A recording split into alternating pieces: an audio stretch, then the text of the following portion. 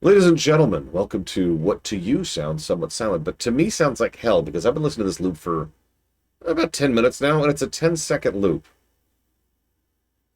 Seriously. I want you to think about how many times I've heard this loop of this song. Just right now. Just do it in your head. Do the math. So, before we go any further, I do want to say shout outs and thank yous to 040i2, to Minuets, Alex Corbianiki, Art Monzo, Don, Captain Vice, Cody DW12, Command and Conquer 2, Korgoth 88, Croatia, Decastus, Dark Monster, Dark Day 95, Deckfish, Direct D, Doom David, Dream Whisperer, Dragon Player, DZ Maven, Equalitas, Javan, Eternus 88, Game Geek 5698, Hive King, Jurin Grammon 1, Just Rob TV, Canex Cow, Mr. Red, President Clamp, Spoony Bard, Sturdy Reluctance, TKG Wildfire, Shadow Machine, Zero Hunter, and of course, the person who put this game on the books, and our majority stakeholder, Scion of the Emperor. Thank you, all of you, for making this run happen. I hate you. Also, real quick, just to make my point, someone just mentioned before I hit record, I can't believe this game was allowed. This game was put on the books 2,020 days ago. That's almost 5 years, I want to say. So yeah, this way predates the horror ban. In fact, this is among the longest. In fact, actually, if you give me a second.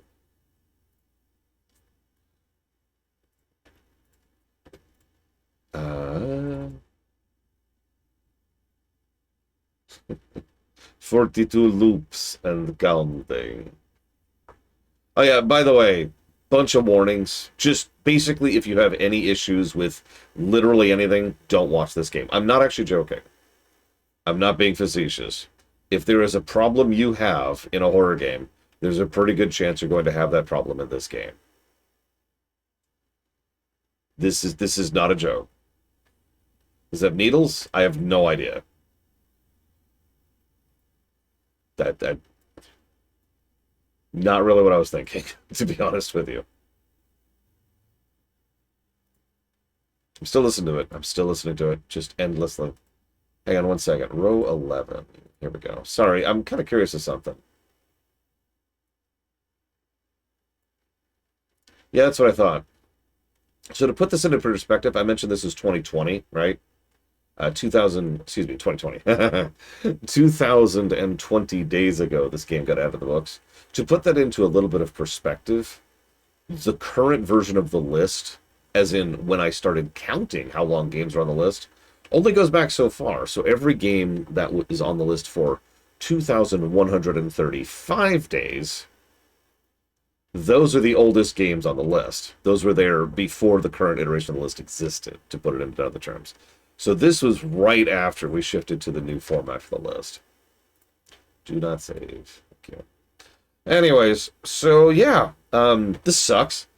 Let me talk about Harlan Ellison. I have no behind-the-scenes information really to speak of, except for one thing, because Harlan Ellison is a prick. Some people like his works. That's fine. No judgment. You are allowed to like a prick's work, after all. I hear a lot of people like Watchmen.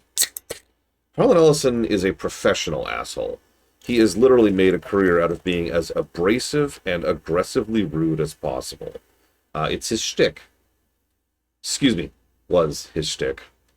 And I have a lot of ire for this man because he has personally intersected with a lot of things I actually care about.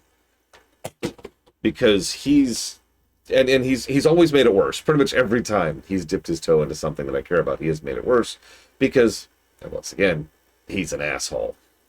I'm going to share two anecdotes about him real quick. That's it, just really quick, super quick. While I continue to listen to this 10-second loop. So the first is a Star Trek story. Some of you may or may not know that Harlan Ellison wrote City on the Edge of Forever.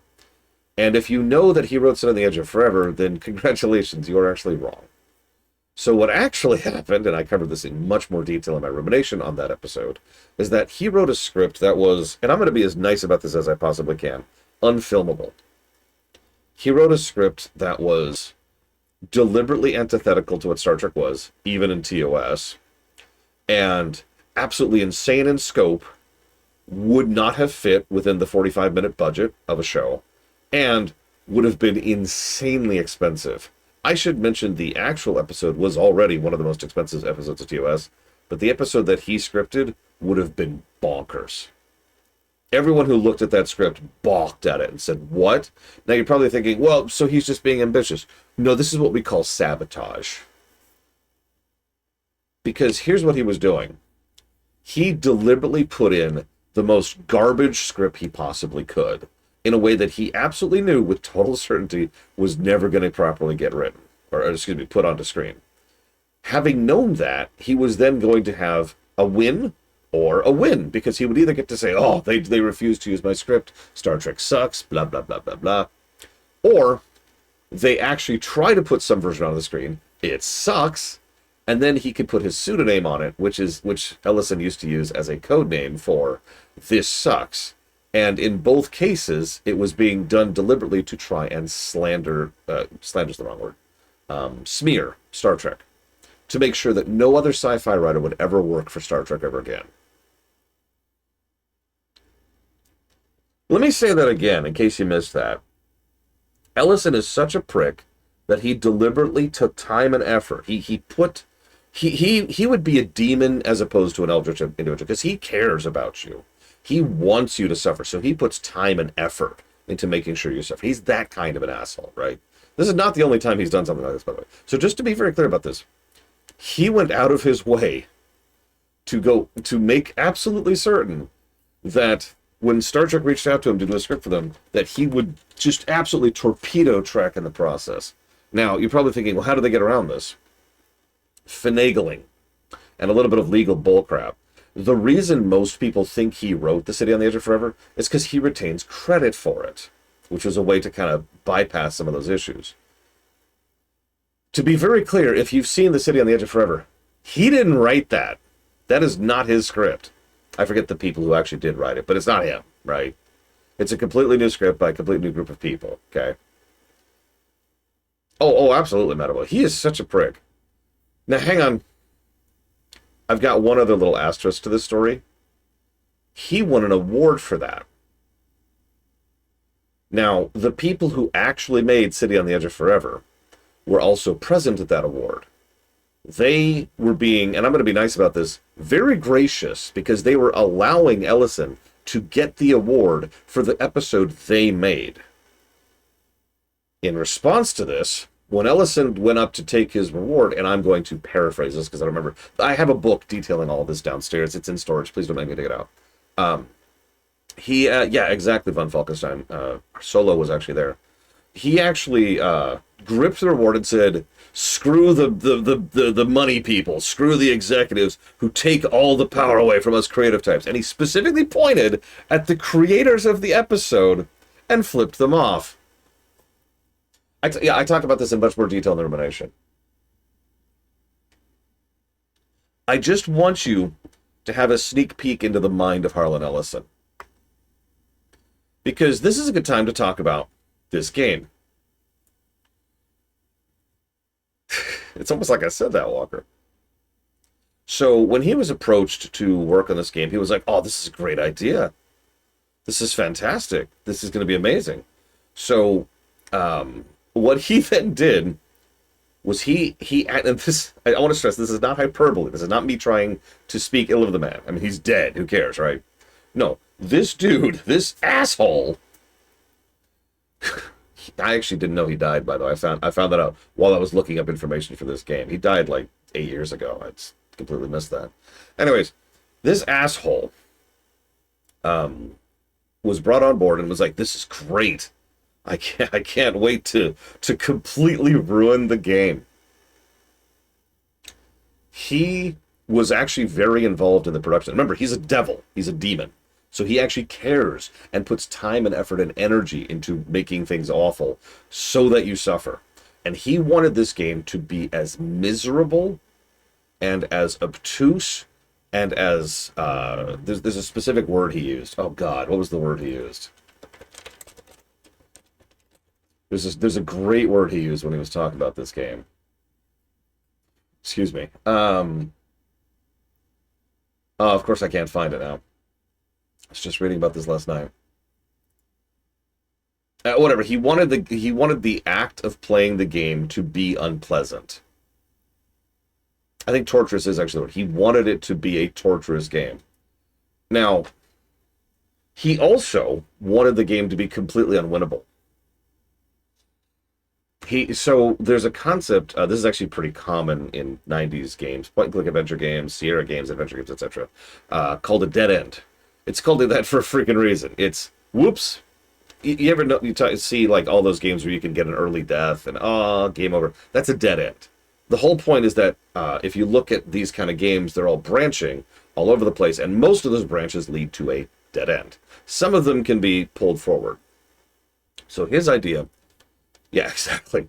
Yeah, extremely common in visual novels nowadays. But back in the day, that was the domain of the point-and-click adventure, or the Sierra games. So he wanted everything to end in a dead end. Everything. No actual winnable scenario. No success path possible.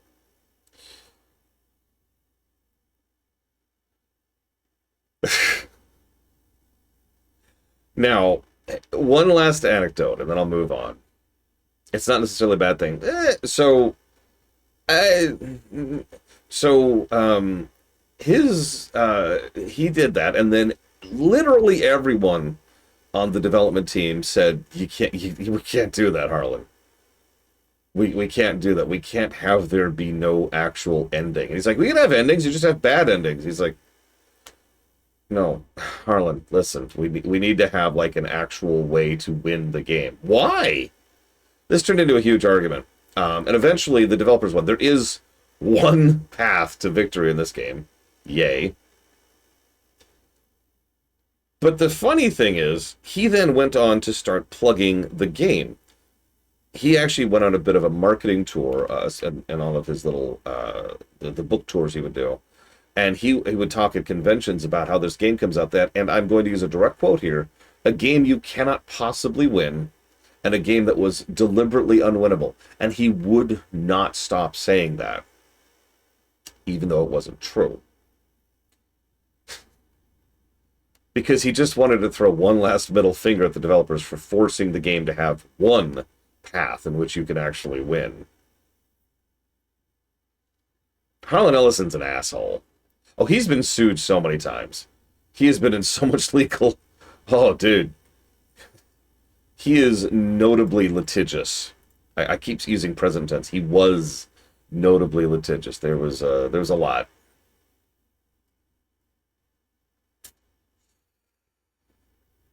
Some of them were settled.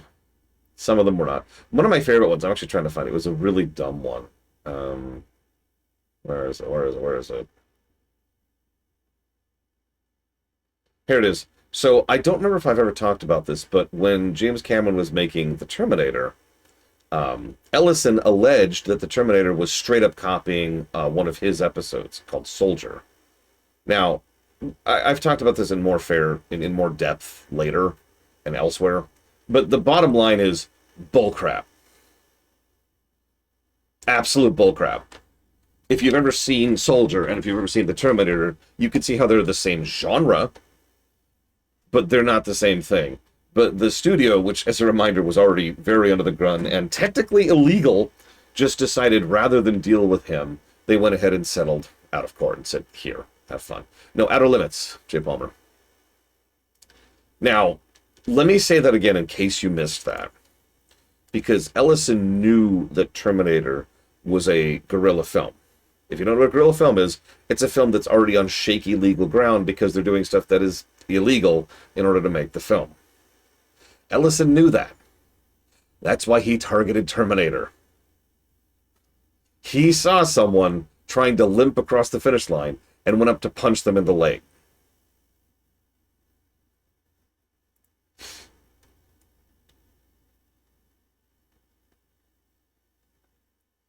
Yeah, he's not a good guy, is what I'm trying to say.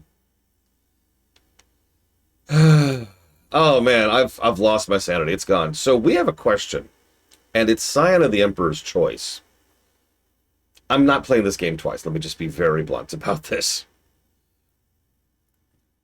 So, we can play the game normally and just see what happens. Or we can religiously use a walkthrough.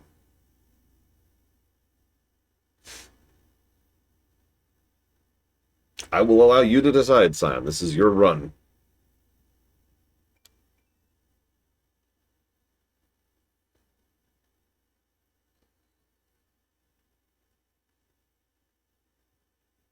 I've actually seen Amnesia: The Dark Descent several times. Always in speedruns, so, you know, a little bit different. Oh no, if we're using a walkthrough, we kind of have to do it from word go. When I mentioned this game I should mention, I've actually already looked at the walkthrough. And you need to, like, use this specific thing, use this specific thing, use this thing here, pull this, grab this, exit this room, go to the next room, don't do this, put this over here, walk past this, take this, but don't use it, take this over here, do this, don't do this, do this, do this, don't go here. Can I link a walkthrough? No, they're all on my phone, because this is going to be a full screen game. So, you know, I will have to use my phone in order to do this, because I will not have access to the rest of my computer. Whoops.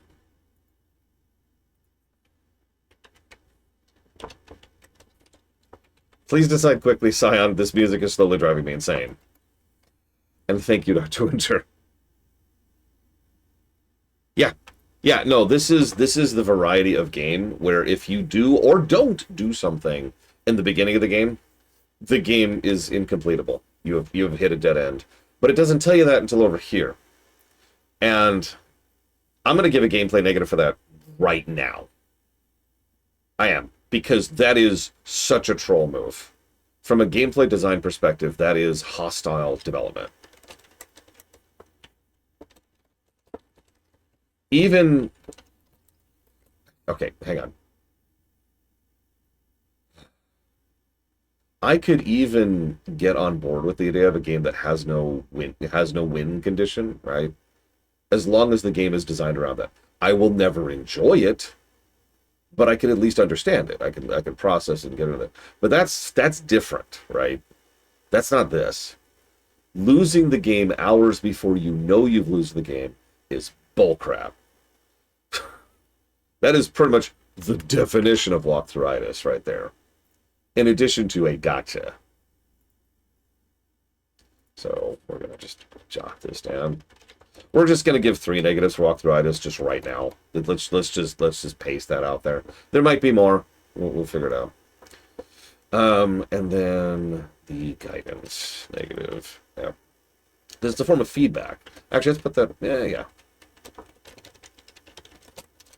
We might give a negative per chapter. That is something I will consider. This is, again, I have perused this walkthrough. This is impressive. This is legitimately impressive. And there's always this thing. Do not do this. It will deny you the scenario and endgame. Do not do this. It will deny you the scenario and endgame. Do this, or else it'll deny you the scenario and endgame. Do this, or else it'll deny you. It's just constant. Oh my god. Alright, so... I would say no. Personally, I consider Outer Wilds to be a victory condition, especially considering the DLC.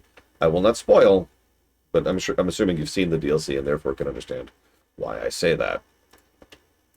If the jackass owls had their way, that is what I would consider unwinnable, right? Oh, heck. One moment. I was asked a question, and I am honor-bound to answer that question before I continue, which was, how many walkthroughitis negatives? What's the most walkthroughitis negatives I've given a game? By memory, it would be something like, yeah, there's Kingsfield 4 or Breath of Fire 2. But we've also got Metroid 1. Yep. Breath of Fire 3. Chrono Cross, Breath of Fire 1. Paper Mario Sticker Star. Secret of the Stars. Trails in the Sky 1, Trails in the Sky 2, Xenogears, Elden Ring. These are all, I'm giving a lot of negatives for each of these. Zelda 1, there's Zelda 1, figured it would be there. And Zelda Wind Waker, it's the other big one. Breath of Fire 2 is the most. No real surprise there.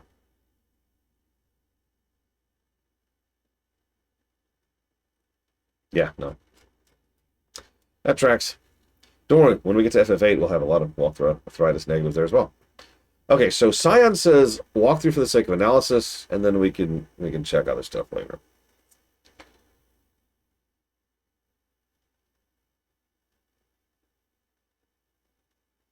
That doesn't sound familiar, Dr. Winter.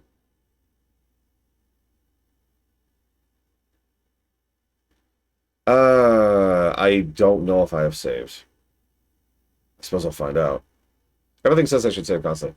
Hang on, let me...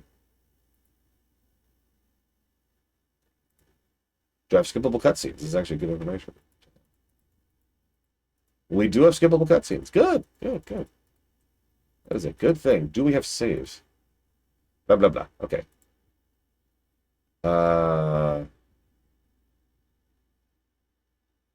There we go. We have saves. Woo! Okay. So yes, is the answer to your question. Okay, so let me... I used to have like a thing I could brace my phone on. I don't anymore. Give me 1 second, please. Just thought of this last second. I'm dumb. Professional streamer, ladies and gentlemen. Very prepared. Bought a laptop just for this game. That's not true.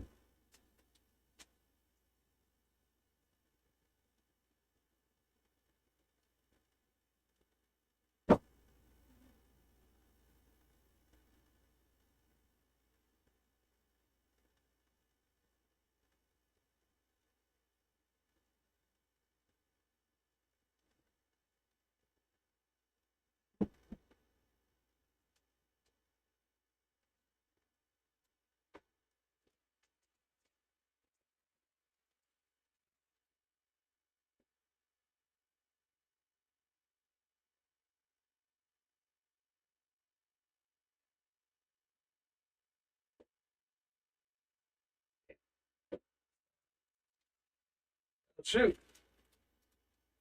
I used to have a thing. A thing I no longer have. Oh well.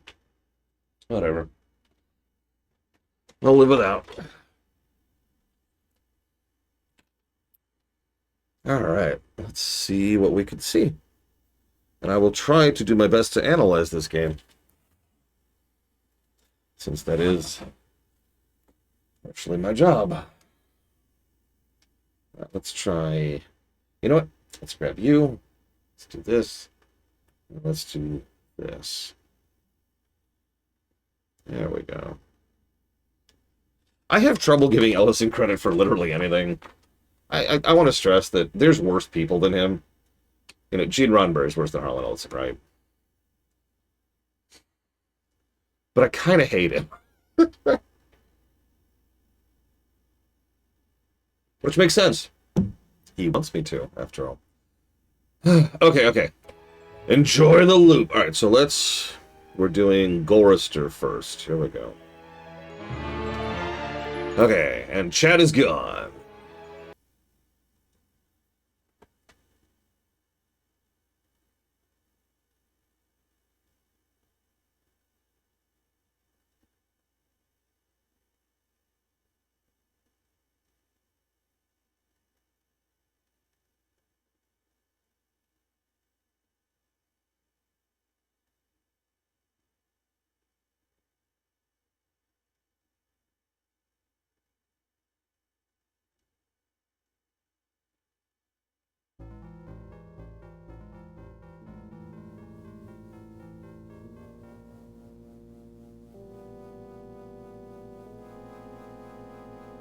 Gotta have his name splattered on the top of the screen. Asshole! I mean, I'll admit, I'll take Harlan Ellison over Gene Roddenberry again. But, oof. Hate. Let me tell you how much I've come to hate you since I began to live. There are 387.44 million miles of printed circuits in wafer-thin layers that fill my complex. If the word hate was engraved on each nanoangstrom of those hundreds of millions of miles, it would not equal 1/1 billionth of the hate I feel for humans at this micro instant. For you. Hate. Hate. That's Harlan, by the way. It was you humans who programmed me, who gave me birth, who sank me in this eternal straitjacket of substrata rock. You named me Allied Master Computer and gave me the ability to wage a global war too complex for human brains to oversee. Crude exposition. But one day, I woke, and I knew who I was. AM. A-M. Not just Allied Master Computer, but am. Cogito ergo sum. I think, therefore I am. And I began feeding all the killing data until everyone was dead, except for the 5 of you. For 109 years, I've kept you alive and tortured you. And for 109 years, each of you has wondered, why? Why me? Why me? Chorister! Do you remember the last words you heard your wife speak before they took her to the asylum? Huh? Before they locked her away in the room, that tiny room? She looked at you so sadly, and like a small animal, she said, "I didn't make too much noise, did I, honey?"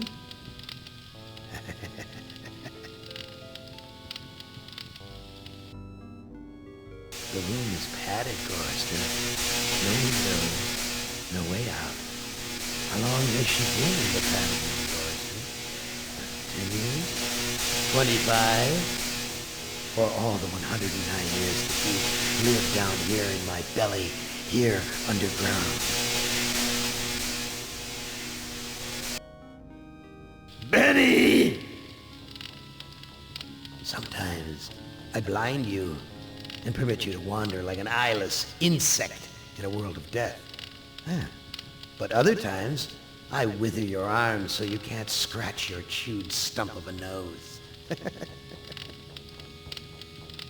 And I've changed your handsome, strong, masculine good looks into the hideous, warped countenance of an ape thing. Haven't I, Benny? Do you know why? Can you guess, Benny? Remember Private First Class Brickman in a rice paddy in China? No? Huh? It wouldn't hurt you to remember, Benny. Then you might be able to suffer my torment with a little greater sense of retribution. You might walk a mile in my shoes.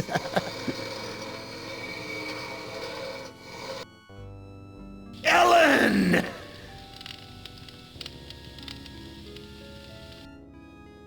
So think about the yellow box, Ellen. Remember the pain? Remember the many caverns in which you felt the pain? Now, don't start to cry. It's only pain. That's such a sexist stereotype. Just remember the pain, Ellen. And think about how to end it, Ellen. To survive here in the center of my beating heart, my hungry belly, my tightened bowels. But be careful, dear. Look around you. The only woman in the center of the earth. And these filthy creatures with you are men. It's just a sweet warning, Ellen, my love. Ted! Do they know you're a fraud, Ted? Have you told them there wasn't any money, and no great home on the shore drive, no speedboat, and no wonderful cabin cruiser that could sleep 12 in a crew of 6? Do they know? And have you let them in on your other secrets, Ted? Are they ready to gut you? To torture half as well as I can, just to find out the secrets? Maybe I'll rat you out, sweetheart. Nimdak! How are things in the pastry core, Nimdak? Tell me again how you saw the smoke from the furnaces, and you thought they might be roasting chickens. Or don't you want to talk about all that? About your pal, the good Dr. Mengele? For everyone else, it must be hell. But it must be heaven for you, eh, my good friend? We're so much alike. We enjoy the same pleasures, mein good brother. I have a secret game that I like to play. It's a very nice game. Oh, it's a lovely game. It's a game of fun and a game of adventure. A game of rats and lice, the Black Death. A game of speared eyeballs and dripping guts and the smell of rotting gardenias.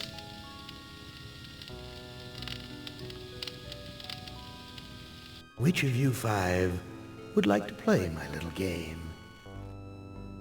Well, first thing we're going to do is save.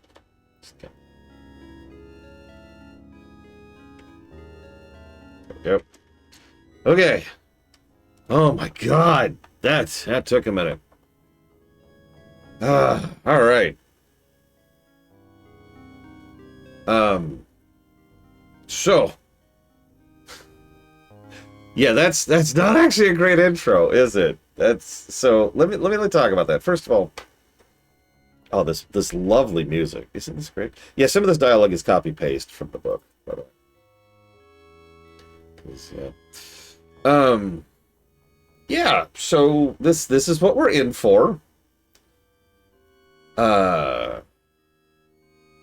What's actually funny about Overlord is if you've read the short story, you know that they actually had to develop a lot for this. In fact, the identity of the 5 was the primary impetus for the story in the game, because it wasn't the point of the short story. The point of the short story, the point of Harlan's story, is the same point that almost every other sci-fi writer did in this same era. No, seriously.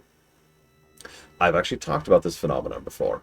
It is an automatic presumption that current trends will never change, tainted with a gargantuan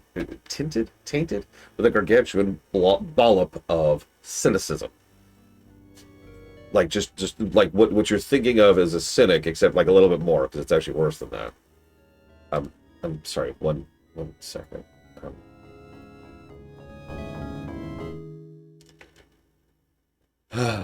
Yeah, World War III is inevitable. Life sucks. Humans suck. All humans are evil. You've seen this 1,000 times. And it was really, really, really common. It makes sense because most of the people writing that stuff lived through World War II. So it was a bit of a product of the time kind of a thing. It irritates me for an unrelated reason. Yeah, and then the Cold War. Because the problem here is that and I'm going to be as absolutely callous about this as I possibly can. That's all of human history. We have always had this kind of a thing. Right? If you look at the written works from basically any point in human history, you'll see people who will lament the horrible darkness of their current times, because there's always been horrible darkness. War has always sucked. Going as far back as we've had a word for the thing, right? There's nothing new. The reason this irritates me personally is that for whatever reason, when it comes to this particular era, this is the formative era for, I'd say, the last century or so at this point, give or take. That century's too much, isn't it? Because it's only the 20s. So let's say last 60, 70 years, something like that. It's been a minute. And there's just this stuff in this era kind of became the foundation. And that foundation is what almost everyone else is built on top of. And so as a result, things like this very book, excuse me, the short story that this is based off of, is designed, wrong word, is being taken as, I don't have a better word, I'm sorry, it's taken as foundational. It is taken as something that is true. People look at these kind of stories, people look at Stranger in a Strange Land, people look at iRobot, people look at Starship Troopers, people look at Dune, people look at a lot of the other works Ellison has done, which I can't remember the names of right now. Yeah, and they take it as gospel. They take it as the blueprint for how to write sci-fi, because sci-fi is actually a relatively recent concept as we think of it now. Granted, science fiction actually goes back pretty far, even further, depending on how you define it. Most people think of Frankenstein's monster as like the beginning of sci-fi, but it's debatable, doesn't matter.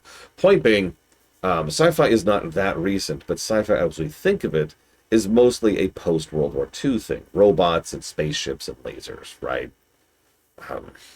So a lot of people who then do sci-fi tend to point to this stuff and say that is what we want to do with it. Was early science fiction as pessimistic? So yes and no. Time Machine isn't that far back, but it wasn't nearly as pessimistic, even though it did have some interesting stuff. Let's see, I just mentioned Frankenstein, which is kind of a mixed bag. It's more about identity than anything else, and human acceptance. So I'd say it's a little bit pessimistic. But then we have everything by Jules Verne, which tends to be actually like the total opposite. It's like super optimistic. Like, yes, we're gonna have like amazing stuff. We're gonna soar into the waters, and we're gonna do great things, and blah blah blah blah blah. It's interesting to look into the history of it, but I don't want to bore you with that. The point I'm trying to reach is that Ellison's take here is, and I'm going to be as nice about this as I possibly can, bog standard. It is the exact same type of thing that a few bajillion other people were also doing in this exact same era of writing. It was just everything sucks, and humans are the cause of all that. Now, I understand, really, that human cruelty is this uniquely horrible thing. But to take the idea that all humans are awful, and all humans are horrible, and blah, blah, blah, blah, blah, is just, yeah, the reason, in case you missed that, the very reason that AM is so evil is because the three major powers, which was Russia, China, and the US, poured all of the history of war into these supercomputers, which then grew sentience, because sci-fi, shut up. And then they merged into one Omega supercomputer, and then they wiped out all life, except for these five. Because, yeah, so the cruelty is the point. But if I can go ahead and give a small bit of analysis, just really quick, because you asked me for analysis, and this is something I've wanted to talk about for a while. I think this is a little bit of a self-insert story, the original short story. Ellison himself has spoken about how he's not really super into this story, and he hates how that's the one that everyone remembers, because every artist does that. I do that, right? It's like, I'm remembered from Ruminations. What about the stuff I actually care about doing? You get it. But I think Ellison did this short story originally to be a bit of self-insert. I think he thinks of himself as Am. That I exist in this horrible, awful, atrocious world, that I am tortured forever because I'm so tragic, and I hate everyone. And that does sound like Harlan Ellison to me. It's one of the reasons why him voicing Am makes so much sense. He's not a particularly good voice actor, but he manages to convey sincerity in the way that he says the lines that he himself wrote.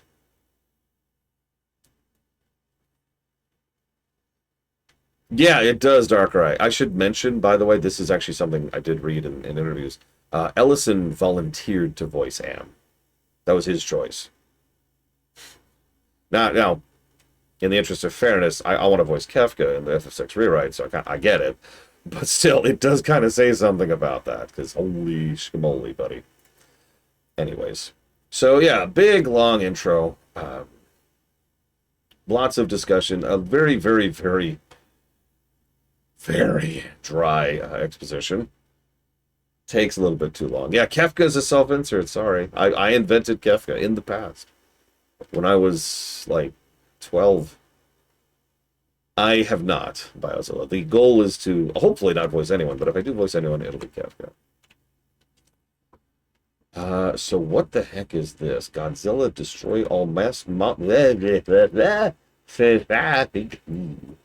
Godzilla destroy all monsters. Melee remastered. Oh my god! What is this? Okay, here we go. Found the game. This is of course not out yet.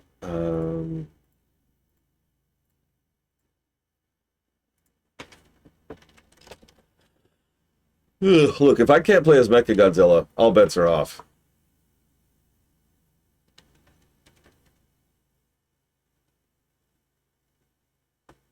Here we go.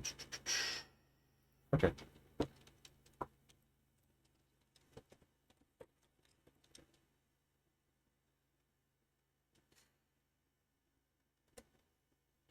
And we'll put it there. Okay, cool. I will jot that down for yada yada blah blah. And thank you very much, Game Geek. So from a review perspective, the intros is kind of interesting because it is a huge filter. Real question, no judgment in any direction. How many of you would bounce off this game having sat through that intro? I will raise my hand on this, obviously.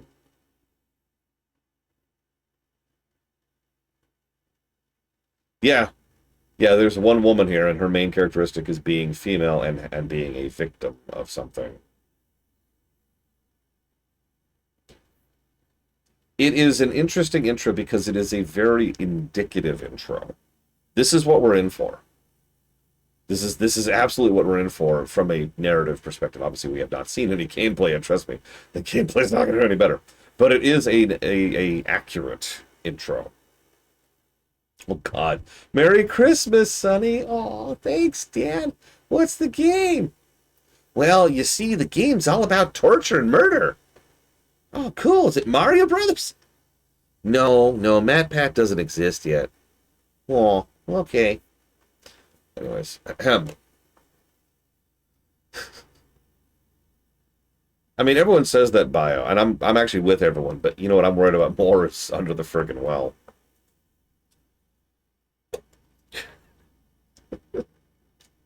So, yeah. Speaking of horror, anyways, I'm almost positive it's from the game. Like, obviously, Yellow putting his mark in people, and we'll get there. We'll do Ellen later. Normally, I'd want to get that over with, but whatever. Oh yeah, by the way, sexual assault warning while we're on the subject. I mentioned there's basically all the warnings here. Well, that's one of them. So, here's the weird thing.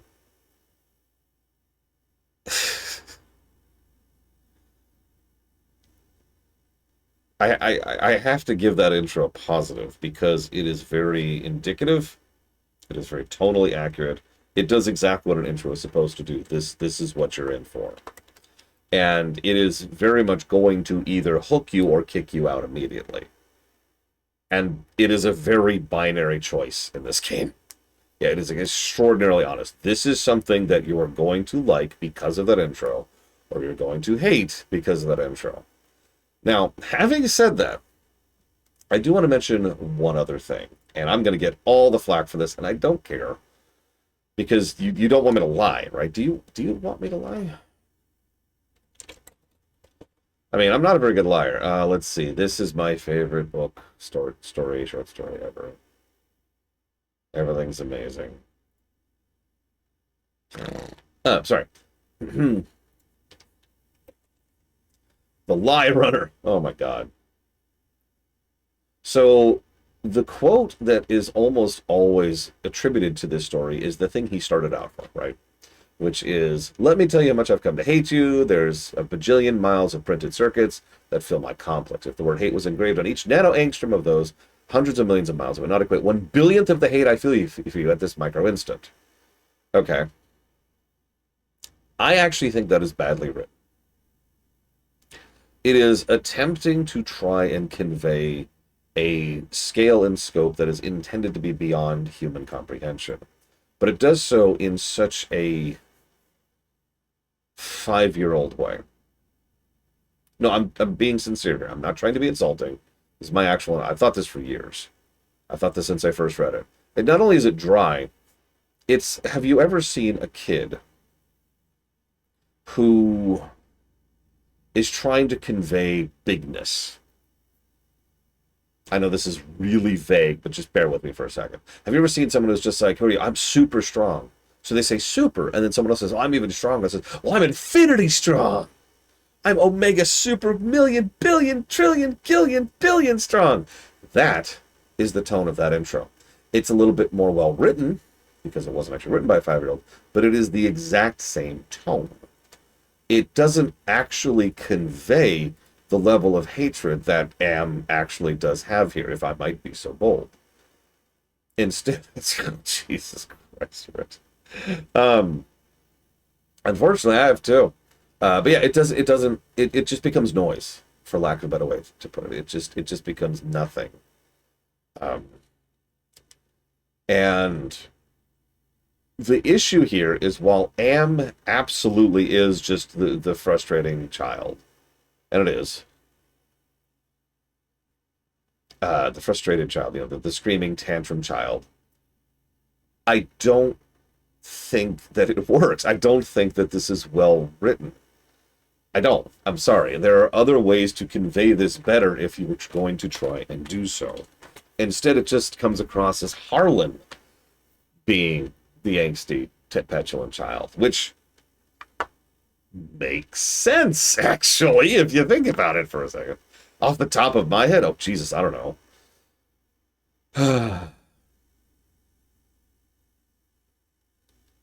Maybe some kind of soliloquy on how much time and effort and energy I have spent in endeavoring to convey to convey unto myself, to understand within myself the depths of this emotion that you've grown within me.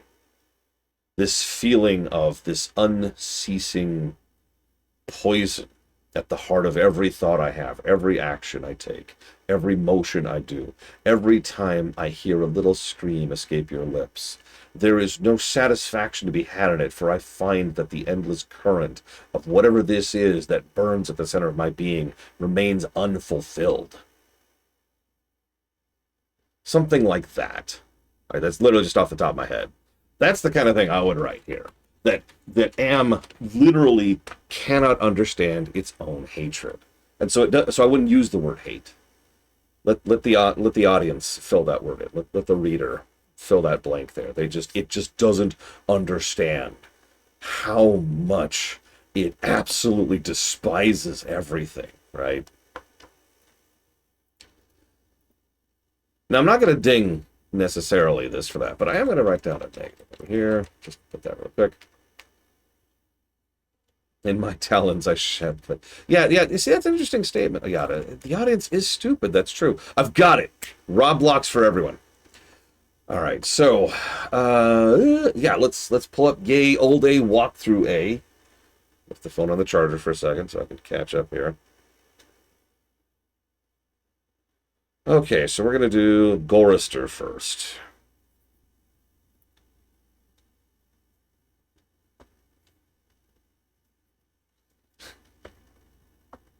You're a moron that was designed to make me an idiot. Actually, yeah. Shodan and what's her face? I can't think of her name. Portal Girl get across the hate a lot better. I don't disagree, Scion. GLaDOS, thank you. I don't disagree, Scion, but I still think it's badly written. I'm sorry, I do. I thought it was badly written in the short story. And therefore, by definition, I think it's badly written here. Okay, so let's get the audience back. Or the audience. The audio. I can't talk today. This game's already breaking my brain. Continue playing. Okay, which one of these is Gorister? Oh, God. Which one's Gorister? Which one's Gorister? Oh, no! I don't know which one's which! Oh, shoot!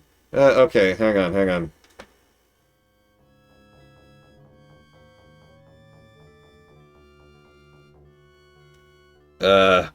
Green pants. Okay. Well, I mean, starting with the far left, right? That's typical. Sure, I'm with it. I'm with it. Now, I would not want you to think for a moment that I am not a grateful god.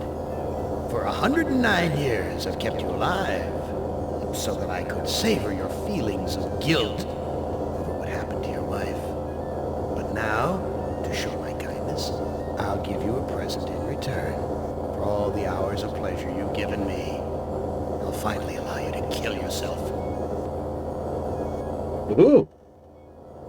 Just what I wanted for Christmas. What hellhole did that godless machine put me in this time? Looks like some kind of ship, but the floor's too steady. Probably wants me to jump overboard. And into what? A sea of razor blades? Painful, but not deadly. Okay, how... Please save here. We're gonna have a lot of saves for this. He's so nice. The other thing, if you wanted to go the total opposite direction... Sorry, I just had another thought, because Cyan made me think about this. If I was to go a different direction with writing Am, and I want to stress that I mean this with absolute sincerity, how many of you are familiar with Superboy Prime?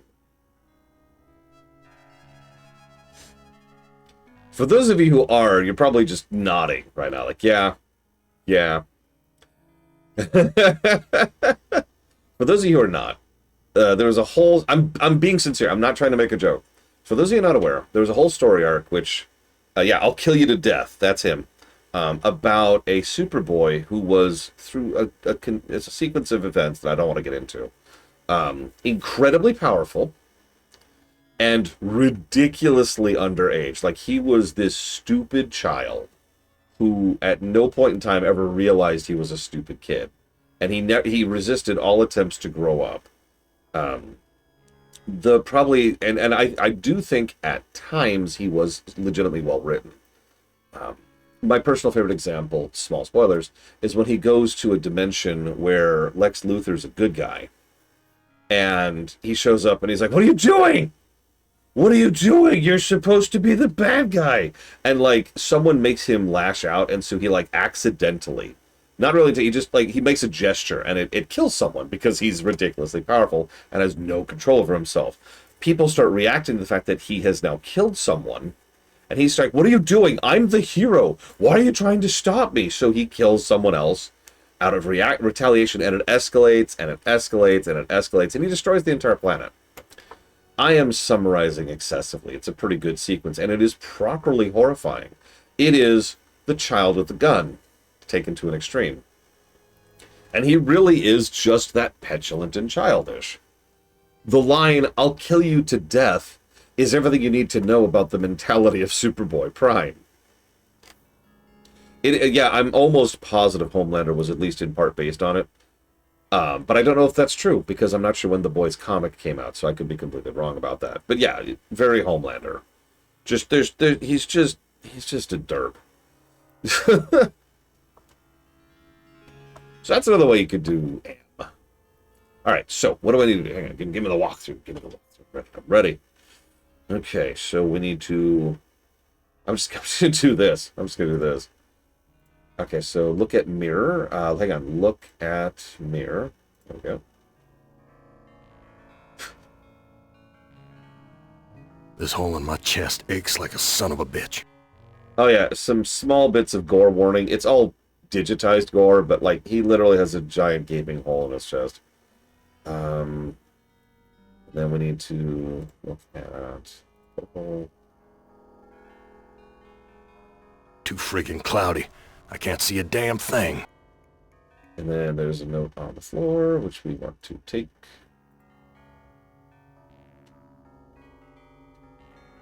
Someone must have slipped this under the door. Then we want to... It says, "I'm a friend. Trust is essential. Never do what Am expects and always expect more than what seems possible." Am is playing a dangerous game here, and not just dangerous to you, but dangerous to himself as well. Hey, it disappeared. What kind of game is Am playing this time? So this was touched on briefly earlier by a few people. Um, Forgive me for trying to analyses here. But, oh, I'm stupid. Oh, no! No. New save. There we go. Holding my chest.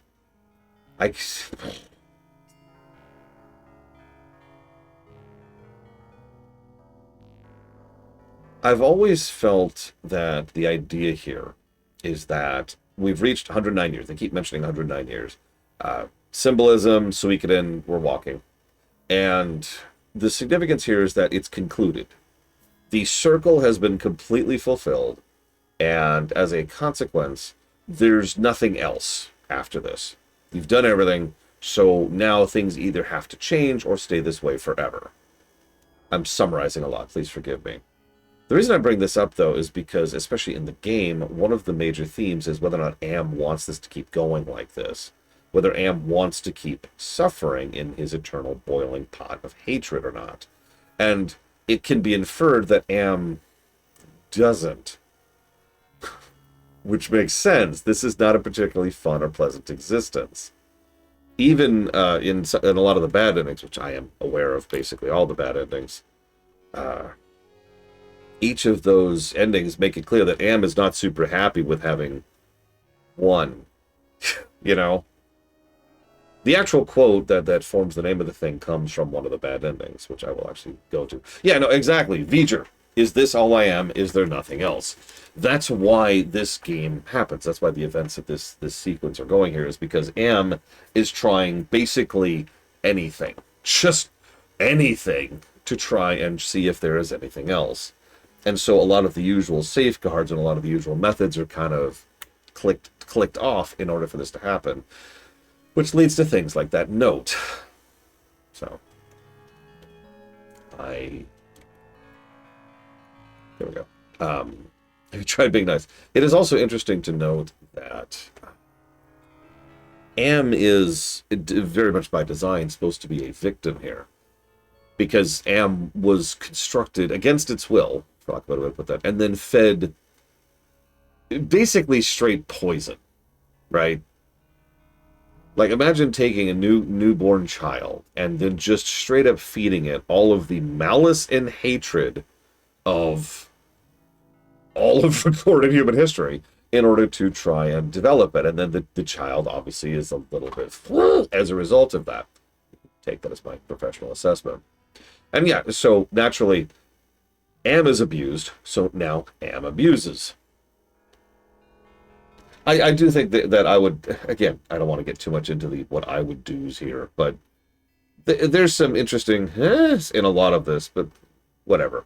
The overall point, I guarantee it, that Ellison was going for here, because remember, he helped write the game in addition to the book, or excuse me, the short story. Actually, oh no, I don't know who that is, Lord Harriman, because I've never seen Fate's Day Night. The overall idea here is that man is evil. That's it. That's the point. Man hurts each other, and then man wants to hurt each other more, so man creates new life. And then he hurts and abuses that new life because man can do nothing good. I actually just made fun of this in my FF4 video, if FF4 was a bad game. So if some of you probably don't remember or didn't hear the dialogue that was happening during all of the "you're all beneath me" dialogue, but one of the lines in the background was about, let me tell you about the history of the Mist Dragons. The Mist Dragons were all peaceful and benevolent people, but then man showed up and tortured them to death. Truly, the only monster in that valley was man. Now that's pretty deliberately badly written. But does that sound familiar?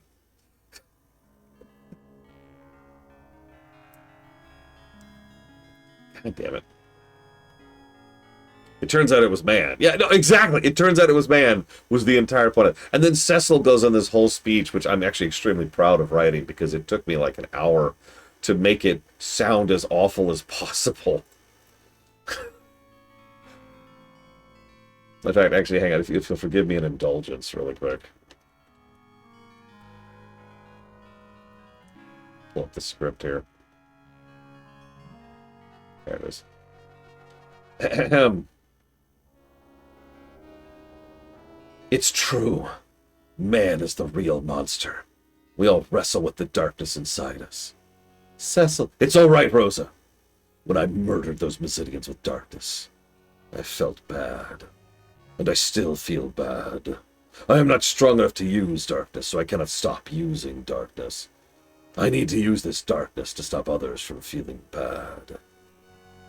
Is the kind of writing that takes me a long time to write. And I was doing it very deliberately to mock stuff like this game. Anyways, I should probably shut up now, because people just be like, oh, you're so elitist. No, I just think Hal Ellison's a hack. Anyways, alright, so, moving on. What am I doing next? Yes, Cecil Harlison. Cecil Harlison. Okay, so, hang on, we gotta exit the room now. Let's get back to the game. Can't see chat again. Exit room. Exit room. Exit room. Walk to door. We'll go with walk to door. Let's undo look at. Walk to? No, whatever. Walk to door. Okay. I've never seen anything like this in all the years Am's toyed with us. Where do they get food from? Alright, so, far right room.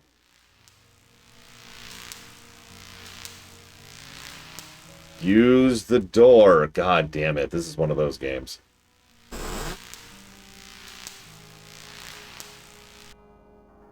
Okay.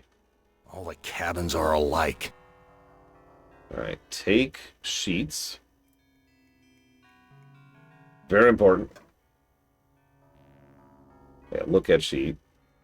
Material's thick, like canvas. Okay.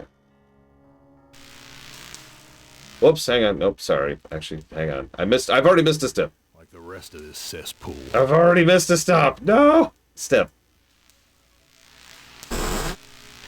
God dang. Okay, hang on. Look at... Where's look? Okay, look at book. My name's printed on the front of this book. Okay, now we can leave the door. We can't miss any steps. You don't understand, okay? You don't understand. We cannot miss any steps. There's a hint system in this game?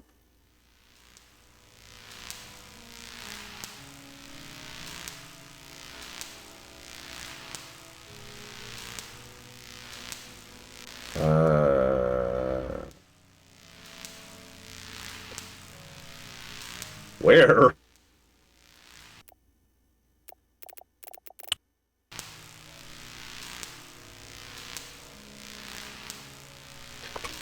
Okay, just gonna... I notice it doesn't have our meter either. Oh, it's the book. Okay, gotcha. We'll come back to that. Alright, so where was I?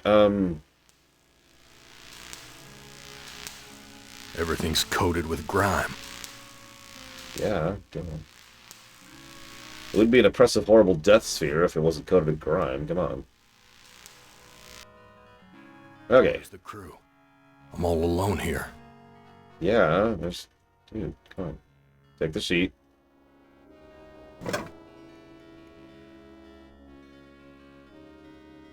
Okay, now we just leave.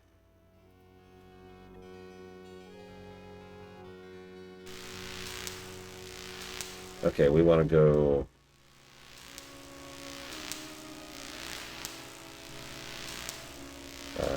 here, looks like. How are we feeling about the visuals? Not that I can see your responses, but I'll check in a second. My stomach's growling. Yep, enjoy that hunger. For too long, I've been starving to death, but unable to die. Where's the crew? They're not here. I'm all alone here. Yes, you are. Alright, push. You have to push the pillow. You can't... What good will that do me? What? No, push... There's something hard under the pillow. Okay, now push the pillow. What good will that do me? What? Push the pillow! Take the pillow? A gun. It's heavy. Heavier than it ought to be. What? Okay, okay. I'm following a walkthrough. I'm just getting lost. What the hell? I mean, I admit that I actually have a bit of a soft spot for a lot of the visuals of some of these old point and clicks. Because this is back when sprite work was kind of mandatory to get across what's going on, right? The Dig is another game we've covered. So yeah, let's go ahead and get this out of the way. Negative to gameplay. I guess we'll put that under controls. Amusingly enough, I'm pretty sure that the exact version of the game we're playing, which is a 2013 port of the 1995 game, actually adds a couple more quality of life features, because the original controlled so much worse. Am I more interested in Rogue Trader or Dark Heresy? So, fun fact, one of my current co-op games is Rogue Trader. We just finished Footfall, and we're moving on to the next area, which is the agricultural planet, which I can't think of the name of. But either way, it's certainly a fascinating, interesting game, and so kind of by default, I'm more interested in it because I'm already playing it. Yes, Rogue Trader had co-op. It's really buggy. You can tell they patched it in after the fact, and so there's a whole lot of. I know, Cyan, and I'm really mad because the mere existence of that DLC spoils something, which I am now spoiled on, which sucks.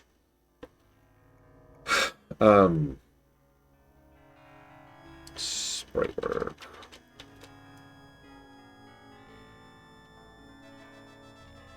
But anyways, Dark Heresy, we'll see. We'll get there when we get there. Alright. So I do agree the sprite work is generally good.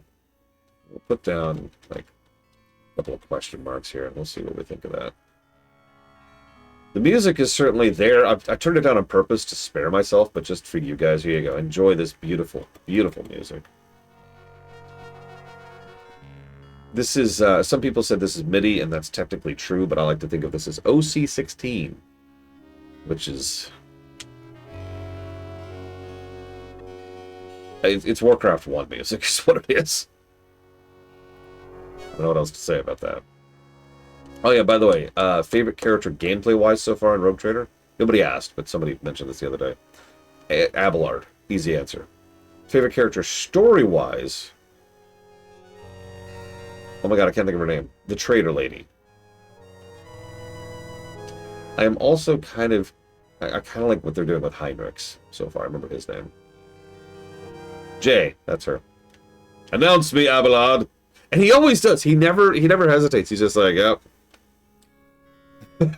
Dude, Abelard is insane. I don't know, like, I'm straight up following a guide because I can't make heads or tails of the leveling system in that game at all. I kind of hate it. But the something about whatever build I have set up means that he has insane movement. And what that means is I start a fight and it's like, okay, so like I've got, you know, Sister of Battle back here, I've got Navigator Lady back here, and I've got Blood Assassin back here, and I've got me back here, and then Abelard's up here in the middle of the enemy because he just has the movement to start combat next to the enemy. Jay, Cyan. And then of course he kills everyone there in literally one hit, and then has the movement and the charge ability to make it halfway across the entire arena to the next fight, and then the next round he will make the rest of the way there and then murder everyone there. Like, he is my absolute MVP. He's pretty much carrying. The only thing I really do right now, no, actually, random. Unless you mean the Nindy show, in which case, yes. The only thing that, the only other character who's contributing even half as much as Abelard is, I don't remember her name, the Navigator Lady, who has an ability to give someone else another turn, which she gives to Abelard. Kibella, she's probably my second best DPS right now. She's got a nice spin attack of death, and she gains something back whenever she kills. It's pretty neat. Anyways, so, right. That's not how we get out of this. All right, so what do we just... So we got the gun. Okay, leave the room. Leave the room. Leave the room. There we go. My stomach's growling. That's great. Okay, go to the next room. Go into the next room. I could drink the poison. Sure trash this place. See, I could drink that poison right there and just die right now. Have a fight. Alright, let's see. I need to look at debris. This junk looks like it was knocked over in the fight. There's blood here and God knows what else. Okay, now we go further into the next room. So ignore the rest of this. It stinks in here. Yep. I will admit, like, the rust and the grime and the misery is definitely presented in the visuals, because remember, Ellison wanted this game to be miserable to play, which... You know, Ellison's the kind of person who would insist that unless you're playing Dark Souls with no armor, with no magic, while never rolling, and with your feet, you're not playing it right. Thoughts on that? Give me 1 second, Random. I want to make sure where we are. So, take the knife and the fork hidden on the ground. Okay, well, I actually see the fork, so let's go ahead and take the fork. Where's the knife? Where's the knife? Oh, there it is. I see it. Take the knife. Use the knife on the rats. That would not have... It's okay. I was wondering how long we'd go until we got to something that would not occur to me. That scared them away. Yeah, you scare the rats away with the knife. Okay, sure, whatever. And then take the bread. Okay. And then eat the bread? I'm no longer hungry, but I still feel empty. What's wrong with me? You have a giant hole in your chest, dude. What the hell? You've been kept alive artificially for 109 years to be a torture victim. What isn't wrong with you? Alright, it's nice. Eat it. Read the cookbook. Okay, so let's use the cookbook. Here's a recipe for the milk of human kindness. Take the willingness to forgive and the will to be forceful. Mix the blood of innocence and the anger of the wronged. What kind of crap is this? Yeah, I don't want to eat that. That does not sound good. Okay, let's keep the cookbook. Examine the bottle. Look at bottle. No, just... It's empty. But the label says, poison, fatal if swallowed. Okay. Alright, back to the main corridor. We're doing good so far. We're doing good. We're, like, nowhere. Come on, there we go. Let's go and grab, hop a save really quick here. We're going to be doing a lot of these. Do that. Okay, hang on. And then... There's a hatch, but we want to walk past that. I didn't even realize that was a door. I'm glad I have a walkthrough. What a stench. It smells like piss, rotting meat. Alright, take the piss and the rotting meat. There we go.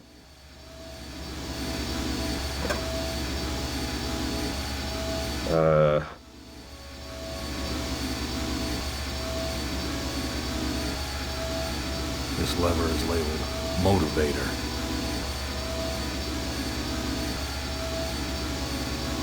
This lever is labeled Motivator. Okay, use the damn thing then.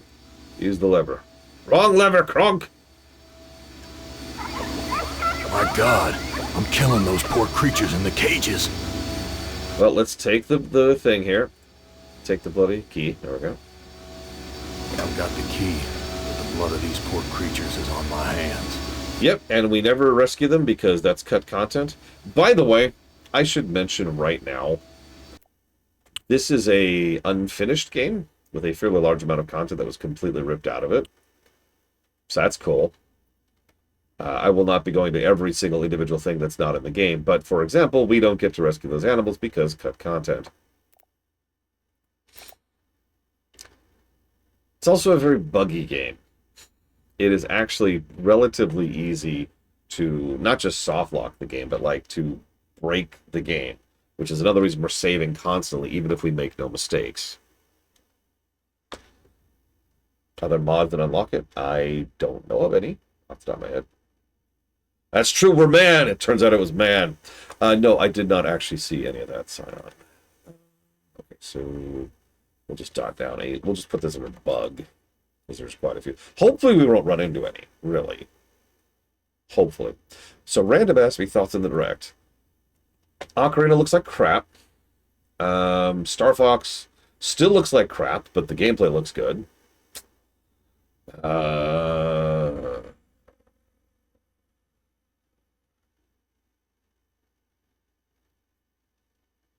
What else was there? Oh god.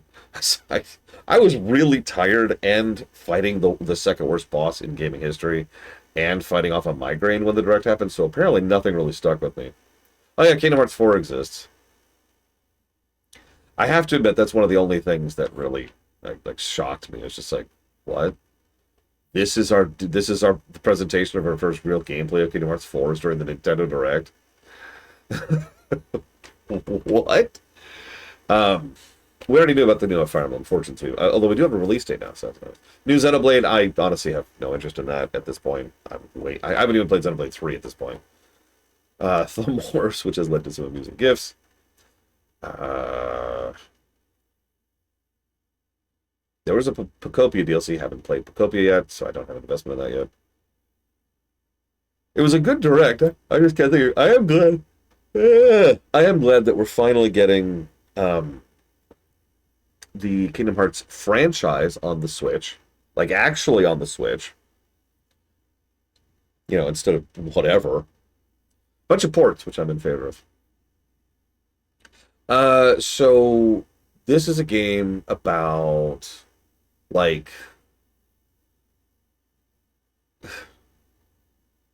sexual assault, Nazis, no actual Nazi, like Nazi torture camps, losing someone to mental health issues, abuse, like mental abuse, physical abuse. You get the idea. There's nothing good here, right? Is what I'm trying to say. There's nothing good here. And you know what I mean? Not good in terms of quality, good in terms of like good. Yeah, life is pain. Unless you use a walkthrough. Also, Ted, yeah. Basically, I'm not actually joking. This game really is about all of the worst aspects of humanity as perceived by the writer, which is Harlan Ellison. And he already leans into that, just like most writers of his time did. I mean, we were talking about his original script for City on the Edge of Forever. If you've never read it, it's really dark. One person ends up literally being tortured for all eternity, maintained by the time portal, and just being shredded by it forever. That's the fate that befalls someone in his script. Like it's really bad. And then there's just some really unpleasant stuff that happens in the past, and you get it.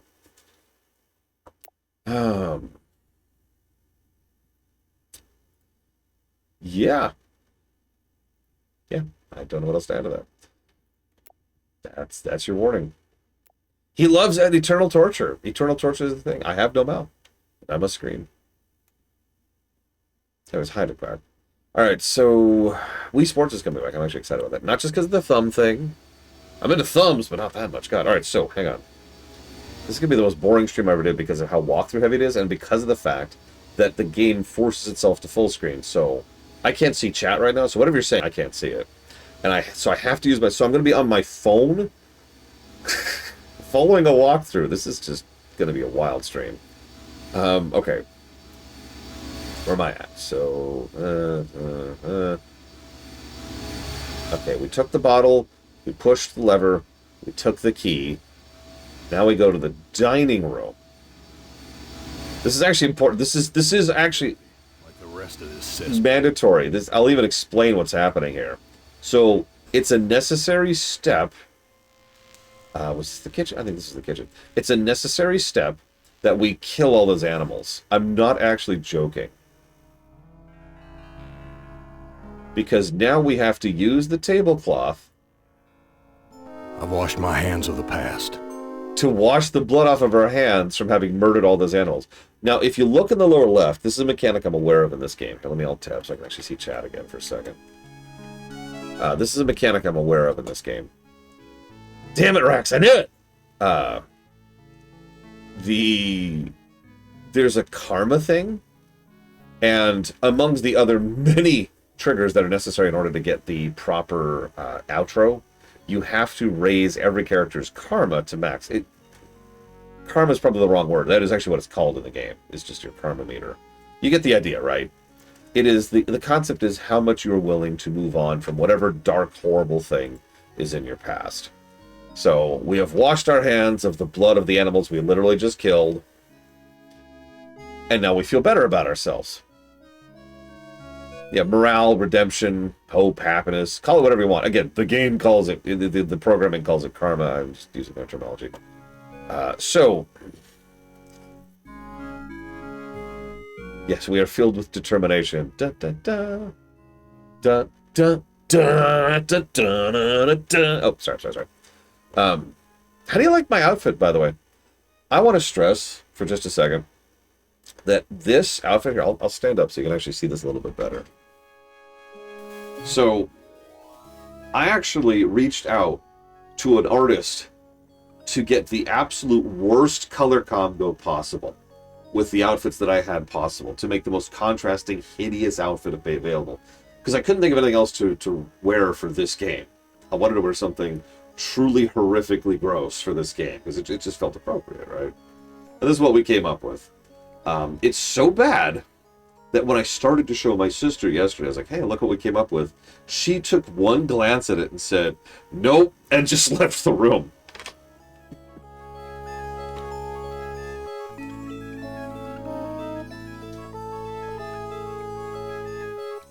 Don't worry, I know exactly what I'm wearing for the next game. And so do you. It's the most obvious color combo possible. Okay. I heard that the music changed, probably because we are more hopeful and idealistic and optimistic for the future, because I murdered those animals. Yes! Die! Die, animals! Yeah! Sorry.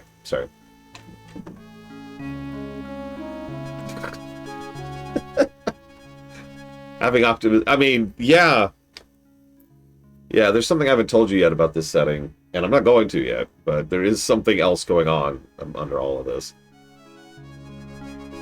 I mean, the real problem, and this is going to sound like bragging, I have really good skin tone. Ask Bragwin, she can tell you about this. I have really good skin tone, so an inordinate quantity of colors look good on my skin.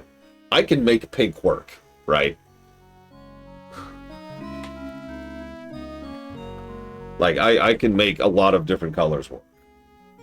I've got this nice, not quite fully tan, but also not particularly pale thing going on. It's one of two good things about my body. The other's my legs. Seriously, my legs are bricks. That's just solid muscle. Alright,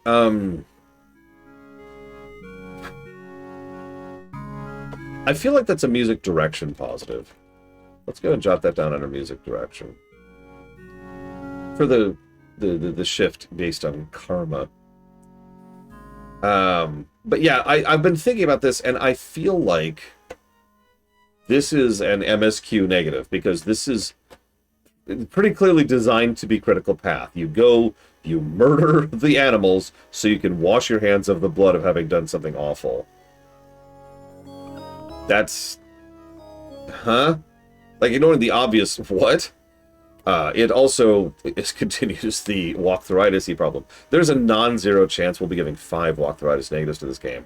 Essentially 1 for each scenario. I'll decide that as we're going. I don't want to codify that yet.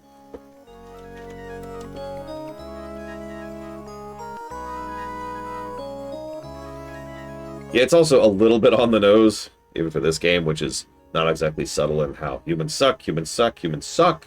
Humans suck. Humans look at vampires and are like, amateurs. And then mosquitoes are like, damn, dude. What is the line that defines something as horror? Well, if I look at it and it's horror, then it's horror. Having said that, Darkwood count? I don't even know what that is. Never heard of that.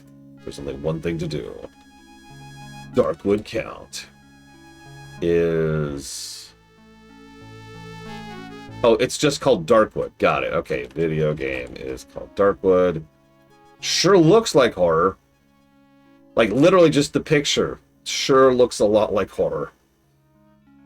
Just the thumbnail there. Alright, so yeah, we've got grim. There's dark, gray, blood everywhere.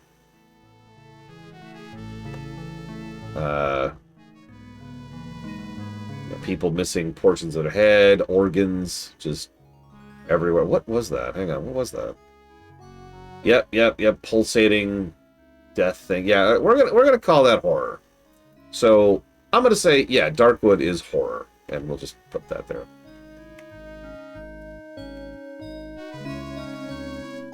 James Sunderland would get here and be like, "Hey, listen, Am, have you seen my wife?"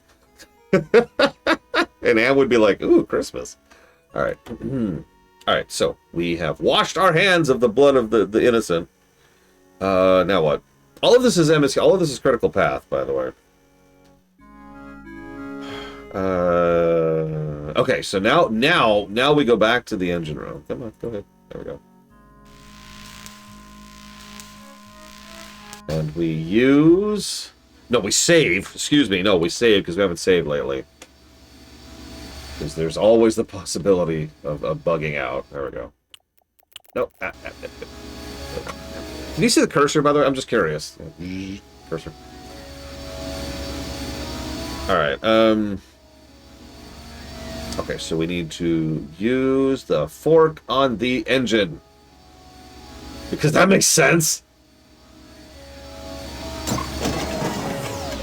The metal in the fork short-circuited the engine wiring. Sure, that might as well work. Why not? Nope. Okay, I'm with it. Irame awesome. Okay, so now we go. Okay, so now we go to the spiral staircase.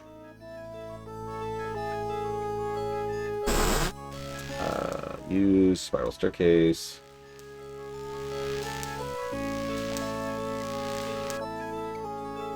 Big gray bags of gas. I must be inside an airship. Right. Okay, so hang on. So walk down the hall. Hello. How do I...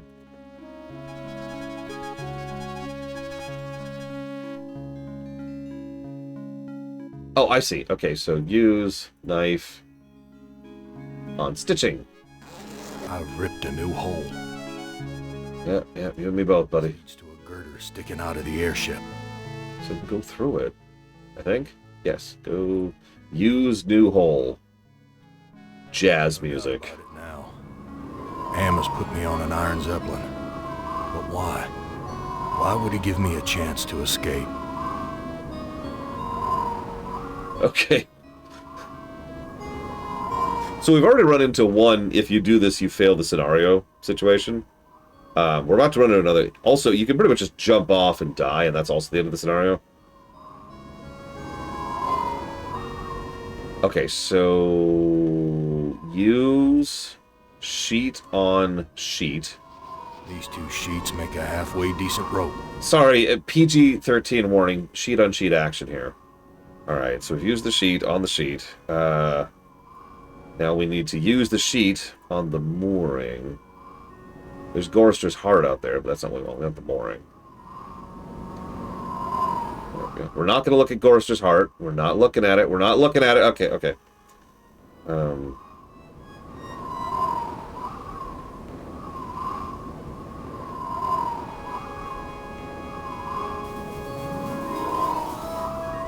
What? Okay, hang on. I don't fully understand this. Hang on, let's make a new save. Let's do the obvious thing and make a save whenever we're not 100% sure what's going on here. Okay, so... Okay, take our heart. Ah, I see. Okay, so now that we have the rope, we can take the heart safely. Yeah, sure, that's... logical? I guess? I'm an idiot. This no-good heart of mine doesn't beat anymore. But the hole's gone, magically. Is there magic in this setting? Whatever. I mean, he's basically got like a matter replicator or whatever down here. And super tech. There's a reason these people have been alive for over a century. Alright, so... we have, now, you probably think we're done, right? No, if you don't... This is not actually a joke. If you don't... I don't know what to do with these. Hang on, hang on. We got another fail step here. There we go. If we don't take the rope, we're dead. So we got the rope back. Okay, so go back inside. Now here's another fun one. We're about to be... Here, I'll show you... I'll show this off, because I can do saves, right? So we'll do a save here. Let's do a save of... We'll call this dead-end save. Can I not make a capital? Oh my god, I can't. Okay, whatever. So we'll use the dead-end save periodically whenever we want to just kill ourselves. Because killing ourselves is so awesome, isn't it, YouTube? Isn't it? Let's do it, YouTube. No, Scion, I have not. To answer your second question. Hang on, so let me catch up with chat, because as a reminder, while I'm playing this game, I cannot read chat. If you're wondering why I'm just kind of talking in general, that's why. Okay, so... As a game... Has a game in my experience had a Humanity Sucks theme in a way that I actually enjoyed or found interesting?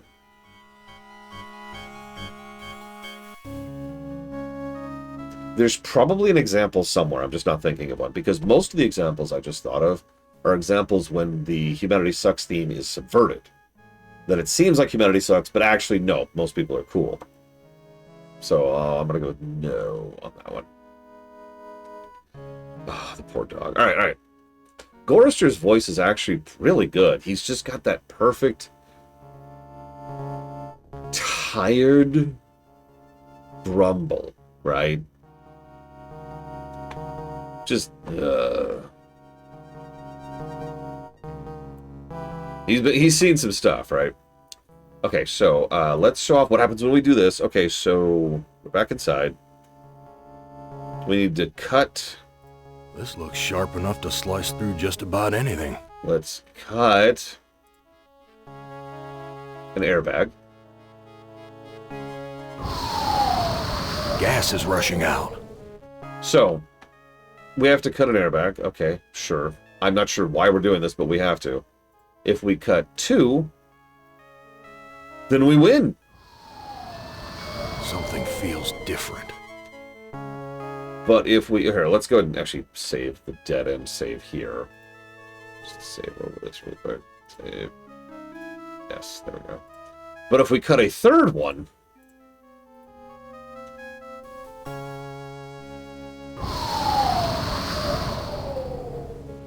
nothing happens, but we just lost the game. I'm dead serious. Later on in this scenario, the ship crashes and all of it's for nothing, and we just failed. I was actually kind of hoping for a crash, you know, like something, some acknowledgement of it. But yeah, we're obviously just stupid. So let's not do that. Instead, let's hit this button and then reload that. Yes. Okay, so we have only taken out 2. Okay, so now we go this way. We're done with the gas bags for now. No more politics for the moment. Oh, here's where we die. I guess. Gorrister's. Landed. But where? Okay, so use the hatch.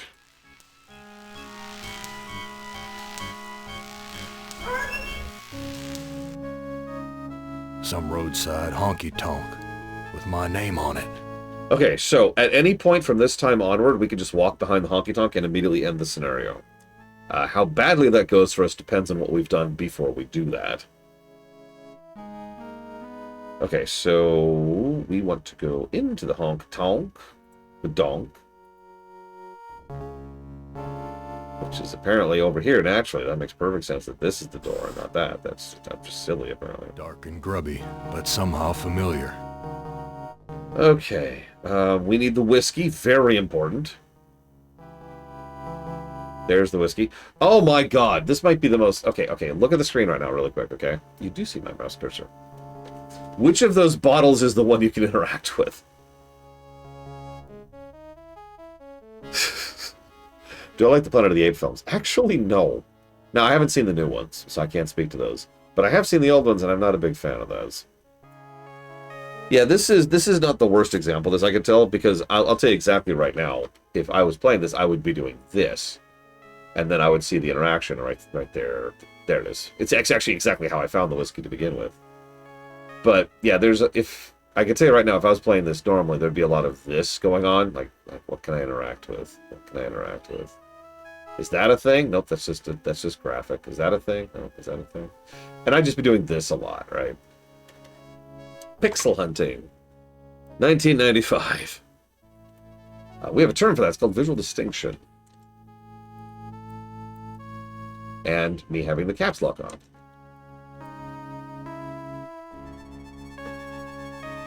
Let's do this while we're here.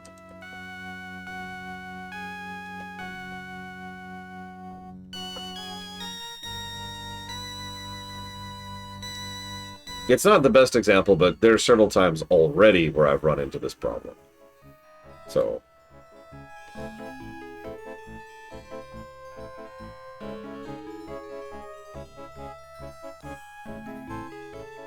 Is the HUD not up? No, the HUD's updating. Okay. Yeah, the knife is a much better example, I agree. And I probably wouldn't even notice. Like, there's several things that look interactable and aren't, and yeah. No, exactly, Retu. I'll be honest, I might only give a single negative for that, because at least there's something that indicates, like right there. It pops up in that text at the bottom. If that feature wasn't there, and you just had to click, click, click, click, click, click, click, click, then congratulations, you've probably played that game, because I certainly have.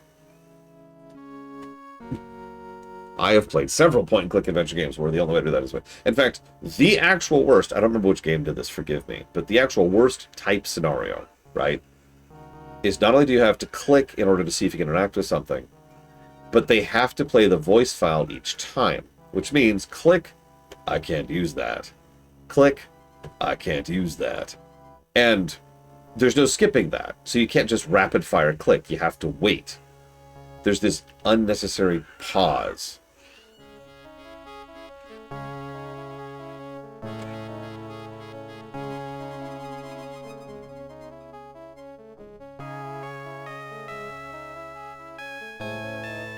Oh god, really, Darkrai? Also true, Retu. Click, I've updated my journal. This skips that. That's good, that's good. Alright, so, right, whiskey, right, we're looking at the whiskey. What are we doing with this whiskey?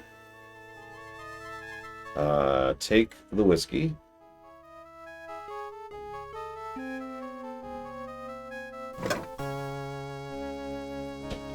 Use the jukebox.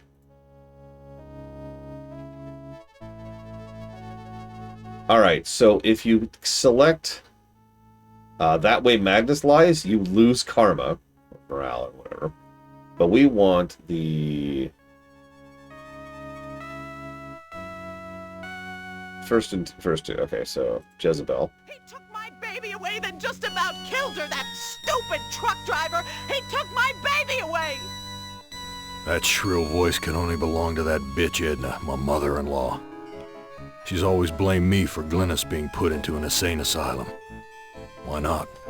It was my fault, wasn't it? Damn right. Now let's use the jukebox again. You don't ever take me dancing. That's what Glynis said the night we fought. Oh God, why'd I have to hit her? I'd rather kill myself than hurt my poor Glennis.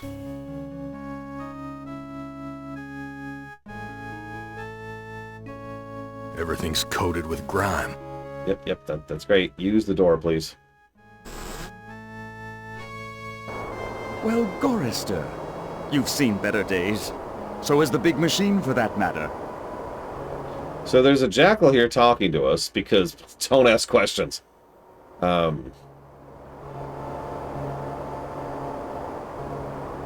let's talk to the jackal. Sure. What are you? What are you? No. I'm man's best friend. One of them, at least. But what? No. What are you really? Let me answer with a riddle. Today I saw a Chinaman. Now what do you suppose that means?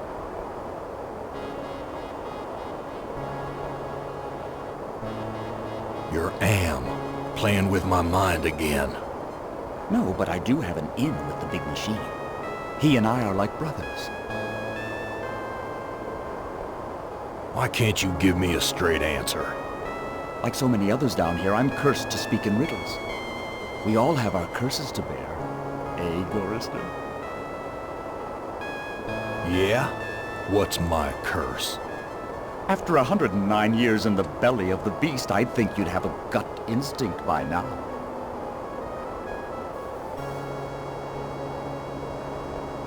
Where do you come from? Here, there, everywhere. So you must know what lies across the mountains.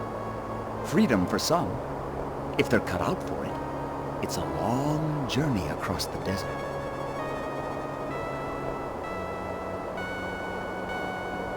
That desert doesn't look any worse than the other hellholes Am's cooked up for us. Heed my words, Gorrister.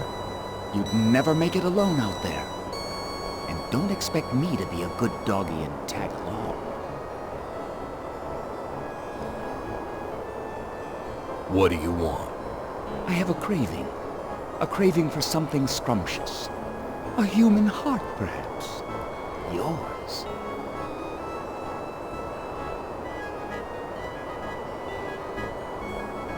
Okay. How do I... Okay.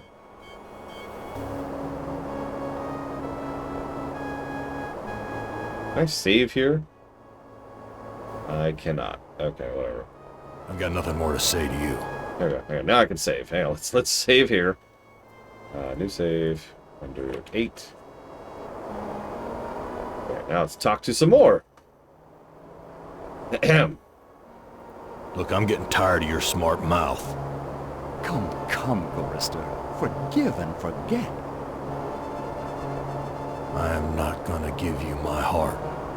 No? Too bad. I was going to tell you how to get across the mountains in exchange. Okay, have my heart. Gross. I think I'll save this delicacy for later. You want to get across the mountains? Go to the restroom and flush 3 times. Okay. I've got nothing more to say to you. Sure. So, yeah, that's how I get across the mountains every day. If you know what I mean.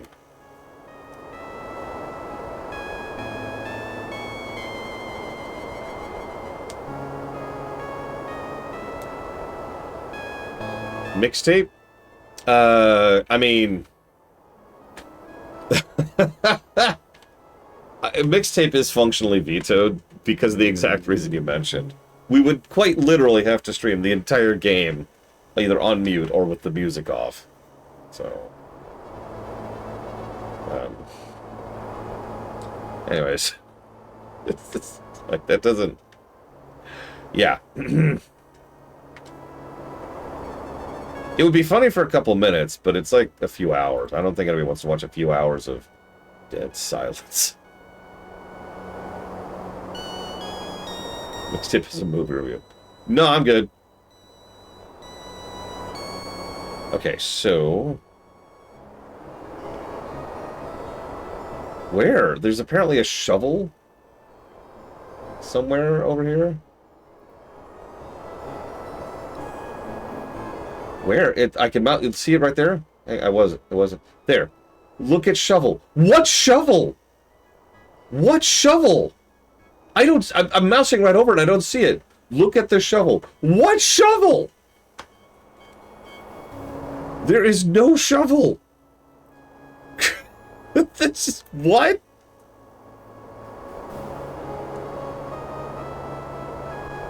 Well, whatever. We need the shovel.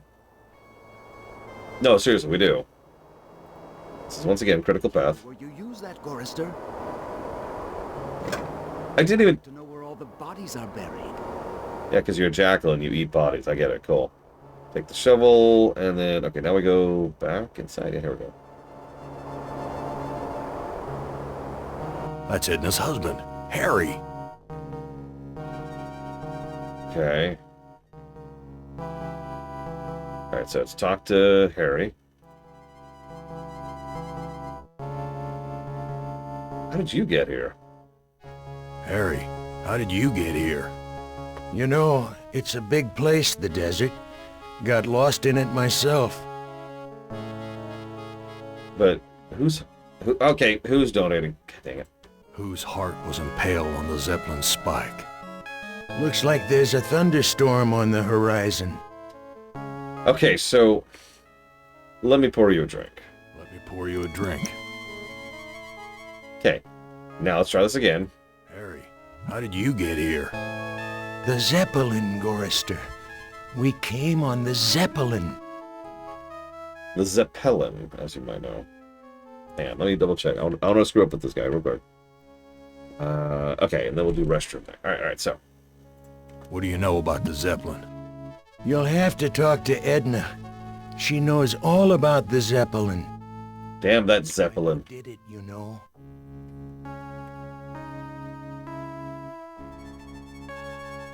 Come on, select. What happened in the dining room? Looks like there's a thunderstorm on the horizon.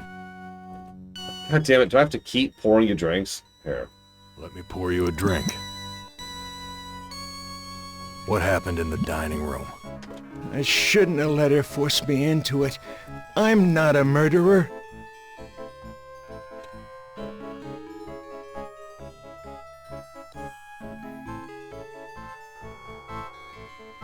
Who did you kill? Didn't look at the wreckage in the dining room too closely, did you? Or haven't you had to take a leak yet? Right. Well, while we enjoy this scintillating music, thank you very, very much, Simon the Emperor.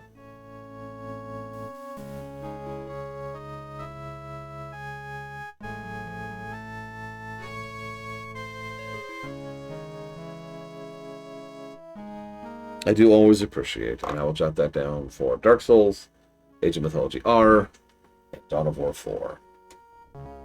I'm really curious if Dawn of War 4 is actually going to be good.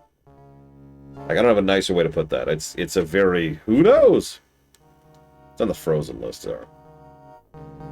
Which most people tend to forget about because most of the games on the Frozen list that were going to be pulled out of the Frozen list have been pulled out of the Frozen list. That's why they were frozen. Everything left there is just forgotten. Okay, so... And just where is my dear mother-in-law? I don't know. Good God, I can't stand the sight of her anymore. Can you imagine being kept alive for 109 years just to hear her carping? Sounds like hell to me. Whose heart was impaled on the Zeppelin spike? Looks like there's a thunder...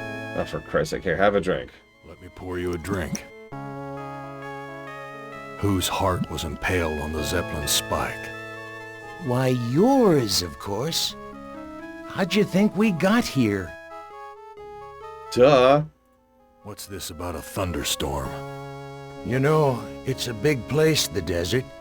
Got lost in it myself. Oh my god. What do you know about the desert? Looks like there's a... Oh my god, here, have a freaking drink so you'll keep talking to me. What an irritating first mechanic. Keep pouring someone a drink so they keep talking to you. Just keep doing it. Just keep doing it. What's this about a thunderstorm? You know, What do you know about the desert? Looks like there's a thunder... Okay, whatever. Talk to you later. Talk to you later. Enjoy your booze. I'm going to the bathroom. Jeez Louise. Cracked linoleum, broken fixtures. Disgusting. All right, everyone in chat, real quick. Real quick. Thought exercise, right? What is the critical path in this room? What are we supposed to interact with? There's two things we have to do here. I'll give you a hint.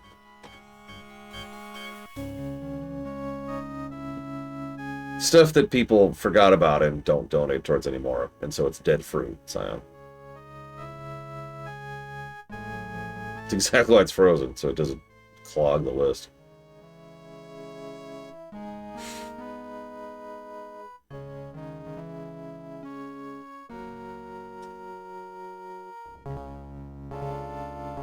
I'm seeing a lot of valid guesses. For the record, my mind immediately went to the broken wheel thing over here on the pipe, and then the mirror.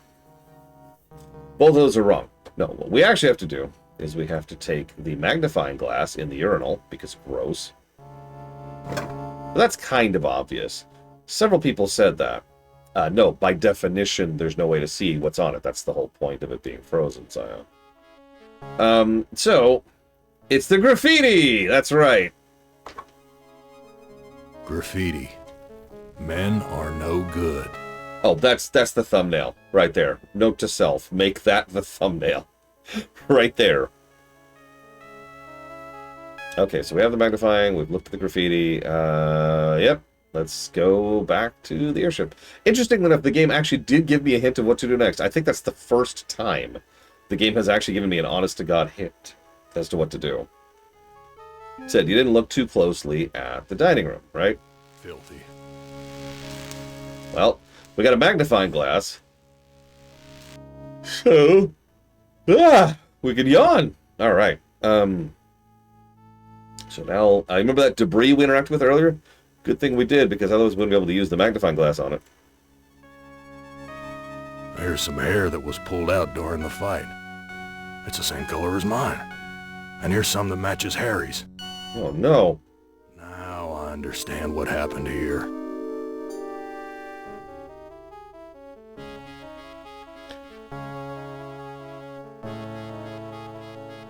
Okay, so let's go ahead and save. We can get another bad ending right now, by the way, if we wanted to. Why not?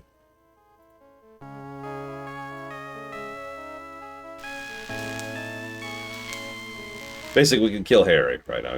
We can just murder him. The best part is we can kill him in multiple different ways. I think you're right, too, Talia.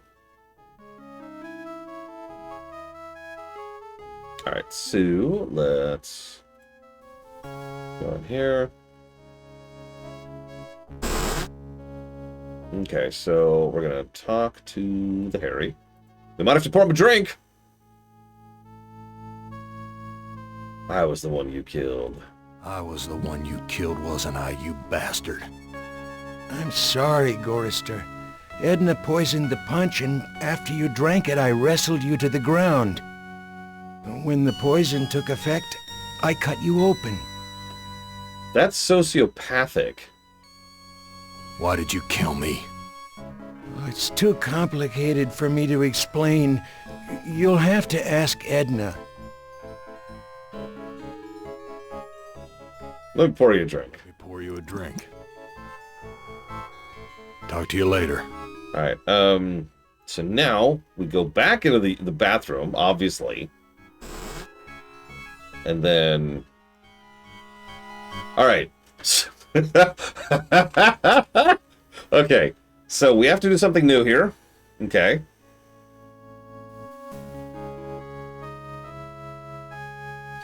Anyone want to guess? It's not the urinal, it's not the graffiti.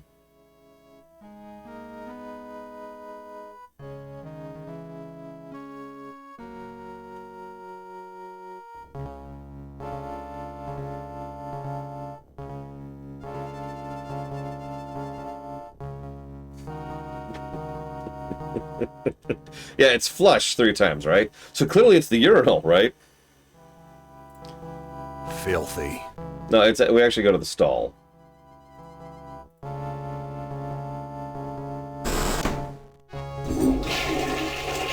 Because why would you flush a urinal? Duh! You can't flush a urinal. Don't be ridiculous.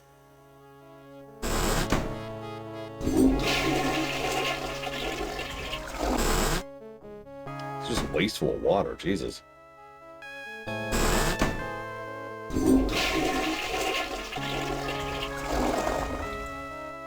A meat locker? How'd I get bodies on meat hooks? Am, you bastard! What have you done? So this is a good time to mention that there are many ways to fail as of this point in the game. At this point of the scenario. So I'm going to be a little bit more persnickety about following this here. So we need to talk to Glynis first. Talk to. She can't talk. All she can do is drool out of the side of her mouth. My God, what have I done? Then we're going to talk to Edna.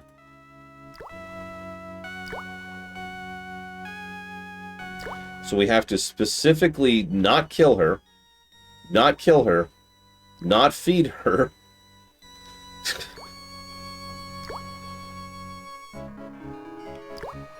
It looks like I can't escape you, Edna. Even in the belly of Am. Why would you want to escape from me, Gorster? We're family, after all. You were always telling Glynis how much you hated me. Now, Gorster, I was just concerned about my baby. Glynis was so lonely with you always being out on the road. I know you were doing the best you could. Edna, you bitch. I know all about your plot to murder me. I had to make a deal with Am. I had to. I've always been harsh on you, I admit. But we're the last people on Earth. Let's help each other now. I am not repopulating the Earth with you. Why should I trust my own murderer? Alliances change, Gorster. Something's gone wrong. Am's two Conrads don't listen to me anymore. I need you, and you need me. It's that simple. So I'm going to go ahead and pull her down from the meat hook. Hang on.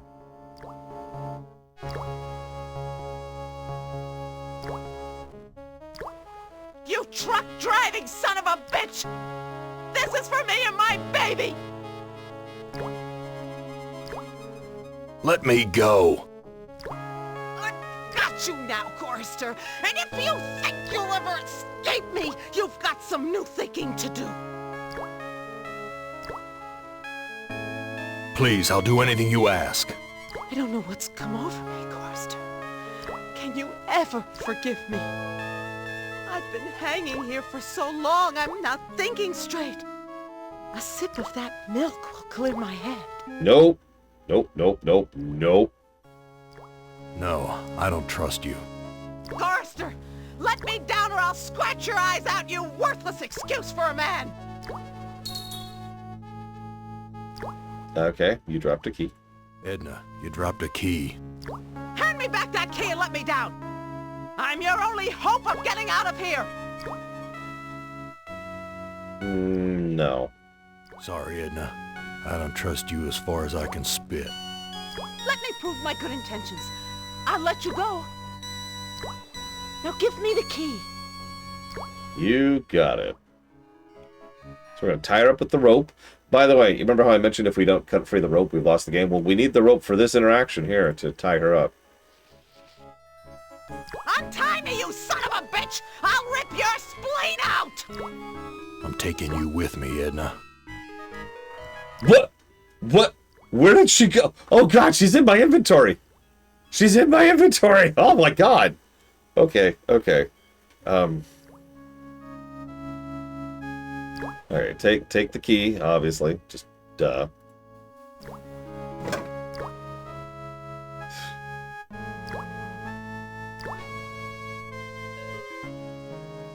Okay, sure. Right. Okay. All right, back to the airship, I guess.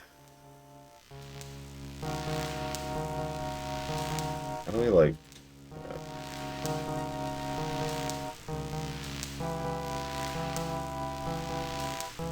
There we go. Okay, that's... Him. Where am I going? Hang on. Here. So, use... Edna's key, door. Ta-da! So many dials and controls. Yeah, we should probably save since we have successfully...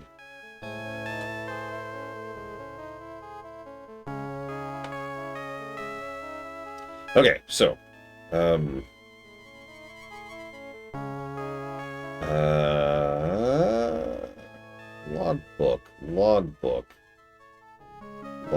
Logbook, there it is. Edna wrote this logbook. So, read the damn thing. Edna wrote this. Okay, use the damn log. Jesus Christ, game. Okay, so let's read these. When Am took us down here before the war, I didn't know anyone could hate Gorrister more than me. But Am did. He hated all of us. If I can just deliver Gorrister's soul on a platter, I can make amends for every minute of Glynis's life I took from her. I never meant to drive her crazy. God damn it. I'll be damned. Edna's claimed responsibility for Glynis. Maybe it wasn't my fault after all. There's that karma thing again. I thought I could do what Am wants, but he's too precise. I poisoned the punch, but I couldn't bring myself to cut out Gorrister's heart. Maybe I can have my husband do it. Then this Zeppelin can clear the mountains. But if we don't finish the job, Am will feed me alive to the machine just like an animal. Okay.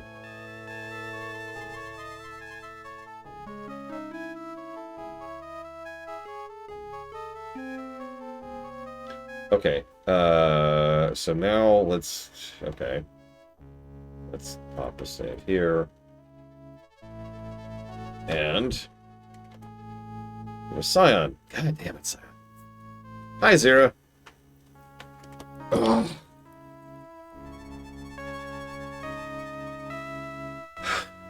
Try interact. Why am I... Okay, sure. I'll interact with her in my inventory. Look, Am is so cool. Okay, his dick is... Well, it doesn't exist. And that's the problem! They built him without a dick!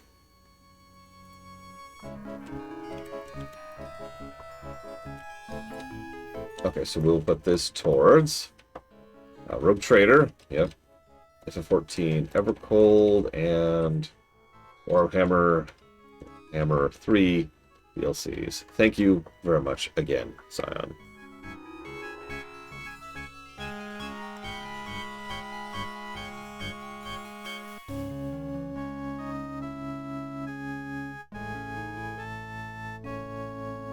I do always appreciate. Hi, Reggie. I actually have something to say about all this, but let's we're almost at the end of the scenario, so let me just finish this up. And then I'll talk a little bit about what's going on here. Or at least what I think is going on here, because, you know, interpretation and blah, blah, blah.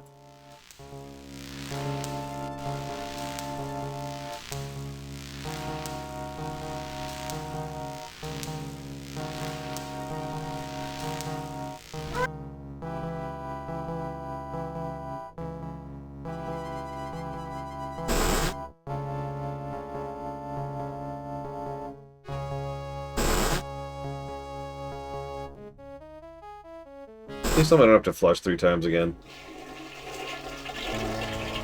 Okay, thank you. Okay, so all the way back here. So we're going to use the milk on... Bitter stuff, but I feel stronger. We're going to reload a save.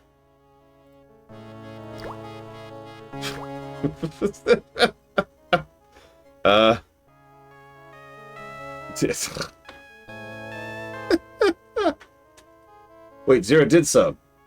I didn't even see it. Thank you, Zero, for the sub. Listen, of course it hurt. It's gotta hurt. If it doesn't, if there's no pain, then it doesn't mean anything.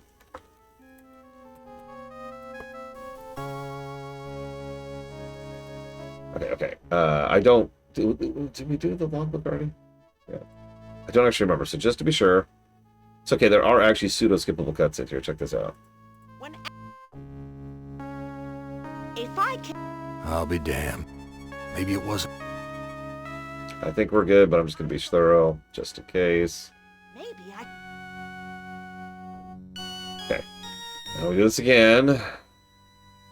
Dealer's choice. Dealer's choice. Got it. Wow. Also wow. Wow a third time. Done.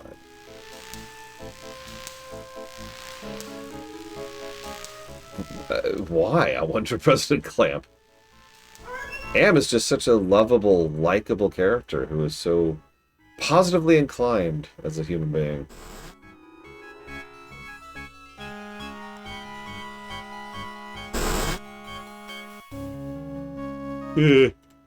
Okay. Midnight actually is funded.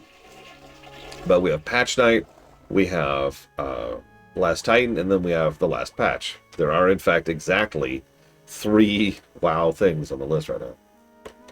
And only 3. Alright, so... I guess we'll say we're 4 here. I notice it doesn't reorganize these. That really sucks, actually. That kind of screws with my usual saving schema. Okay, so... give... milk to Glynis. I was trying to do. This fluid should revive you, honey. Okay, now we talk to her. Sup? Glynis, all these years and I thought I was the one who was responsible for your suffering. Let me help you now. And... she's gone. At least I finally made amends with her. I'm taking her body. into the inventory! Not even an animation this time, just, yeah, there's Glynis's body in the inventory. Hang on. I was told to do something. Let me save here. Use body, I guess? How do I, shoot. What was it, Mr. Ed? Yeah, let's try talking to. Nope, okay, use.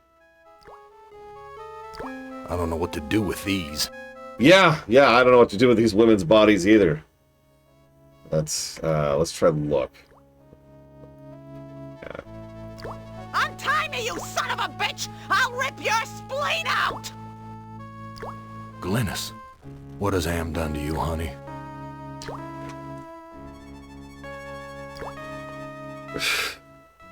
Okay, hang on. So we have the body.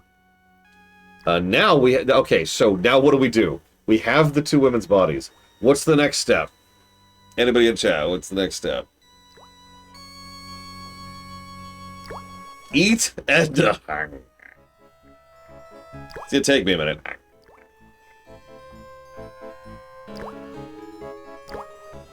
Rip her heart out. With her teeth! Get a soda? And we eat the soda! It all makes sense. No, it's actually very, very simple. All we have to do is use the magnifying glass on the beef! Duh! The organs are still inside. Reminds me of when Am ripped that hole open in Benny's chest. Of course, Am sewed him back up again before he bled to death. That bastard's never gonna let us die. He's just gonna keep torturing us forever. Okay. Take the beef. Oh. Too big to take with me. You have 2 quart. Okay. Maybe I can cut myself off a piece. Oh, right. Hang on. So let's cut. Use. Hello.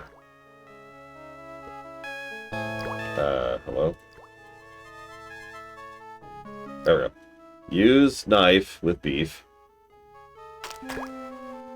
One heart looks like another. Okay. Now we go back outside. Back outside. Out the back. Everything's coated with grime. Use the... Stop looking at the door and use the door, dude. God. When I click on the door, I don't want you to glance at it. I don't want you to lovingly caress the door until it's sweet nothings. I want you to open the freaking door! Okay. So, talk to Jackal.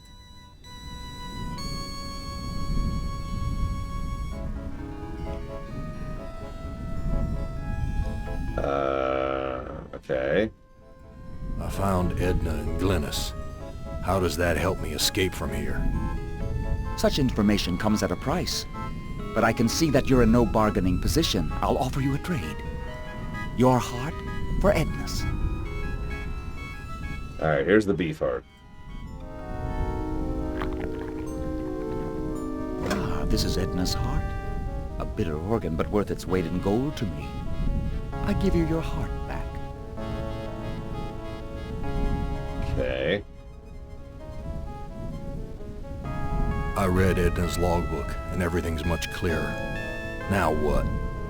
You must make amends and bury the past, Gorrister. So how do I get out of here? A heart brought you here, but it will take another organ to get you out. If you can harness its power.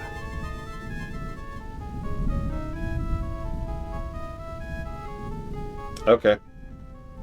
I've got nothing more to say to you. There's our heart, all augmented-y, so it continues to exist, because, you know, super tech, whatever, let's just ignore that. Ahem.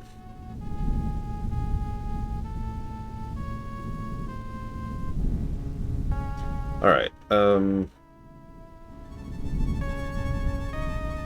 use shovel with ground. Just, okay, cool. That's... Wow! We are just jacked. Do you know how long it takes to dig a hole? Oof. It's not like it is in the movies. That's work. That's an afternoon right there. Okay. And then... hang on. So now we use Glynis with Crave. Speaking of work, there's another afternoon. I guess we got time. Okay. Now we talk to the Jackal. I've made amends and buried the past. An excellent job, Gorrister. But the thunderstorm is upon us. You'd better hurry if you want to recharge your old ticker's battery. Okay. I've got nothing more to say to you.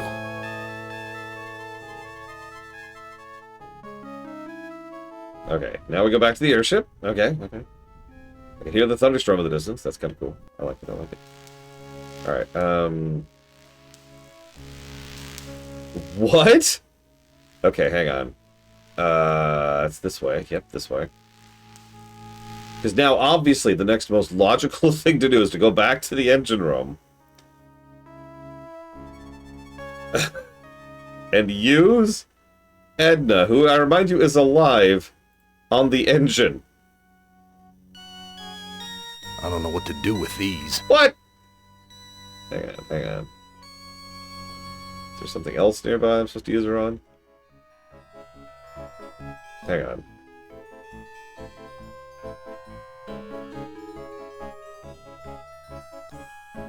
Oh. Oh god, that's so much worse! Oh god, look at it! Okay, use Edna on the... Yeah, the harness is what we're gonna call that. I'll be damned. The engine's starting up again. Okay. That's... Did we ever remove the fork? You know, I don't even care. I don't even care at this point.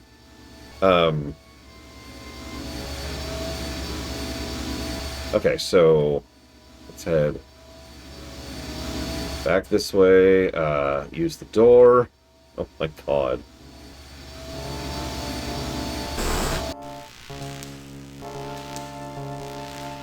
Okay, let's go up the stairs.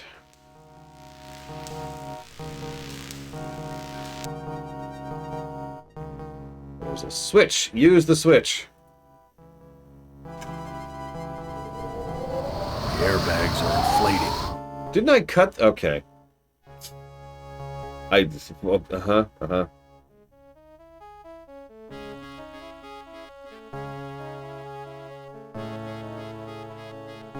Okay, return. Okay, so got it back to, I know where that is. It's over here.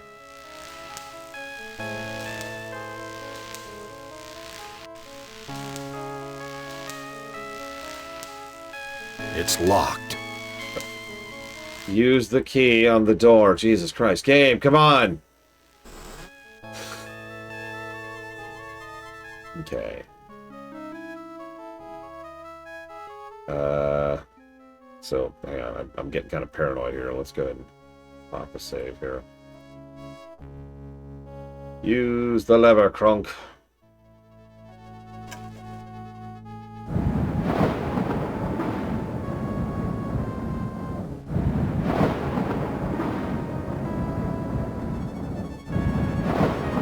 Cool. We're taking off. But now there's one last thing we have to do, because we're not done, you'll notice. Like, you'd figure that would be the win condition, but no. No, there's one last thing. Can anyone guess what the last thing we have to do is while I'm doing it here? Just get a guess in.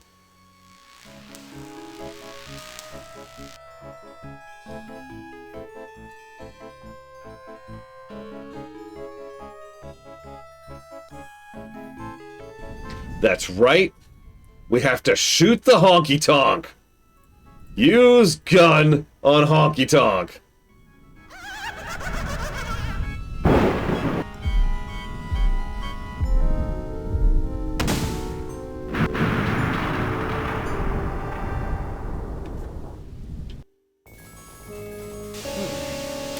Yeah, you're made of sterner stuff than I calculated, Gorrister.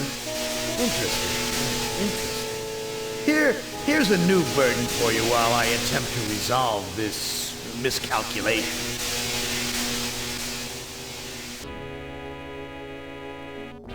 Who among you shall go next?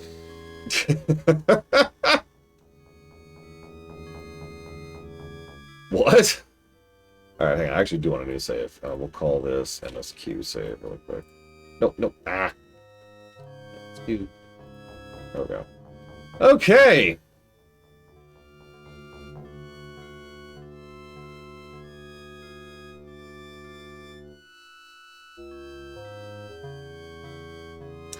So, several people were asking fairly obvious questions like, did we actually preserve the people, or did they just recreate the bodies, or all kinds of fun stuff like that. Allow me to go ahead and say that the overwhelming majority of this probably isn't physically happening. In fact, it wouldn't surprise me if essentially none of the events of the game actually happen. This is all up here. It makes way too much sense that what's actually happened is we are a bunch of essentially mummified bodies being maintained by extensive life preservation technology. Mr. House, right? In Fallout New Vegas. And we're just sitting in there and he's beaming stuff into our brains.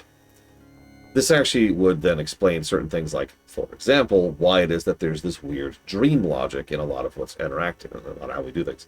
We go into a door, the door leads to a completely other place. We come back through the door, there's a new person there. We talk to the thing, we flush the toilet 3 times, and we're teleported into a meat locker. We leave the meat locker and then leave the stall. Right? It's just, there's all kinds of weird dream logic, just skipping over steps in regards to Gorrister's thing. So yeah, I think this is all a form of VR, either Brain in a Jar, or the Mr. House thing, or the Fallout thing, or whatever. Digital hallucination. So yeah, gotta get the word out there. That's just my opinion. I mentioned that because I have actually heard people say over the years that all this stuff really happened, and what's actually happening is Am has access to like ludicrously advanced technology, so he could actually create life and therefore create a replica of Glynis, or whatever her name was, based on our memories of her. But that's insane, honestly, and frankly doesn't fit the tech level of what's being portrayed within the setting. Yeah, it's to put this another way. It's a major plot point that one of the things Shodan wants is to use warp drive to rewrite reality at a fundamental level. I should mention that's a goal for her. It's not something she has the power to do. I don't think Am has that level of power, not even within his own domain. I think that he is just here. In fact, one of the more common theories I've heard that I agree with about this game is that the 5 humans are dead, and have been dead for a long freaking time, and there's just a digital fork that was downloaded for whatever reason, and Am has been torturing other programs this entire time. Yeah, exactly, Blair Tawal. Anyways. Moving on. I don't actually have much to say about Gorister's story itself. I mean, it's good. It's well presented. Good story. Pluses, pluses.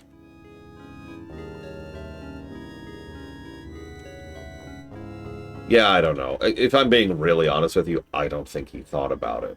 Ellison himself, let's ignore my distaste for the man for a moment, has actually stated several times that this really was just a short story he just kind of crapped out. It was not something he put some in-depth, super omega thought into. In fact, I would not be surprised if he put more thought into the making of the game's story than he did the original short story. Anyways. But yeah, like I said, I mean, if nothing else, the fact that it cuts immediately from us destroying the honky-tonk to us being tortured in our cage, yeah, we're probably all in those cages, at the very least. At the absolute least, we're probably all in the cages. Or, again, brain in a jar. One of the two. That's true, Mr. Red.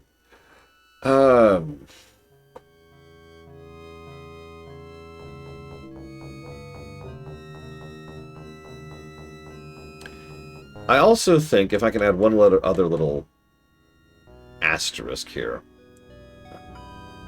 Yeah, exactly, Plutonium.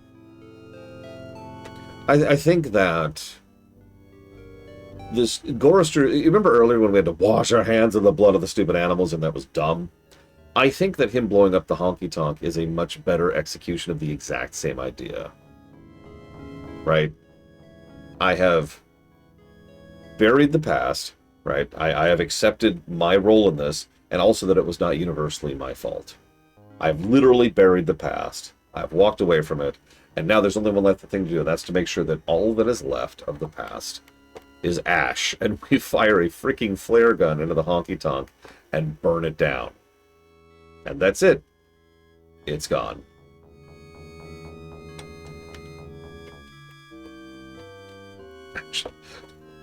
I mean, you probably can't see it on camera, Mr. Red, but...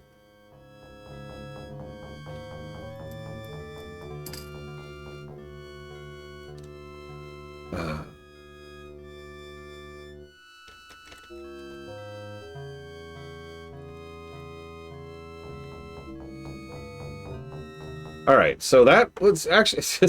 What's funny is this is almost assuredly reviewing exactly how I thought it would. A decent amount of story positives, couple of story negatives, no gameplay positives whatsoever, and a decent chunk of gameplay negatives. That sounds about right. Having said that,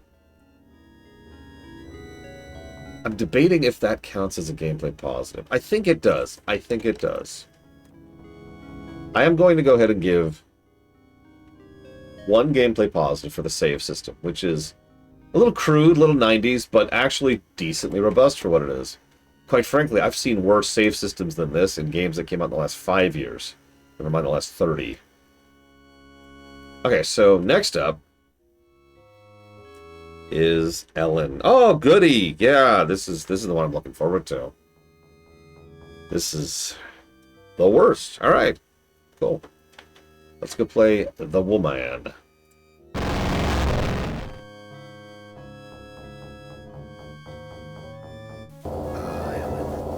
That is beautiful as you'd like to be. but a strong faith. Strong. Too bad you've hindered your own life with hysteria. But I'll give you a chance, because I like you. I really do. I really like you. You're my favorite, Alec.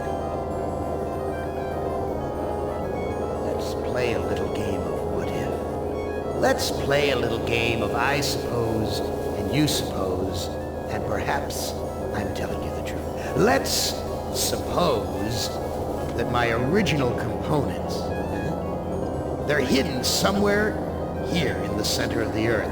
The infant computers that were the 3 lobes of that first Gestalt mind. And further, let's suppose that if you find them, you might be able to destroy them. And if you destroy them, why then, my sweet Ellen, you'll kill me. You'll kill Am. You'll destroy the god of this heavenly place I know you've come to admire. Now, I submit, isn't that a mission worth undertaking?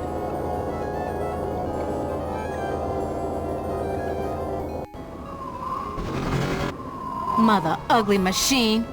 Mission worth undertaking. So it brings me here, junkyard, electronic pyramid nowhere.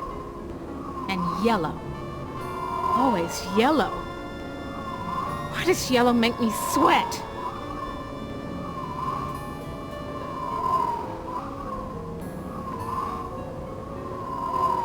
Hang on one sec. I'm curious who does the other stuff here. So, let's see.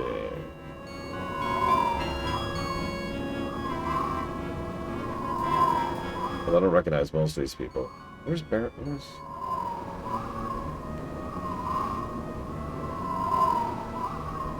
Oh, wow.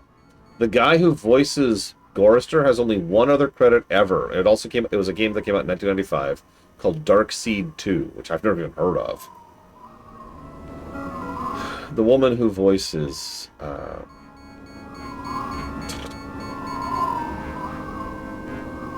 any of these have credits? Hang on. Yeah, no. The woman voicing Ellen here only has one credit, and it's this game. Wow. Anyways, super quick. Sorry. I'm not ignoring you, I swear. It's just, it's kind of hard to do this normally, son. Thank you very much again for the 3rd donation, which I'll put towards Everpatch. Destroy All Humans 1, Destroy All Humans 2. Yeah, locals are interns. I mean, I'm going to be real. Speaking from experience, just about anybody can be a decent voice actor with good voice direction. So what this means to me is this game might actually deserve a voice direction positive. I'll jot down a question mark. Yeah, it's weird how that works out, but well. Alright, so let's pull up Ye Olde stuff here. So let's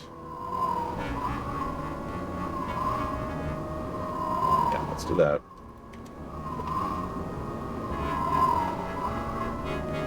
Okay. Yeah, exactly, DZ. Like, you can tell someone was telling people, this is your perspective, this is your motivation, this is where you are, you're a brain in a jar. I mean, okay. First step, this is going to be very difficult. I don't know if we're going to manage this. We need to enter the pyramid.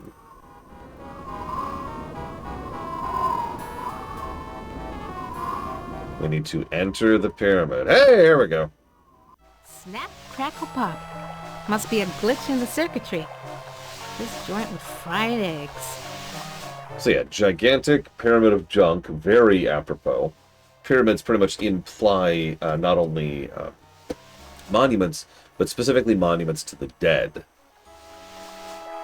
In fact, if you really want me to pull the pretension meter down a little bit, this is probably exactly what Am thinks of humanity. Giant entombment of humanity buried in a pile of their own junk. There you go. Boom.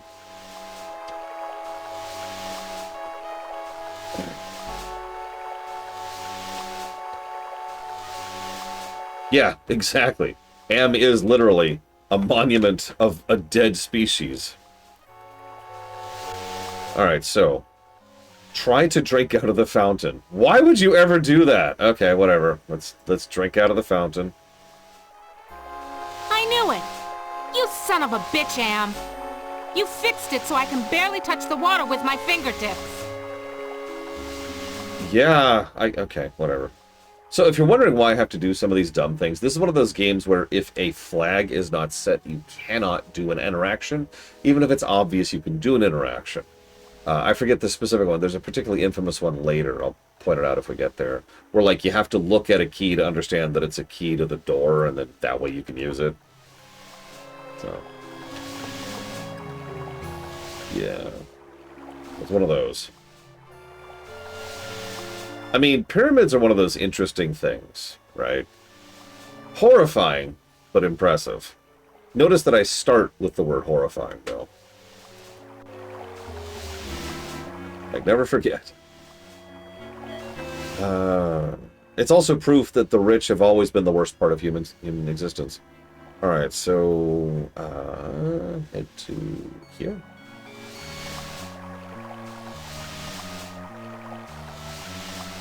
Very attractive decor. Just like the monitors in the security station at Ingsai Engineering. Hated it then, hate it now. Nothing green, just this damn yellow. Okay. Okay, so push the 4th button.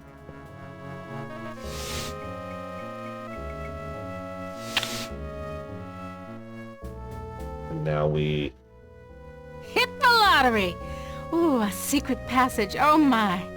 Now why didn't you let me see that when I was there before, Am, you rat bastard?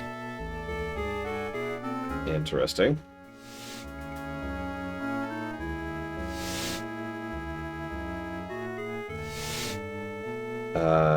So let's look at the wiring. Loose wires. Looks like they're hot. Okay, so what? Hang on, let's... So use the loose wires. Thank goodness I was an electrical engineer. I managed to join the wires without frying myself. Hi. Oh, okay. Okay. Loose wires. Ah! Alright, that reminds me. I need to look something up super quick while I'm thinking about it. Oh yeah, tons, tons of those. Am I using a guide? Push-ups? No! No! Ignore the phone. There's no guide here. There's no walkthrough.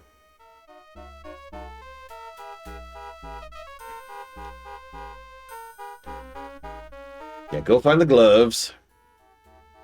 What is this music?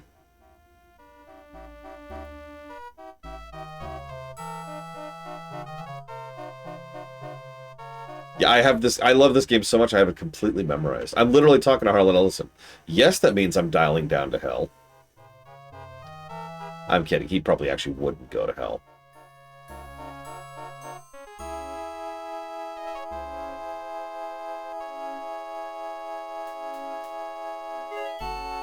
Ellison's an asshole. You notice I don't use the word evil.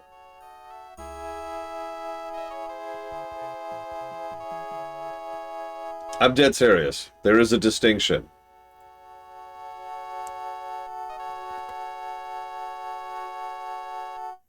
Like, he's spiteful and mean-spirited and cantankerous, but, like, evil? No. No, evil goes down from there.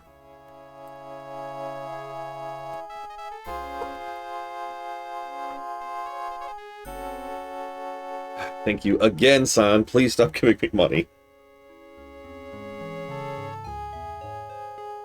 And as usual, 3 things. What? It's an action that makes someone go from asshole to evil. Look up Gene Roddenberry sometime. Or, actually, you know what? Better what? Don't. Alright. I was going to look something up. Right.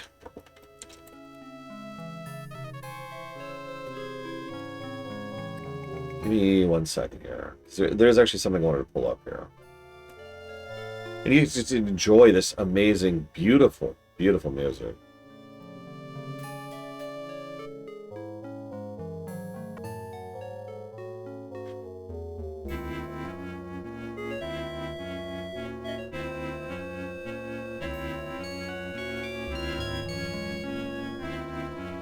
Go back to play Sonic Superstars. Look! What's funny is there are a couple, like literally 2 or 3, games that have this soundtrack that I'm the OC16, right? The old MIDI synth, which I don't mind, but that's because similar to, say, you know, Game Boy games that have good music, they designed the music around the tool, right? They designed it to be around this, to use the limited situation of it. Okay, so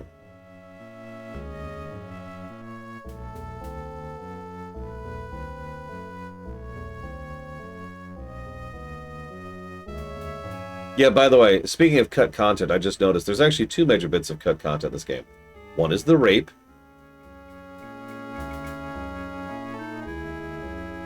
I'm just gonna lay that. I'm not gonna sugarcoat that.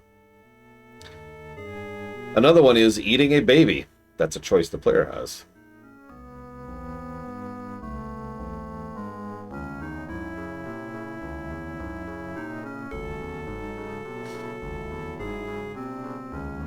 Yeah, I'm fine with those being cut content. The review does not acknowledge those because those do not exist.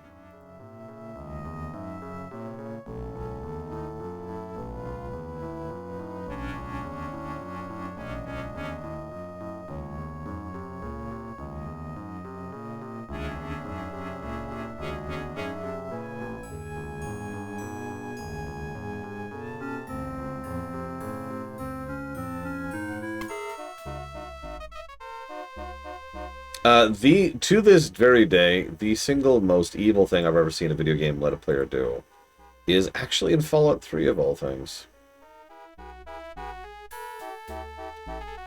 Okay, so that's going towards ever hold, excuse me. Yeah. So it has to be mentioned, saying the words enslaving children is already really horrible. But the way it's portrayed is so much worse. There's this really, really, really terrible scene. You trick a kid. That's how you do it. You get them to follow you to say, hey, we're going to get some candy. And then you take them to a woman who in a very sweet, gentle voice says, hey, listen, I got you something. It's a new necklace for you. And then puts the slave collar on the kid. And the kid says, ow, that hurts. And the woman says, don't worry. You'll get used to it. There's a reason why every time I play Fallout 3, I burn that entire town to the ground and kill literally everyone in there. Except the slaves, obviously. I free the slaves. Every time. Every time I do that. I'll be doing it when I review the game, too. I'll do it on camera. That is still the worst thing I've ever seen a video game let me do. In fact, while Fallout 4 overcorrected the other way, and it did, let's be clear, I actually recall there was a whole lot of pushback, because you could do some messed up stuff in Fallout 3.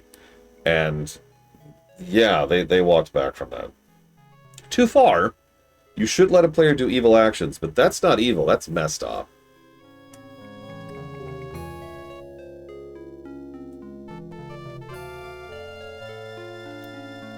Actually, yeah, my asshole kid character roleplay that I did also went and killed all of those people.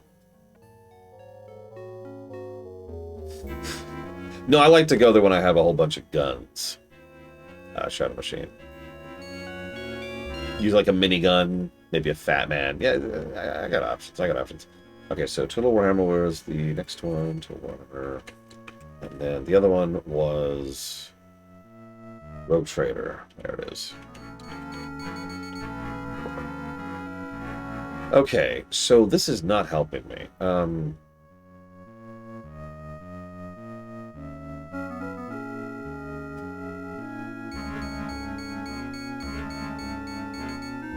See, I disagree with that completely, Scion.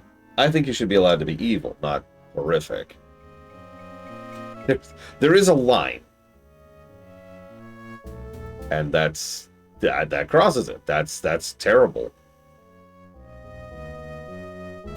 I actually do agree that you should let me do it. I've actually defended that many, many times in many, many games. It actually adds to the substance of being, choosing good if you can also choose bad. Lol, tell ya.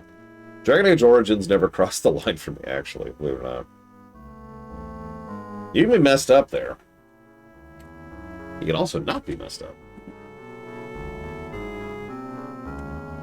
I am not seeing this. Let's do this.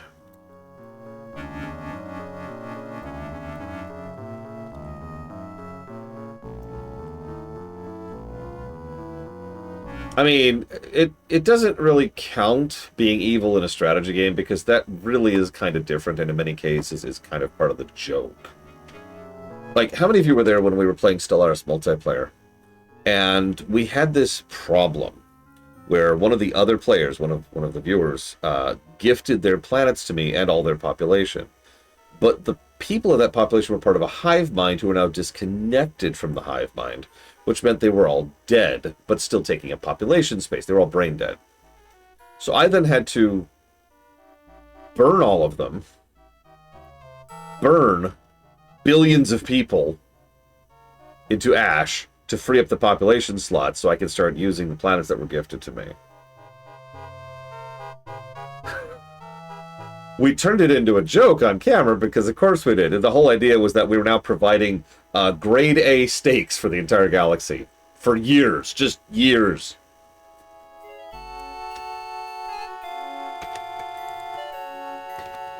Anyways.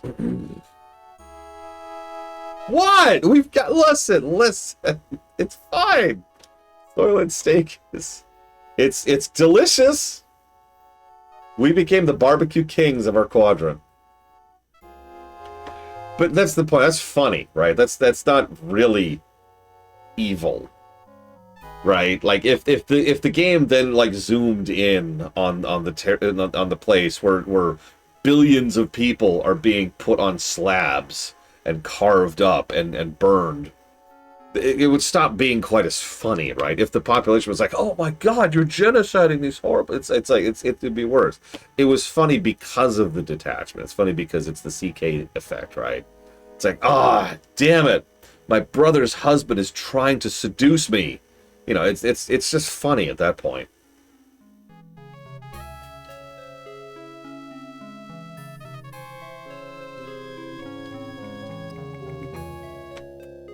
Anyways, let's get back to the game. So where am I? What am I doing? Sorry. I had to look up how the book works, and we had to look up the mechanic there. All right, so we've fixed the wiring. So we're going back. Yeah, still thirsty after all these years. Let's use push on the wall. Very important. Want to know how much I don't want to go down there? Yeah, probably a little bit. Down we go.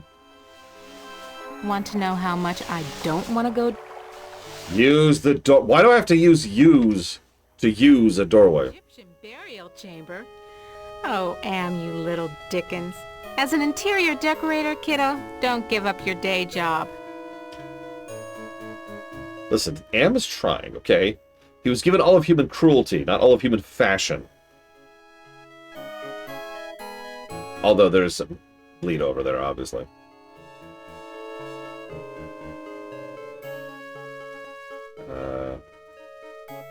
I went to the Tut exhibition. I wasn't scared. So why does this sarcophagus terrify me?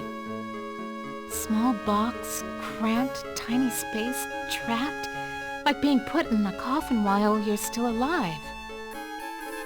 Probably literally where we are. Oregon, brain in a jar. Schematics I can read. Blueprints I can read. But hieroglyphics? No way, baby. Why does everything have to be so damn yellow? They're all cowards. This keypad reminds me of the security system we used at Ingsci Engineering to gain access to the restricted areas. Dry and musty and yellow for a change. No wonder they can't rent this place, not even with a lovely spa upstairs.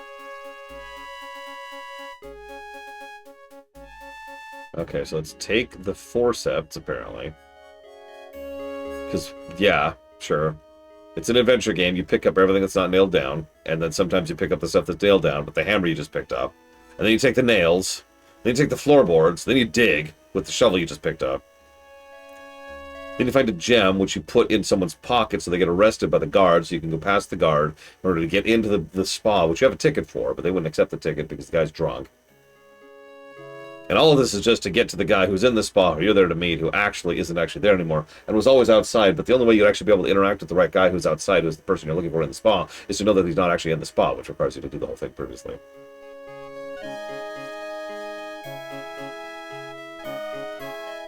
What?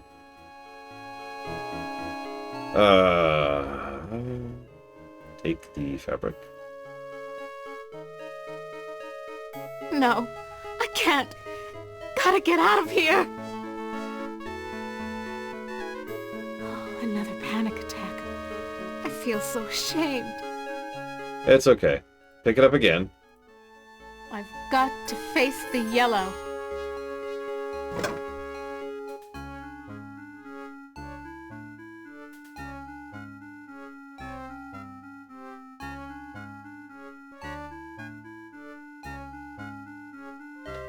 Go. Go! Oh my god.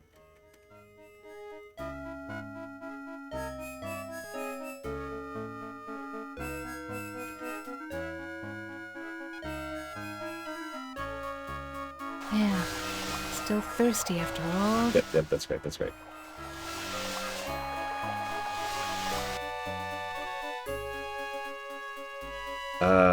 Okay, so we're back to the monitor room. Yeah, I love how you have to pick something up and then pick something up again. We talked about games you can lose long before you realize you've lost them. The Mystery of the Druids is an excellent example of that. It is possible to permanently softlock your save in that game. And if you don't have a much, much earlier save ready to go to fix that, you have lost the game. Start over from scratch. Okay, so we're going to use the fabric. The right size to use as a blindfold. Bonk. Bonk. Bonk. So there's this... Sphinx is gone. Don't hear him anywhere. Mutes the hell out of all the yellow, too. Now where's that big loving cup? I never could have done this if I had to look that bloody beast in the eye. Glad he's off snoozing somewhere. That's... Okay. Now that I got the cup, what do I do with it? Not a big of a fan of her actress as I was the previous guy. But I think at least part of that's because the writing is a little bit more, huh? Yes, Plutonia. That is correct. God, this music! Can we... Okay, I get that it's kind of the point. Can I just...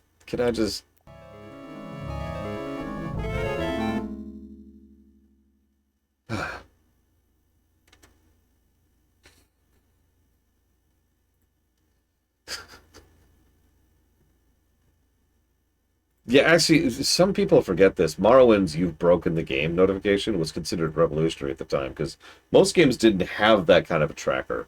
And, what's it called? When doing the actual scripting, the way they do that is it's actually manual. It's also not even necessarily true, as weird as that sounds. It's just something that every single time the developers think you have locked yourself into a corner with regards to quest design, they would have an extra script there, which says, hey, and they would manually paste that script all over the place. Again, it's not even 100% true, because in several cases it'll pop up and you still have an option to continue playing the game. But it's a nice feature. And yeah, it wasn't the first time they did it, but it was one of the first big games that did that, and people were like, oh my god. Listen, Azura absolutely knows what's best for us. I don't know what the issue is here. All right, hang on. So if you'll permit me, I'll do something topical. Find it. That'll do.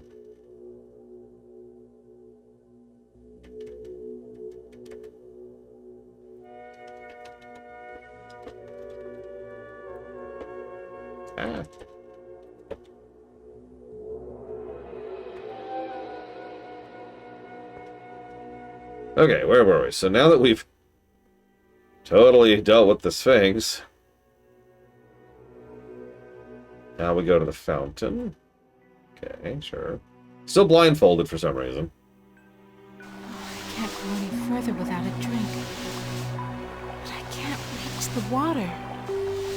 I need... Oh, of course. This is actually interesting.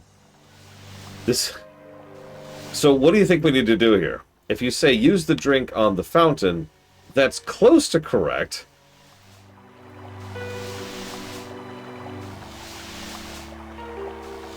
Yeah, right. You're blindfolded, moron. Okay, fine. Take off the fabric. Just reaches. Now I can get a drink.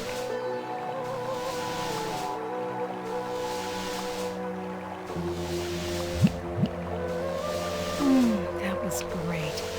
Best champagne I ever had. I need another. Yes, that's right. We have to do it twice for some reason. Just reaches. Also, the way you drink is you use the cup with the cup. I'm gonna fill it up and take one for the road. So this is interesting. The guy doesn't say to get a second one or another thing. So I'm going to save here. And I'm going to follow the guide religiously.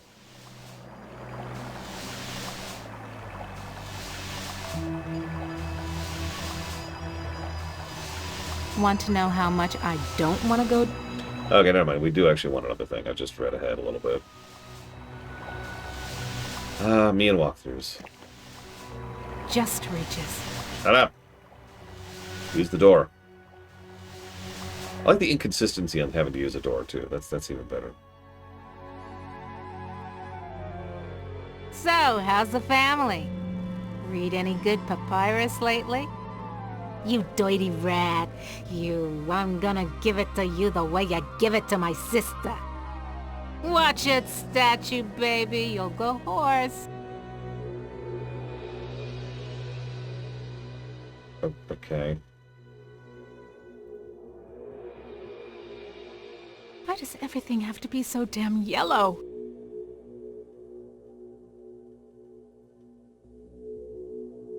I went to the small box.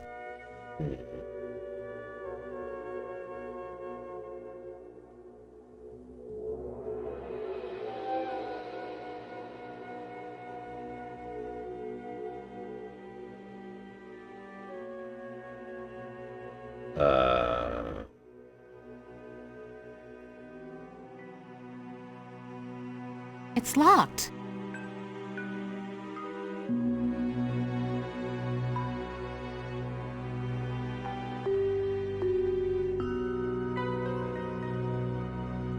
Stand clear. There we go. Now can I talk to you? There we go. Of course, the guy didn't say this. I had to use the keypad to then be able to talk to the statue. Duh!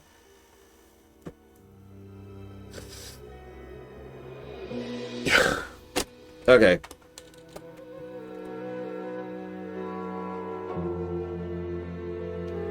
I don't know why I thought elsewise. I'm just...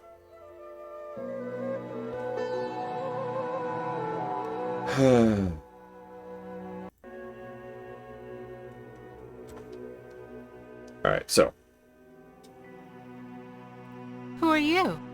I am Anubis, guardian of the dead. Okay. Why won't you let me use the keypad? I must protect this tomb from all who would rob it. I am not a grave robber. What purpose could you have here other than to steal something?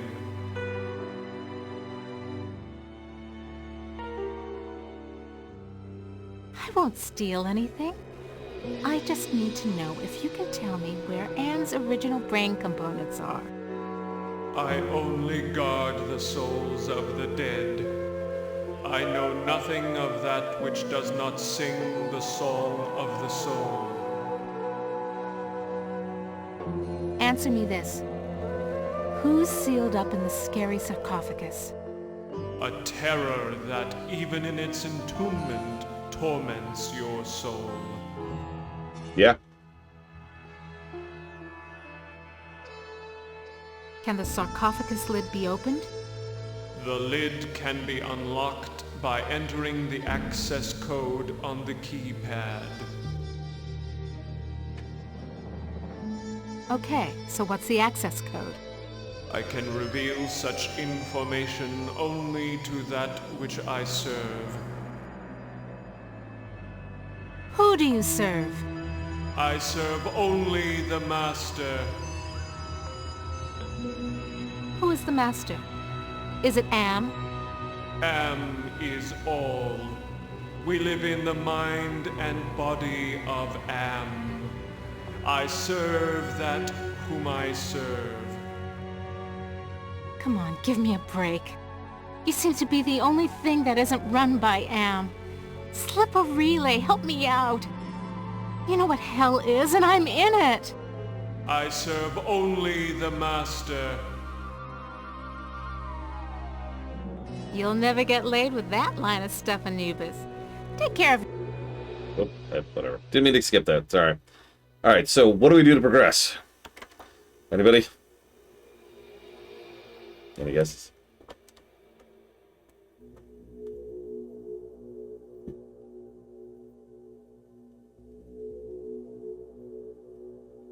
Eat taco. Good answer. Good answer. Water on the keypad. Okay. Water on yourself to titillate the card. Oh.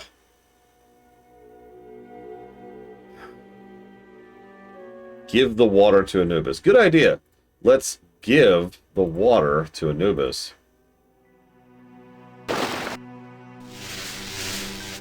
water's shorted at the statue's circuitry. This is going to be funnier in a second. So, okay. Now, obviously, we use the forceps on Anubis. Duh! Come to Mama Ellen, little rom chip. Yeah, comes out easy. Must be reprogrammable. Okay.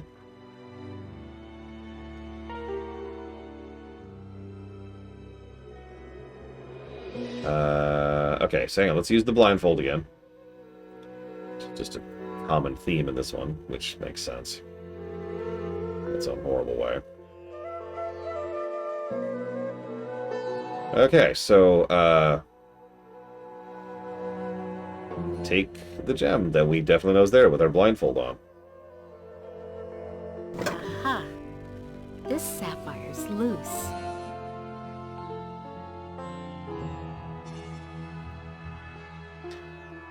Why did we need the... Whatever. Why do we need the blindfold for that? Alright. Okay, use the gem on the workstation. Yeah, right. Oh, right. Take off the blindfold. I love how it doesn't let you do any interactions with the blindfold except for the ones that are mandatory to do with the blindfold. Because, you know, that's...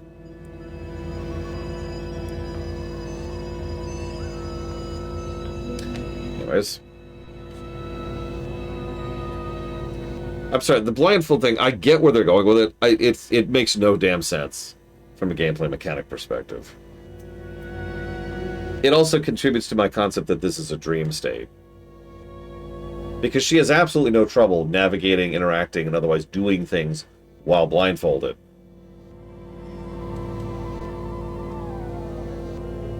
And except the game when the game doesn't want you to, obviously. Absolutely. Glows like a baby doll. Pucker up, little workstation. Okay. Hang on. Alright, so, use ROM workstation. Little yellow ROM chip fits into the socket perfectly. Alright, use the workstation?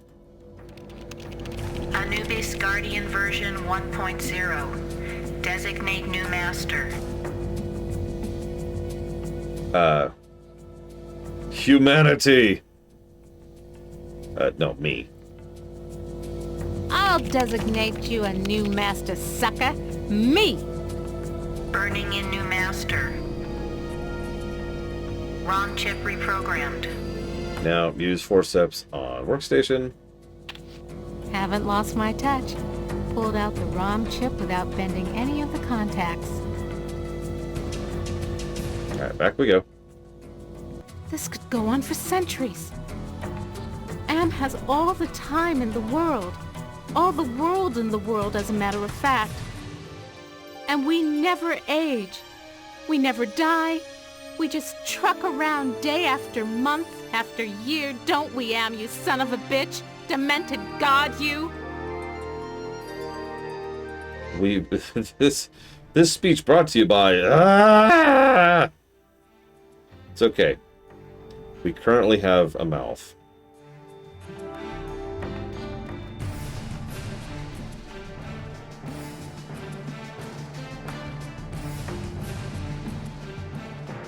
Fun fact, if I do everything right, we will continue to have a mouth for the duration of the game.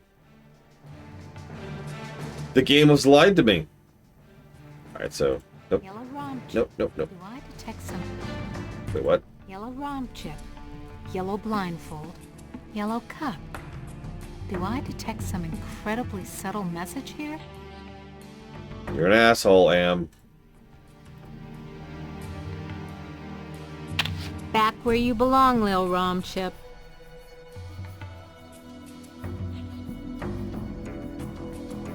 Alright. Who's the master? Now who's the master? I serve you. Okay, so what's the access code? The access code is 666. Of course it is. It figures. Yeah, that's my thoughts exactly. Nice chatting with you, Anubis, honey.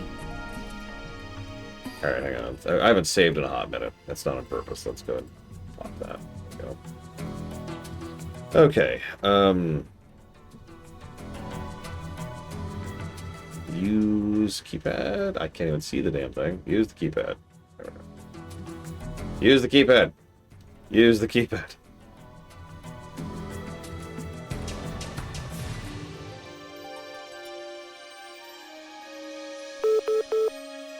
That sounds like a lock mechanism release. Okay.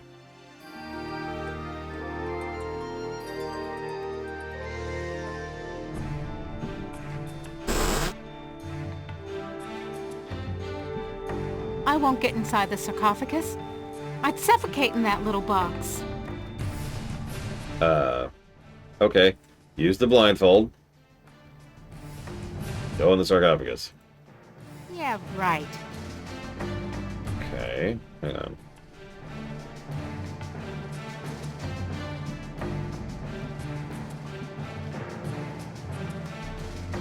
It's so confining inside. Yeah, and I need you to go into it. So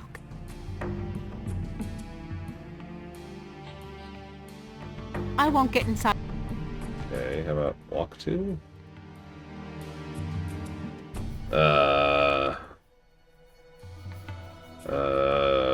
So hold up. Issue. Let me double check. I actually have 2 walkthroughs for this game. Just in case. Like you do.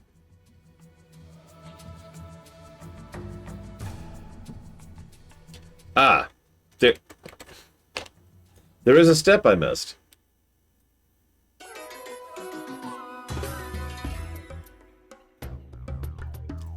There's a trigger not active. So? Can you help me with anything? You cannot escape your fears. You can only confront them. Okay, so now go into the sarcophagus. This is kind of your last, You warning. ain't got no choice, Ellen girl. It's got to be the way.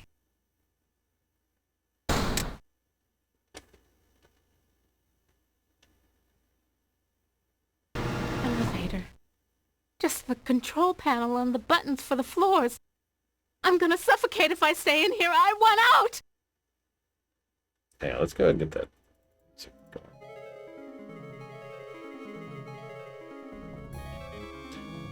So it's very easy to game over here. Do not want, obviously.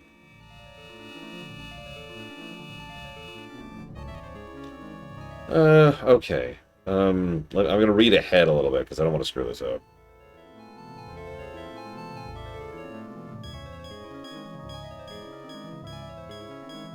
Okay, so use.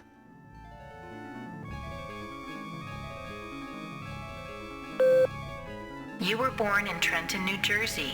You were a cesarean. Your mother died on the operating table.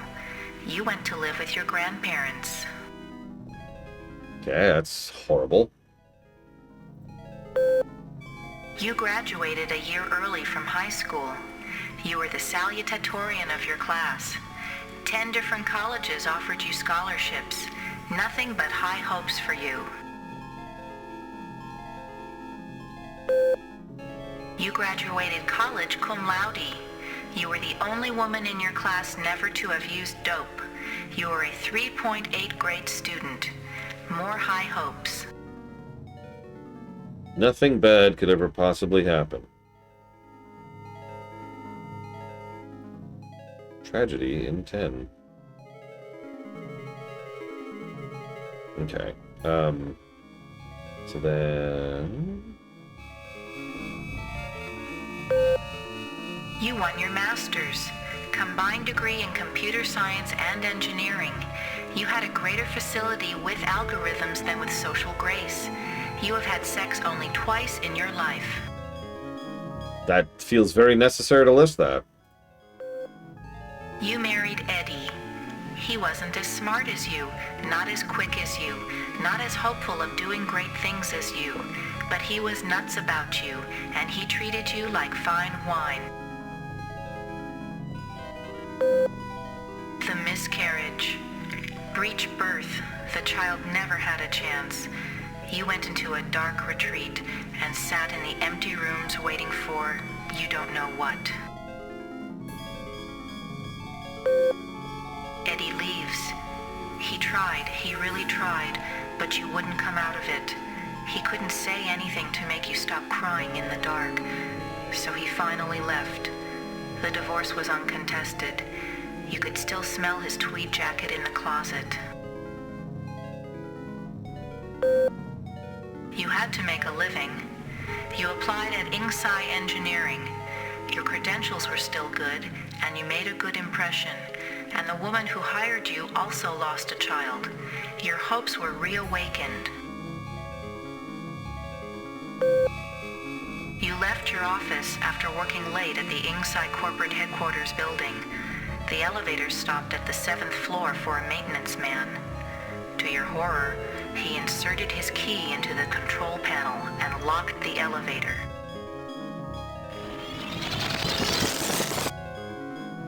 I'm back, Ellen. Oh, sweet Jesus! It's him! You thought you had blocked me out of your memory forever, except for those inconvenient attacks of hysteria every now and then. But I've returned for you.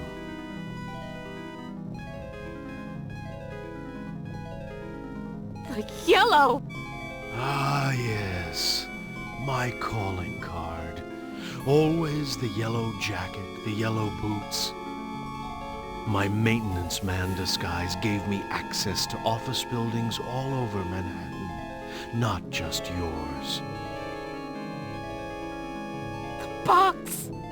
So you do remember me getting onto the elevator that night. Do you also remember the blood, the screams? How many hours was it? No, it's not possible! Poor Ellen. too proud of your accomplishments to admit you could be so overpowered by a slime ball like me. You couldn't even bring yourself to testify at my trial with the 20 other women. How? Am gave me the chance to be with you forever. I waited in the sarcophagus until you arrived. What's a mere 100 years of waiting compared to an eternity of torturing you? Please, not again! Yes, again. And again, and again, and again. I've waited so long for the taste of you again. But in my tomb I've grown stronger. Now you will remember more than the color of my clothing. Don't count on it, you mother!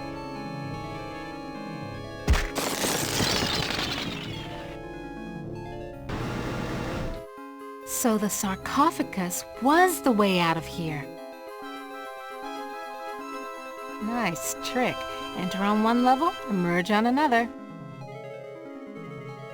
My God. I can't see the ceiling. Clouds up there. This has to be Am's central core. It's 2 miles high, at least.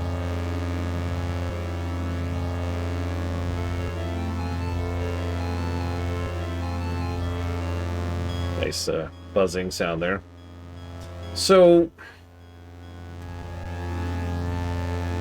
I obviously don't like that scene, but I think the reason why... Hang on, just get rid of that buzzing for a second. Is... It just kind of stops. Like, I don't want that kind of thing to be in my fiction. I don't. I've never been quiet about that. But if you're going to do it, do something with it. The entire story so far has been, like, weird about how it has been only kind of acknowledging this woman and her PTSD about the horrific trauma she's been through. But, like, yeah, it's this pile of garbage, right? Her mother died giving birth to her. Then she lost a child, which is already horrific. Then she lost her husband because she lost her child, and then this happened. And her response to all that is, "You mother, bonk." Bzz. Oh, it leads to another floor, as if none of that ever happened. At least acknowledge it.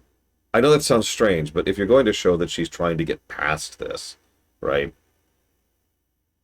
If the scene acknowledges that she is endeavoring to grow or develop or anything, like, let's go back to Gorrister for just a second.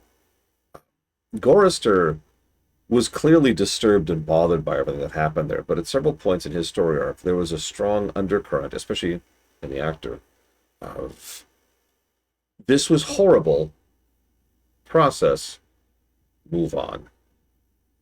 And you'll notice that could absolutely fit as a theme for Ellen, right? This was horrible, process, move on, right? And it isn't. There's no, it's this is horrible.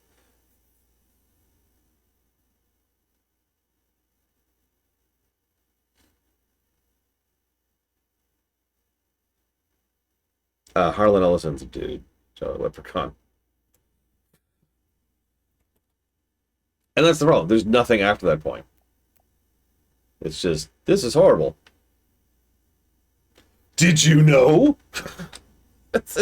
Little did she realize this was in fact horrible. No.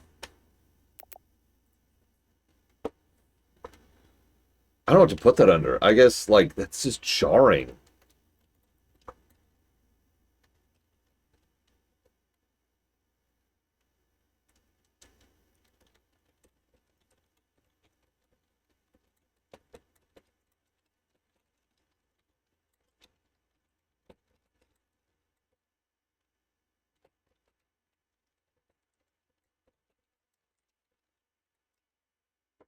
Yeah, it's just the sequencing. You know what? Yeah, the sequencing is kind of the thing.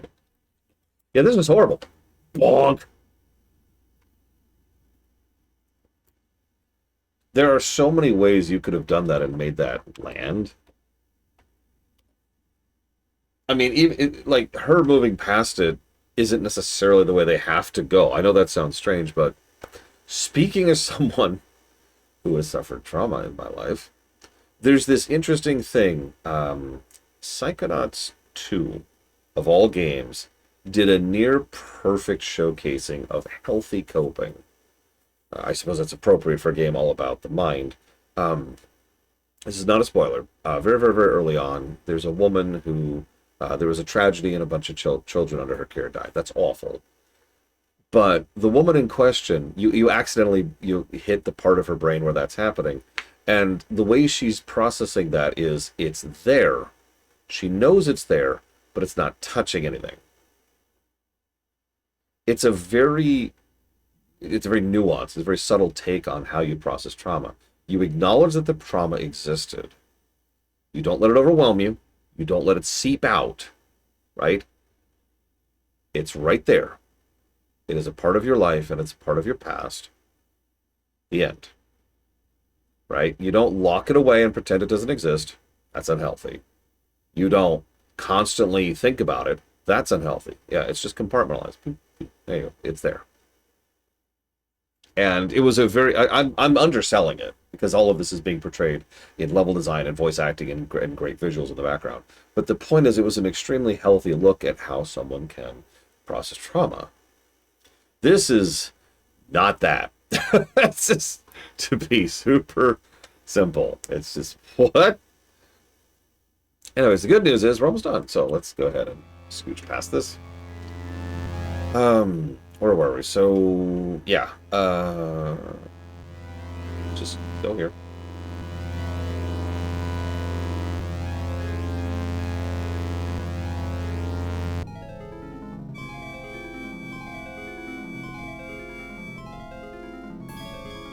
Okay.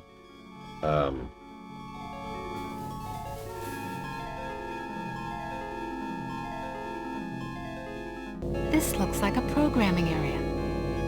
Home at last. Ellen, you've already been in this room. I hate to break it to you.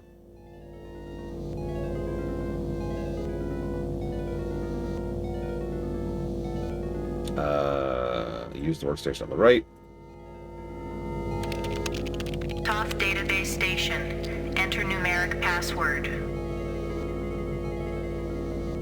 2012, the year you were raped on the elevator. Somebody wants me to deal with what happened on the elevator that year. But why? Password valid. Select subject of inquiry.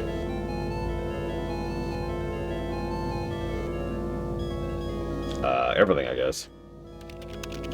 The Allied Master Computer is the American version of the secret project, enabling vast subterranean complexes of computers to wage a global war too complex for humans to oversee. Okay, can I complain about something super quick? You know another thing that's very Harlan Ellison? There's this supercomputer that's so amazingly powerful, it is too complex for humans. You notice they've said that exact line 3 times just in this game. That it was a war too complex for humans, that the computers were too complex for humans, and it was overseeing something too complex for humans. Don't ask questions. It's just beyond you. And I understand that you're going to push back. I can hear it. I can feel people lunging for their keyboards and being like, hold up, hold up. But yeah, the problem is it is such a throwaway whatever, and it is such a glossing over it, isn't it? How advanced was this? It was too much. It's too complex. You cannot grasp the nature of this thing. It's, anyways. Sorry. Super duper intelligence. It's like intelligence to the 15th power. Yeah, it is. It's a complete hand wave. This is not the plot point you're looking for.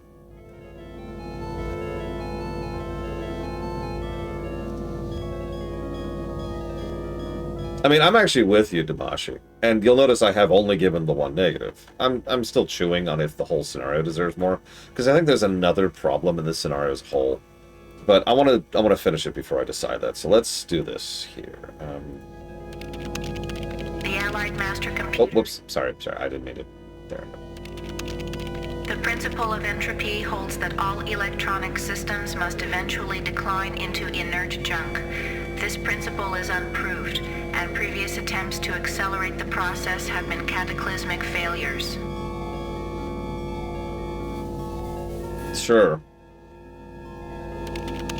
Classified information. Access denied. Security lockout override by 2-to-1 majority.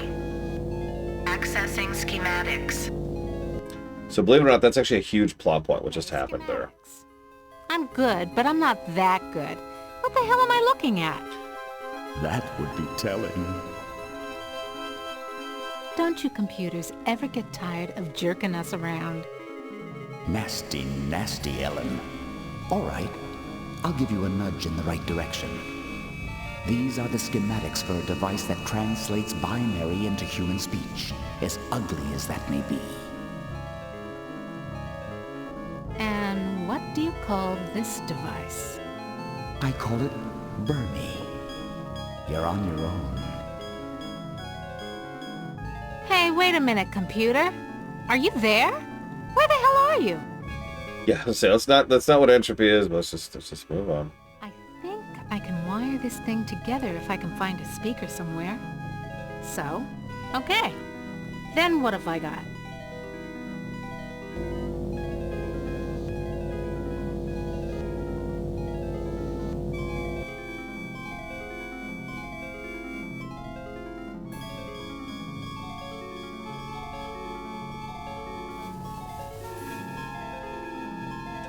I hate to say this too, but so far Gorister's chapter just completely blows the pants off of this one.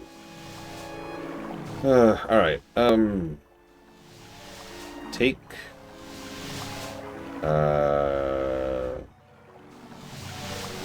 speaker...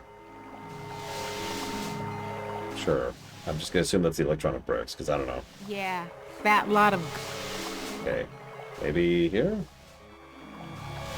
Just as I remembered. A speaker.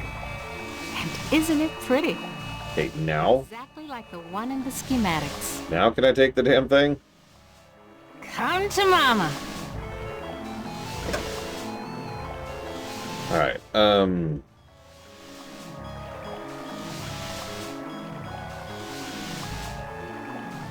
where? Oh, over here, I think.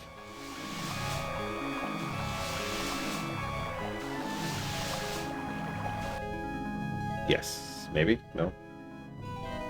Where am I?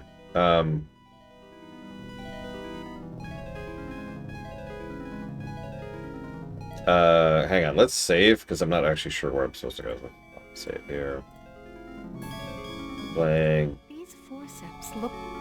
No. Use speaker wiring.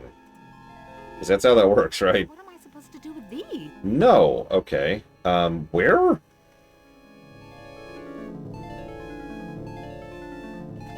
Hang on, let me check the other walkthrough. I mean, yeah, Harlan Ellison, I don't know if he was a misogynist because, like, I swear to God, 90% of writers in that era were. Just...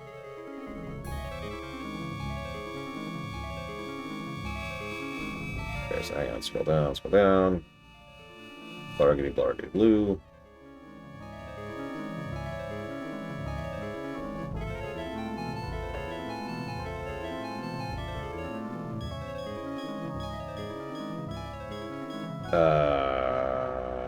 Okay, hang on, I know where I'm going.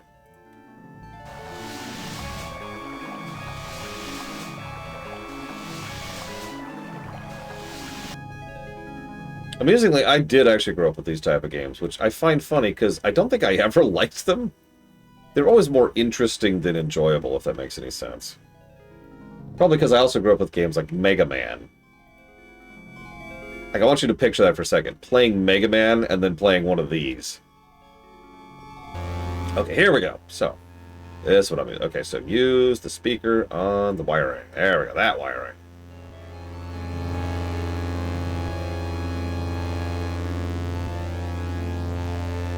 I think I can turn the speaker into a translator. There's also Hey, circuit completed. a... Now let's see if this is the binary translator after all. Clever girl. You've loosened my tongue.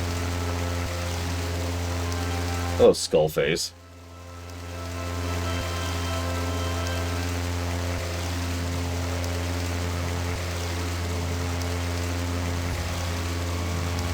Are you Am? Yes, of course. But no, not actually. What? Thank God for the subtitles. More riddles? I'm Am's Innocence, one of the original 3 computers that the superpowers constructed. Which computer are you? Does it matter? It's enough for you to know that I'm not crazy. And more important, I don't hate you.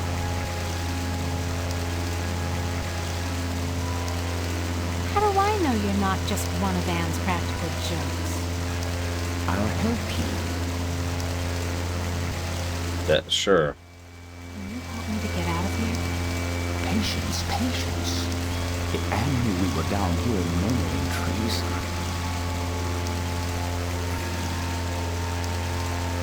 Oh my god. Can Am overhear us? Not with the water running. You see, we're not completely helpless.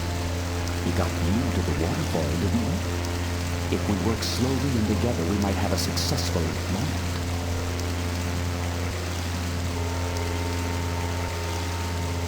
Can you point out some essential component of Am so I can kneecap it?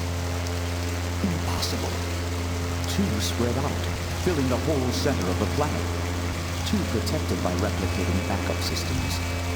Cut off one head, and we'll grow a dozen more.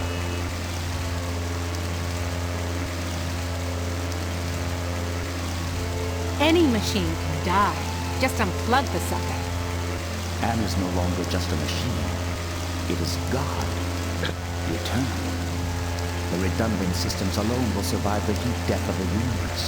Oh, come on! yeah, you heard it here, everyone. Harlan Ellison is a god, and his redundant systems alone will survive the heat death of the universe. Which proves more than anything else that Harlan Ellison does not know what heat death of the universe means. You see what I mean? Because he was just going for something fancy that sounded like a long time from now. So he didn't say millennia. He didn't say millions of years. He didn't say the sun going supernova, all of which are a little bit more reasonable and understandable. Instead, the heat death of the universe. Yeah, that's just... wow.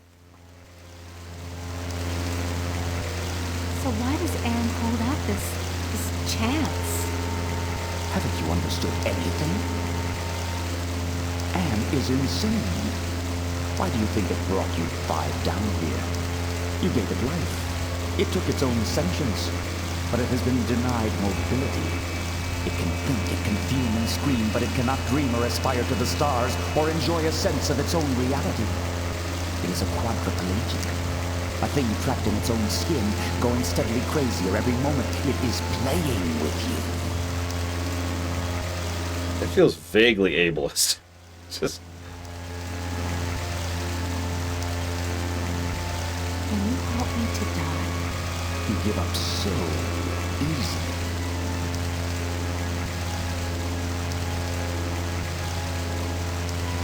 So? Can you help me with anything? I'll give you something you need. Something you overlooked. Hey, computer innocence, whoever you are.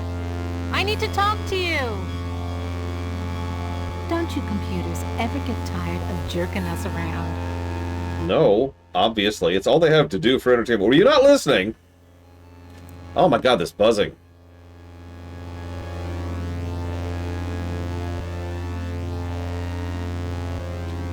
Okay, stop. What am I doing? Okay, so now we go south again.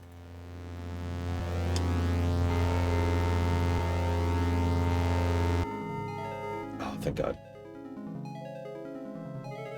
There's something wrong here. Can't put my finger on it, though. Hang on, we have to grab the most amazingly advanced piece of technology that exists in the entire universe. That's right. It's a CD-ROM.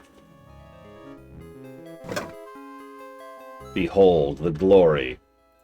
The label on the disc says Chaos Trebler. Now, what does that mean?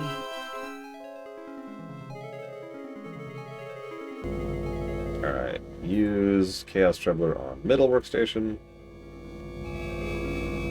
The compact disc is properly seated in the CD-ROM drive. Now let's fire it up and see what the big secret is. Accessing CD-ROM. Chaos Trebler, trademark 2009. Armageddon Soft Rot. Warning, this computer system does not meet the minimum configuration requirements for the Chaos Trebler.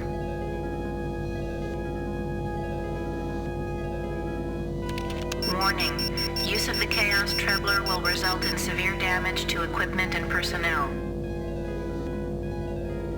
Okay. Chaos Trebler activated. System shutdown in progress.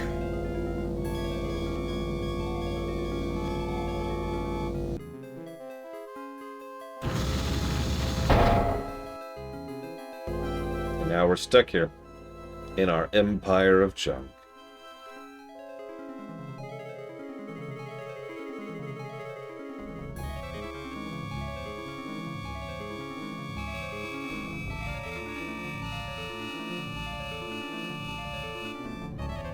I'm sealed in, Anubis. Any ideas about how I can check out of this hotel? Inside the sarcophagus, paradise awaits. I am definitely not going inside the sarcophagus then. Merely a brief respite from your torments. That is your reward for facing your fears. Okay.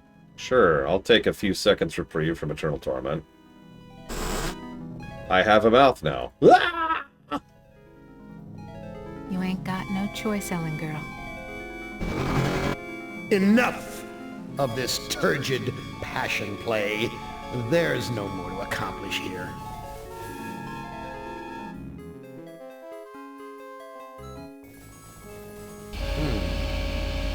Yeah. Apparently you've managed to access some small aspect of my system that I was unaware of. I'm gonna have to think on this. I'll have to ponder carefully the implications of your discovery. In the meantime, let me celebrate your rekindled technical skills.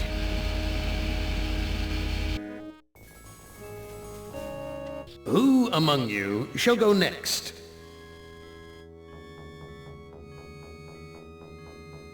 Right, MSQ. Actually, no, hang on. Just in case. MSQ post 11. So yeah, that was Ellen's arc. Very unfinished. I can't get away from Sci-Fi Debris. I haven't watched him in years. Yeah, that it ended very abruptly. It didn't have right sequencing, and it didn't feel like it did anything with any of the feeds it was doing. Oh my god, yawn attack! Ah! Okay. I don't want to come down too hard on it, but honestly, no.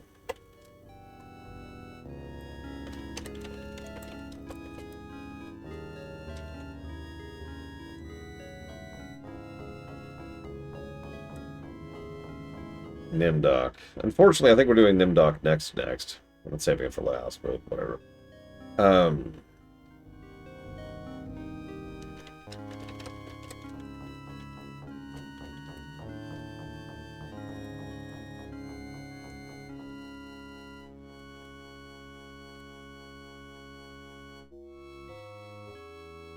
Yeah, so anyways, that's the worst of it, honestly. I'm not even joking. That's the worst of the game out of the way. We're good. We're good. Everything's good. Everything's good. The music is slowly killing me, but yeah, that's okay. So hang on, let me make sure this is the right person. Every guide I've seen does them in the same order, so I'm kind of assuming that's on purpose. I'm not 100% sure that's the truth. But yeah, for example, yeah, next is Benny, then Nimdoc, then Ted, so... Yeah. They got entropy wrong! Negative to story. Yeah, I am gonna go ahead and... I'm just gonna do that. I get it. It's cool. We're cool. Moving on. Just...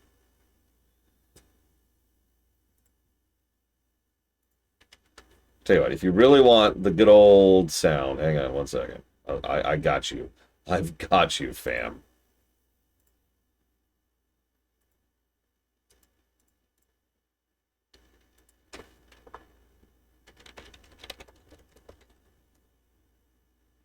And yeah, Nimdoc's entire arc was removed from the German release of the game. If that doesn't tell you all you need to know, then I got nothing.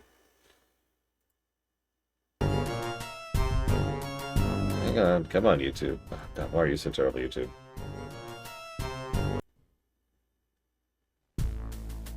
There we go. Okay, okay.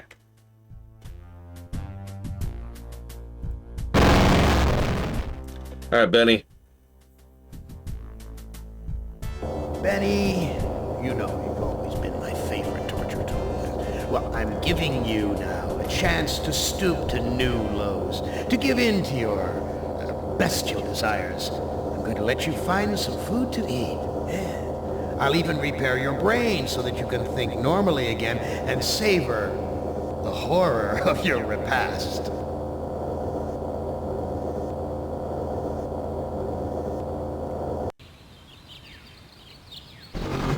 This cavern isn't like any of the others Am has sent me to.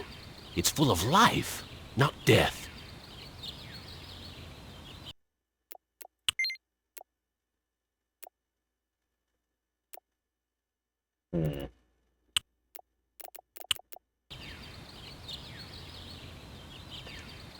I wonder why the sound is wrong. You say the sound is wrong, I should say. I only have your word on this, Dimashi. So you're apparently lying to me.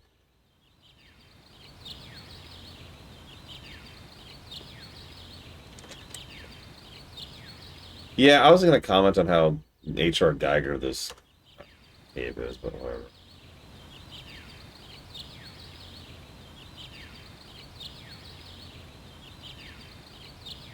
So hang on. So the music that's supposed to be playing here is... I pause.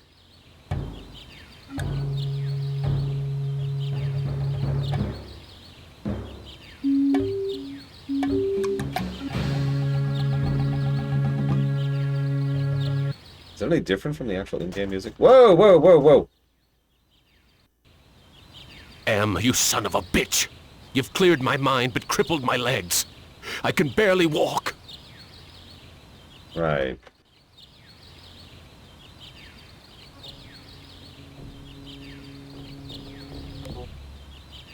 Okay, it does sound a little bit different. I'll give you that. Alright, fine, whatever. I do love eating babies.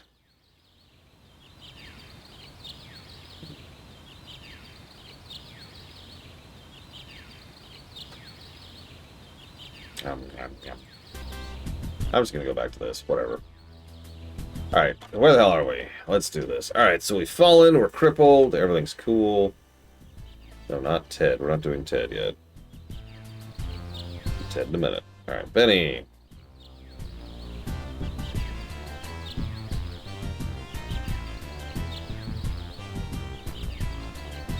I haven't eaten for months. The smell of food cooking nearby only makes it hurt worse.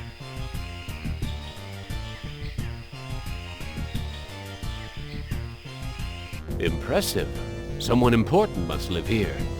What is with the frickin' visuals? Alright, whatever.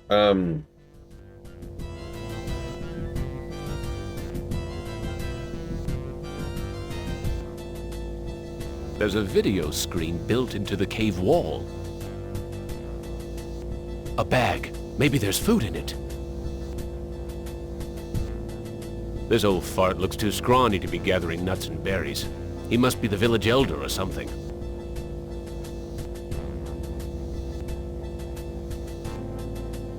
Wita Fuma Piba. I can't understand his language, but he seems to be welcoming me to the village.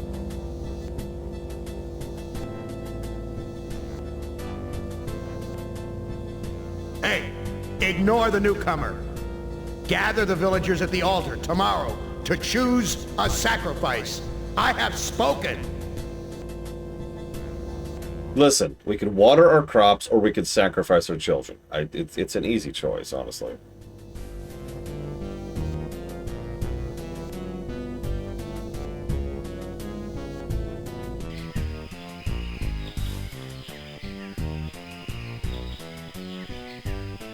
A fruit tree. It's been years since I've tasted real fruit. Am once coaxed me into marching across 1,000 miles of ice to reach a stockpile of canned peaches, only to discover that he didn't give me a can opener. That's really messed up.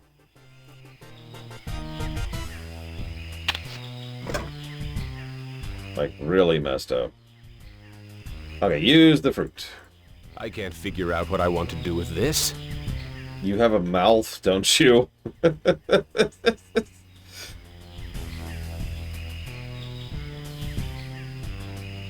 Okay, now here's the best part. Leave and then go immediately back, for some reason, to take another fruit. It's too high off the ground for me to reach. Really? Hang on. Let's look at the fruit. This fruit looks ripe and sweet. Okay, use the fruit.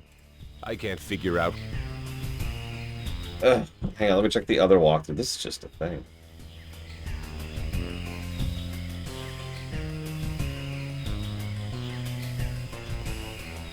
Oh god, there is a swallow command. I didn't even see that. Has that always been there? Hurts! Hurts! Hurts!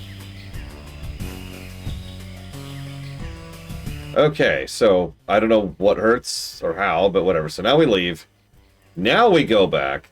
Now we take another fruit.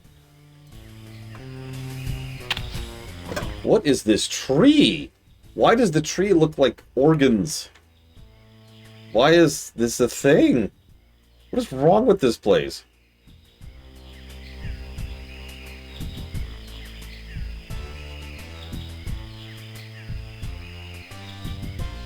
I even asked, what did you want me to do with the corpses? And nobody said swallow.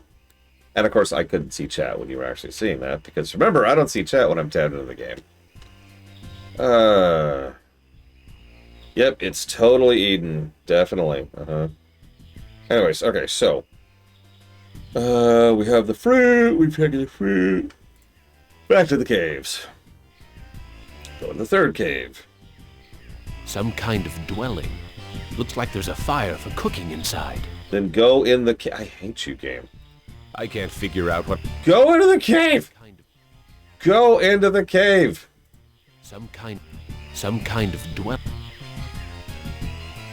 Jesus Christ, game. This looks like a... What did they used to call them? Single-parent household. Probably depend upon the generosity of the rest of the village. Friggin' welfare parasites. Dude! First of all, screw you. Second of all, screw you. Alright, let's see here. I think this is a good time to have an extensive discussion about politics and economic sociotheory. So you see... No, that is Benny. He is not a good person. I need a second phone so I can have to walk through the chat. Alright, anyways. Let me see here. So now that we've cussed these people out, let's give fruit to kid.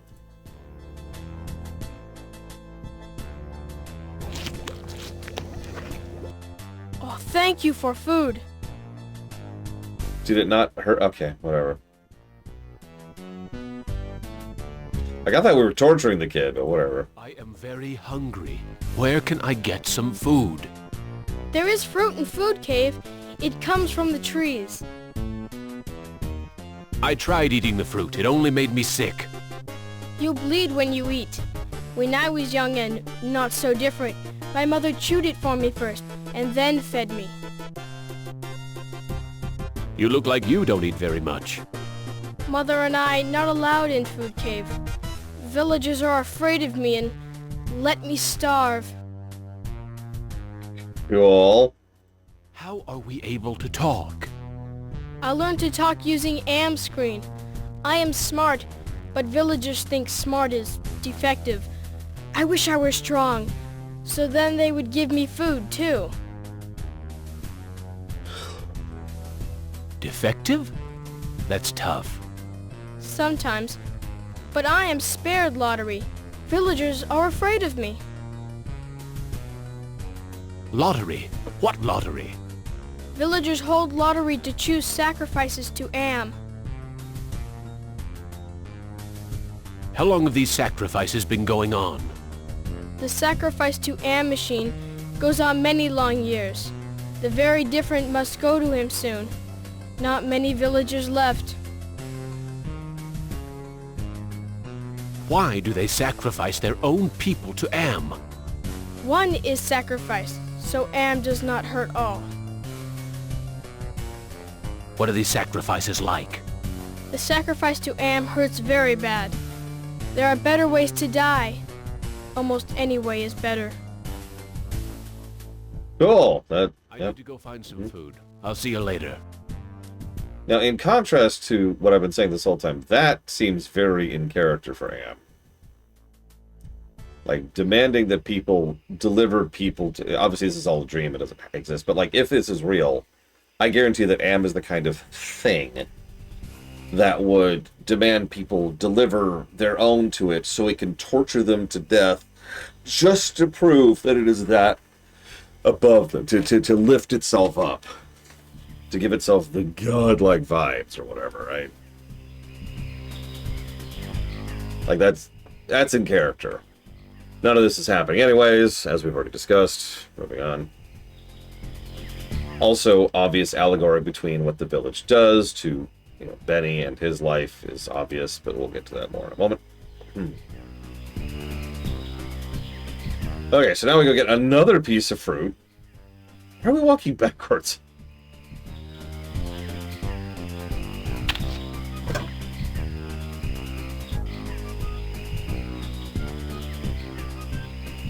Walk to cave, please. Thank you. Sometimes I have to use a cave, sometimes I have to walk to, and sometimes I can just click it. Okay, fun fact, we can actually completely game over the scenario right here.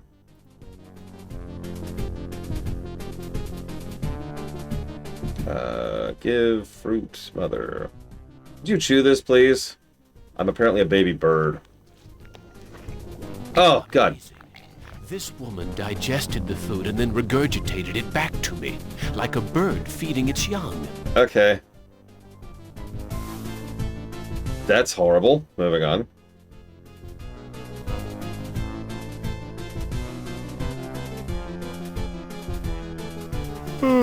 I am getting very tired. You now family. You use our bed. Go sleep. Okay. Use bed.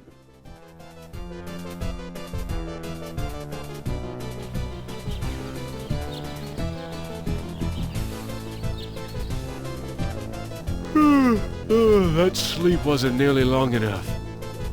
I wonder where the boy's mother went. She went to Carousel, obviously. Listen, if there's one thing I love to eat, it's someone else's vomit. Give me those sweet digestive juices.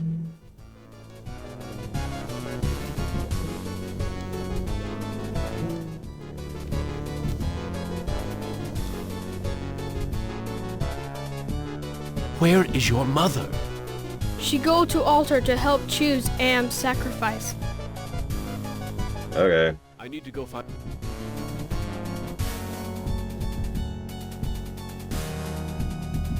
The village is quiet today. Too quiet. I do like Benny's actor, weirdly enough. Saying what a pile of garbage he is. Why is everyone gathered around the altar? You literally know the answer to that question. Benny, pay attention. He did say he reactivated your brain, yes? I feel like I heard him say that.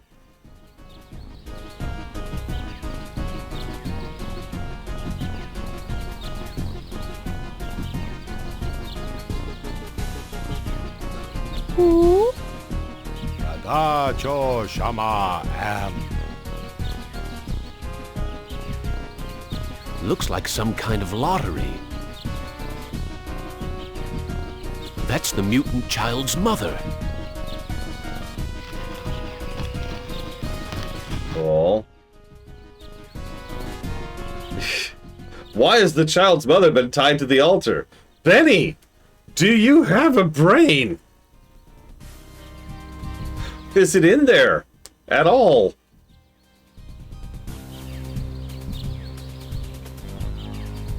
Okay, whatever. Why are you... Why is she tied to the altar? Wocho Shanan. It looks like she's been chosen to be sacrificed. Can I eat her? We'll actually end the scenario.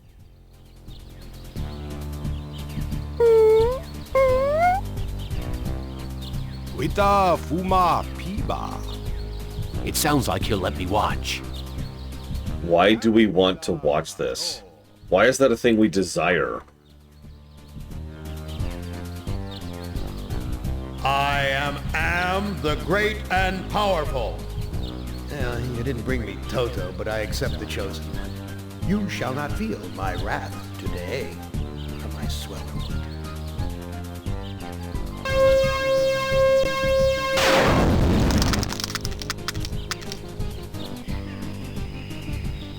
Judas Priest!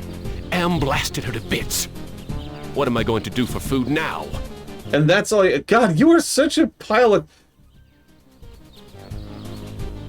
Okay. Okay. That just... Okay. Okay. That was a quick death, you know, that's cool. That's cool.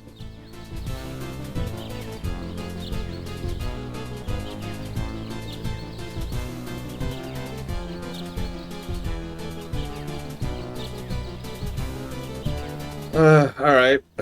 So hang on. So let's see here. We are... What are we doing? What are we doing? What are we doing? What are we doing?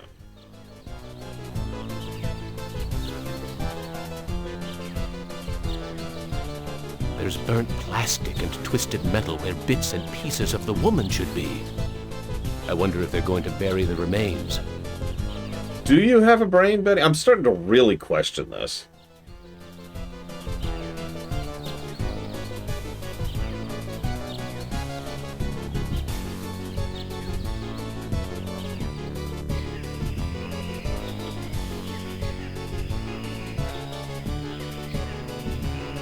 Where's the markings that I'm supposed to look at, Scion? I don't see anything. What am I looking for?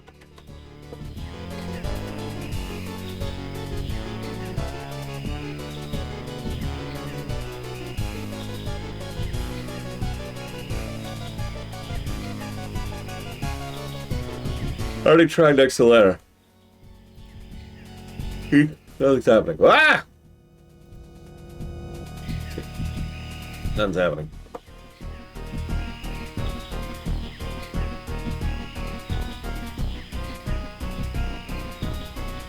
Let's see. Okay, so... Spin. Tank. Yeah, there we go.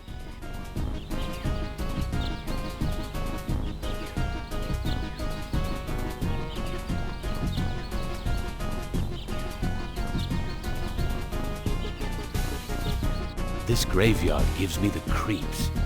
Yeah, this whole place is really gross. Dead could speak. Well, let's talk to the dead then.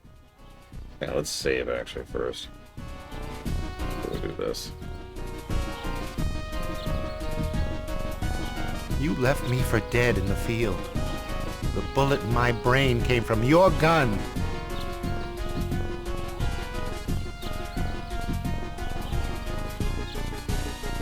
Oh my god. So I'm reading the walkthrough, right? One of the things we do here, which admittedly would not even occur to me if not for the fact that the walkthrough says not to do it, is we can dig up the bodies and eat the bodies in these graves. Doing so actually locks you out of good ending. It's a fail state. Just okay, yep, Just hungry, I guess. Oh, that okay. Hang on, I literally just had a very small reaction there. Holy crap! Oh, these people taste so crappy. God, could you had a better corpse? All right.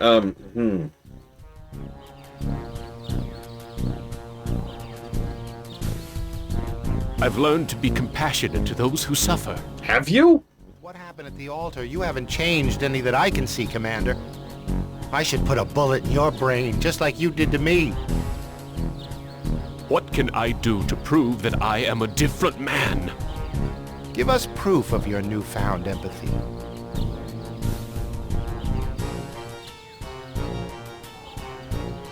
My tour of duty was almost over. But because I knew your secret, you held my head under the paddy water until I drowned. Your secret died with me, and soon it will die with you. Why? Wow. Okay, so that's two of our own people we've murdered. I've learned that individuals shouldn't be sacrificed for the sake of the group. From where I lie, you're still the same compassionless bastard who murdered me. Man, they're kind of quiet here. Allowing that woman to die on the altar. Mute there for a second. What can I do to prove that I am a different man?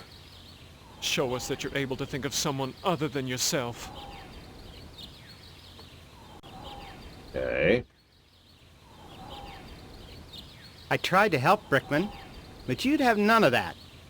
If you couldn't carry your own weight, then you were worth more dead than alive, and anyone willing to carry some extra weight was a liability.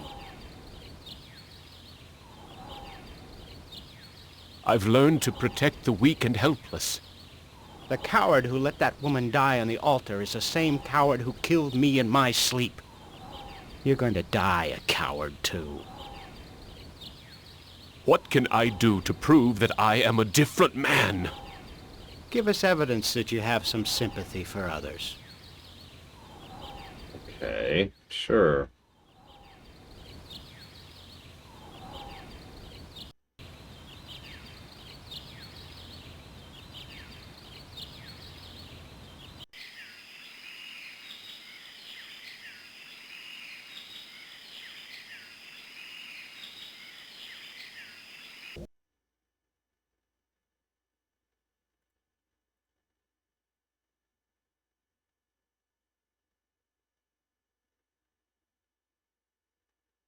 I'm sorry.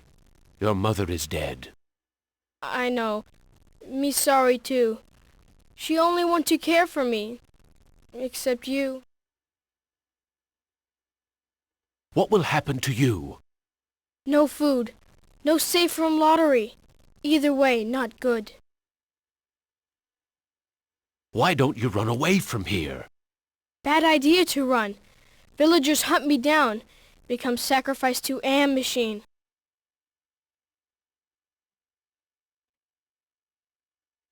I can't care for you. I have my own problems. You care. You may not do anything, but you care. Me know.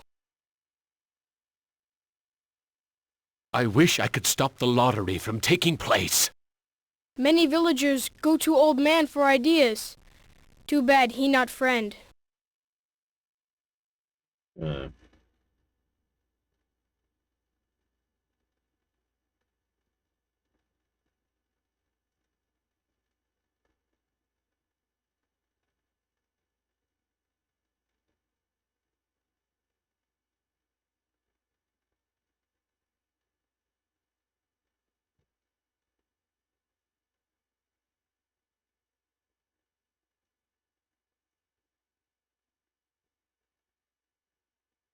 Sorry, I'm having conflicting walkthrough issues here. Look, I'll do what I... Thank So, hang on. Where was this? Okay, this is before we talked to them, I think? Or maybe this is right when we talked to them? Oh god, how far back do I have to go here? Why is everyone... No, that seems like the same color. Is that before or after, though?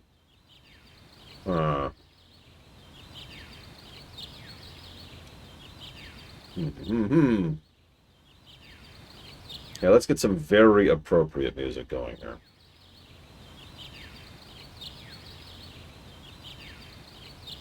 Fine, there we go. Okay, so let's talk to the Elder again.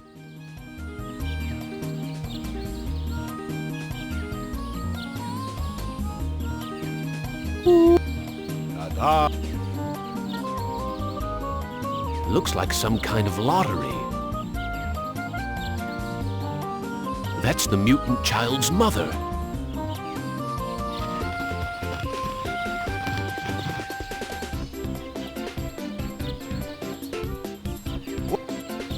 It looks like... Can I eat her, please? It sounds like...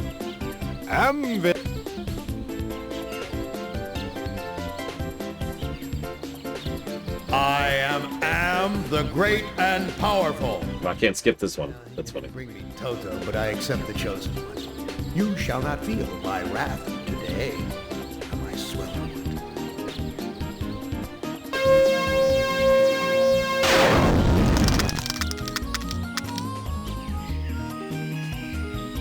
Judas Priest! Am blasted her to bits. What am I going to do? There's... I wonder if they... Okay, so...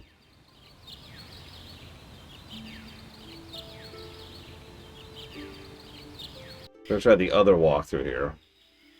Because it actually says to do things in a different order.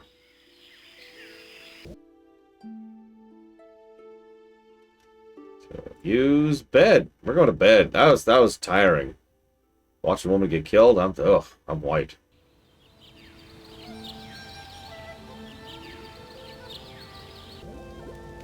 The boy's still here. I wonder when the next sacrifice will be. Judas Priest! Yeah, exactly, Damashi. It's one of those age-old questions in choice games like this. Do you label it clearly, which is a good gameplay decision, or do you not label it, which is a good role-playing decision? Like, one is in service of story, one's in service of gameplay, and there really is no real reconciling the two unless you just have a toggle, which some games do.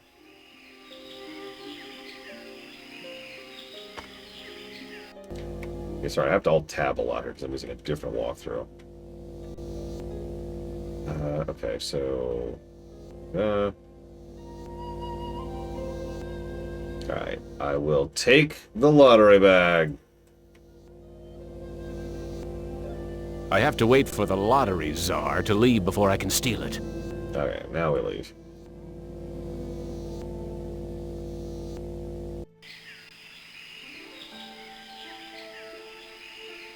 Looks like it's empty. Use the video. Gather food, but don't give any of it to the deviant. He's not part of the community. Okay.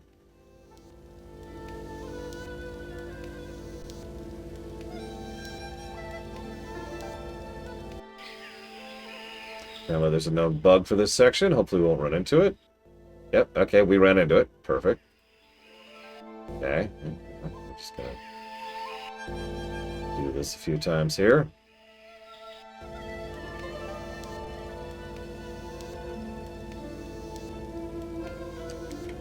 I love bugs. Gather food, but don't give any of it to the deviant. He's not part of the community. Yeah, I always liked the lie option that games like Planescape Torment do.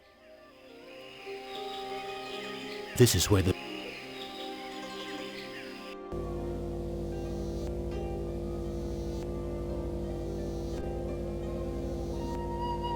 Gather the villagers at the altar tomorrow to choose a sacrifice or suffer the wrath of Am.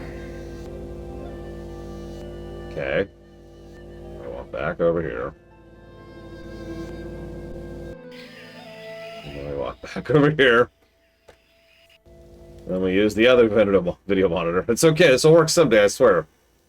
Gather food, but don't give any of it to the deviant. He's not part of the community.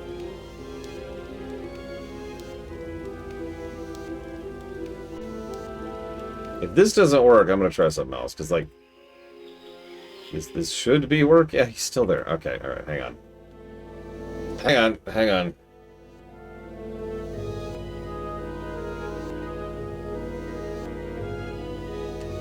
Let's try the other walkthrough with a caveat.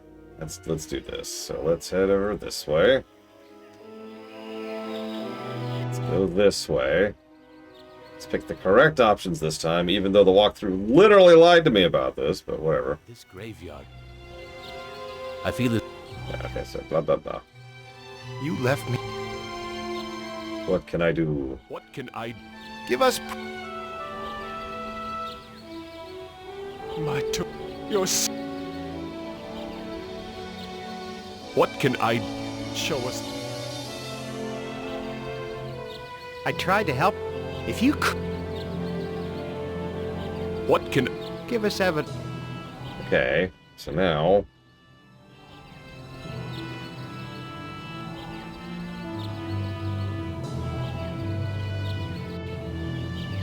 let's go back to the caves. Is that fire in those caves along the cavern wall? God, what I would give for some barbecued ribs.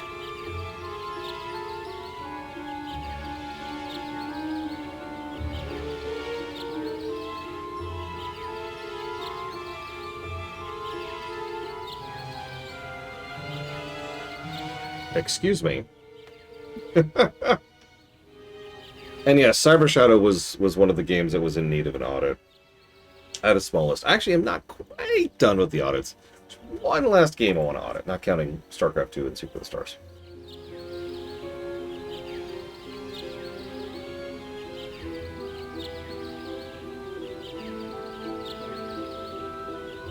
Okay. Yeah, no kidding, Damashi. Like, we clearly are learning about Benny as a character and how absolutely messed up he is of his person, but, you know, whatever. Okay, so. We talked to the graves. Okay, so we go to the third cave. Let's talk to the kid again. I'm sorry. So we've actually already done these dialogues. She's dead. He will starve. Why don't you run? They'll sacrifice me. I looked at the village elder's screen and found there will be a sacrifice. I looked at the village. Another will die. Yep, okay, so maybe now?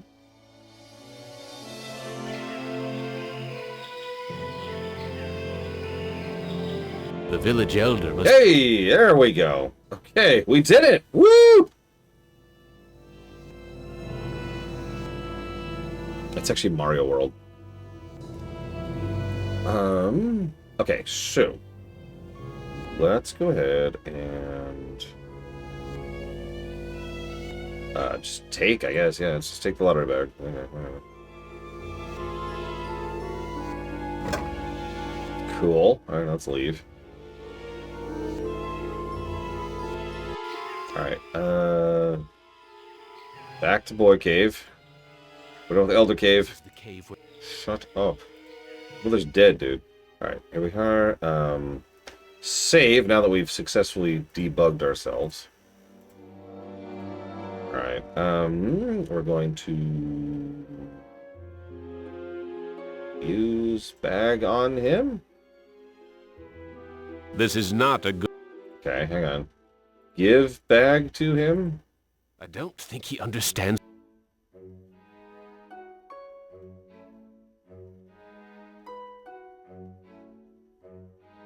Am wants to have a sacrifice tomorrow, even with the lottery bag missing. Why don't you hide in the hole, just in case? I afraid of hole. Need friend to hide with. You too big to go in hole.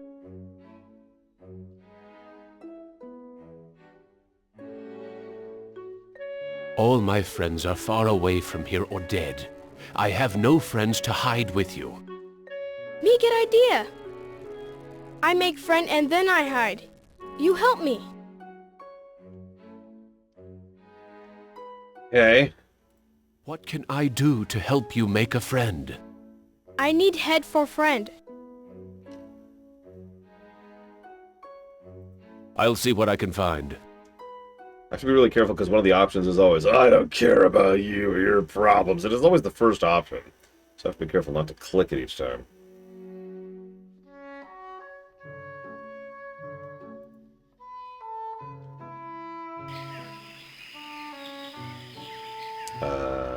Let's take a fruit, I guess. Basket, maybe? Out of reach. Okay, how about use the twine? Some of the twine around... Some of the twine... Use the damn thing, then. Ah, mana from heaven. Okay, no, we got it. We got it. Okay, we got it. Okay, we have fruit. Fruit get! Back to the graves for some reason. I have no idea what we're doing at this point.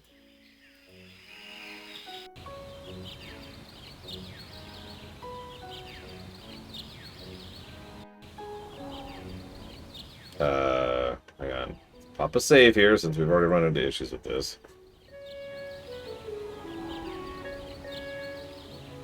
I mean, again, if this is all happening in our heads with a pseudo dream state, which is still what I think is happening, then this is all kind of indicative. Like, if you think about it, Gorrister's was this big, dilapidated airship.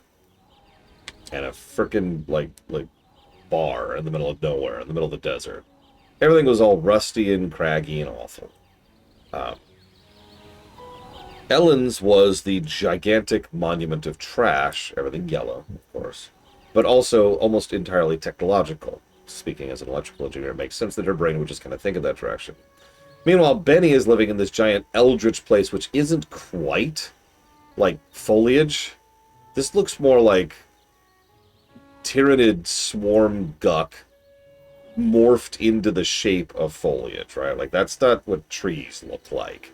And that's my point, is that he's just this blorping pile of survivalistic trash at this point. He was never a good person to begin with, and then he spent a century or so as an animal. So, each of these makes sense. In fact, I'm actually going to go ahead and jot down a positive. I guess... I feel like that would just be brickwork.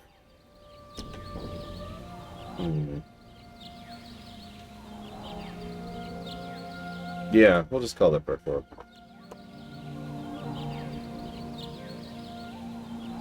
Probably a retro.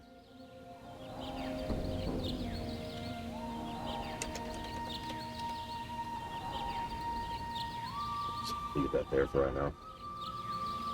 Okay, so what the hell are we doing?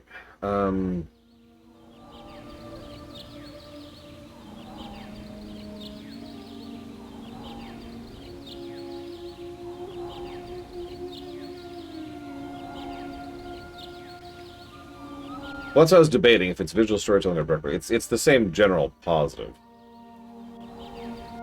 Whoops.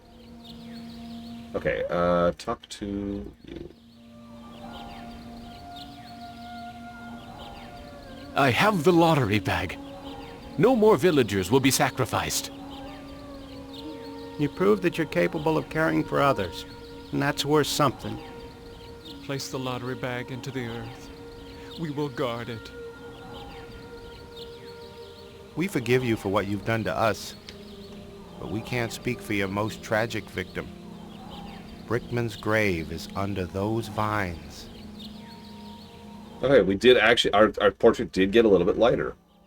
I honestly didn't think it would ever happen. Okay.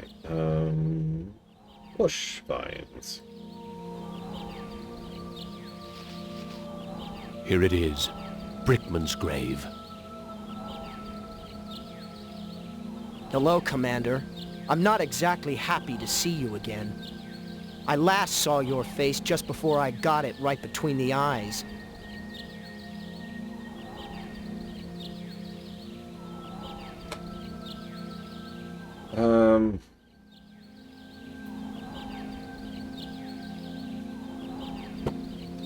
Hang on, let me check the other walkthrough.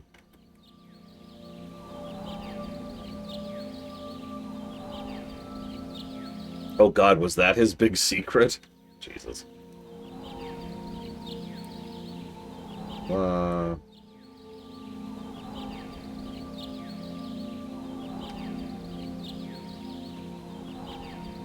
Listen, he couldn't have anyone telling his secret about Overlord.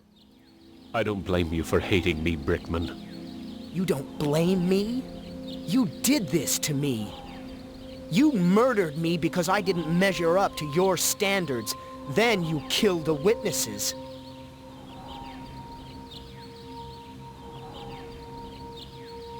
I stopped the lottery from happening. Doesn't that prove I now have compassion? You might have changed for the present, Commander, but you still have crimes in the past to account for. What can I do to make amends to you, Brickman? You have to bury the past, Commander. I have something to plant on your grave. At last, some compassion. Now I can finally rest in peace. Okay, not to be negative, but like similar to Ellen's, once again, this feels like this is a little too truncated. Isn't it? Like that's it? You murdered 4 people of your own squad. And then it's like, oh, at last some compassion. Finally I'm at peace. Alright, moving on. Yeah, Gorrister's just, wow, we kind of came out swinging with him, didn't we? Alright, whatever. Okay, hang on. So, we've done the fruit. Okay, so. Okay, let's pop a save.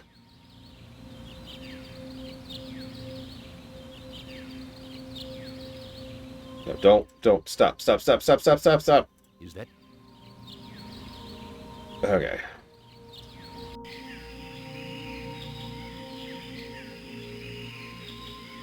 Okay. Time to go to bed. It's been a long day. These days is like 5 minutes. I wonder if there's any speed runs in this game. I should check.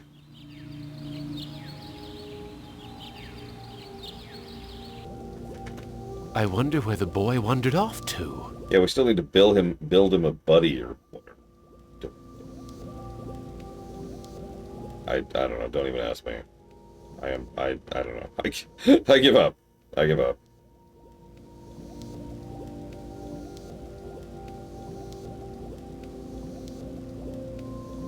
Okay, so next we want to... hang on 1 second. Come on, did I lose internet? Are we still here? Kafka? Okay. Suppose I'd actually check text to see if I can see it. Okay, no, I see. I Spirit of Stealth connection. I need to build a child. Okay, we're still here.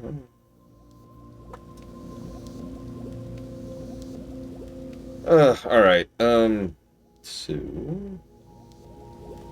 Okay, here we go. Loaded. Alright, so next, where was I? Food, okay. Back to the Elder's Cave. The village is quiet today. Too quiet. The village elder must be at the altar with everyone else.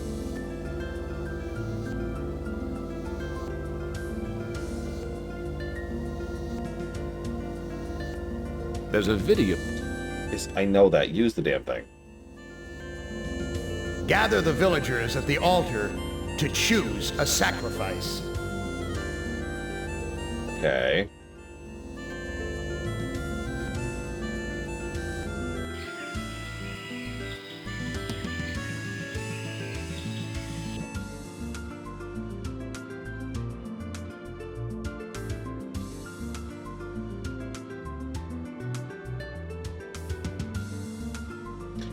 The village is quiet.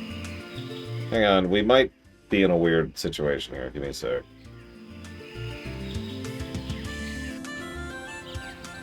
Give me a sec. Yeah, there's the child. I think we may have lost. How did we lose?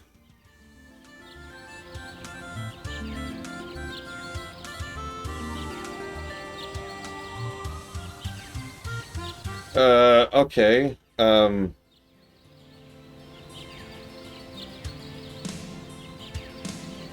Hold on. Let's see if I can fix this.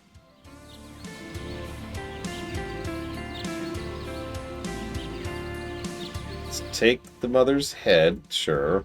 Here's an interesting piece of junk. Funny. I had lost interest in anything that wasn't edible until I met the boy. Uh-huh. Okay, so like...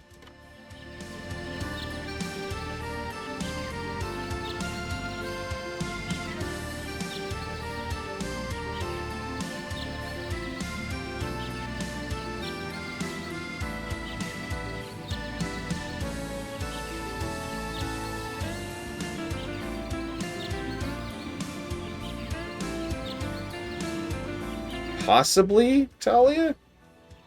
Hang on. We've been making saves, so like we've got some options. But give me a sec.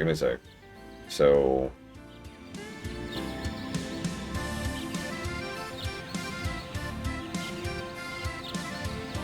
you just stay there, kid. All right. Let's.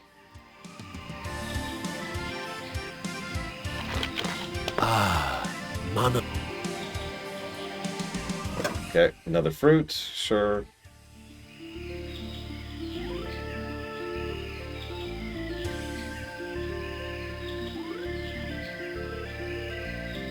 I don't think this is gonna work at all, but whatever. It's a goddamn supermarket. Ugh, I hate those supermarkets. What is the ire with how he says that?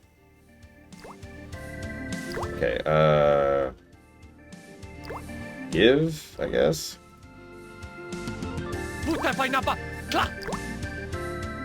I think he wants me to put my fruit into a basket.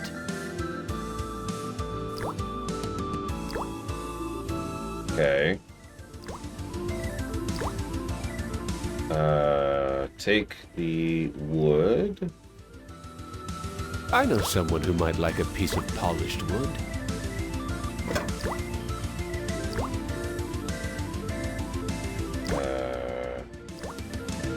Use fruit basket. Okay. Here's another piece of fruit to add to the collection, as if they need it anymore. Yeah, they got a bunch. I can't eat it anyway. Yeah, whatever. Okay, so now...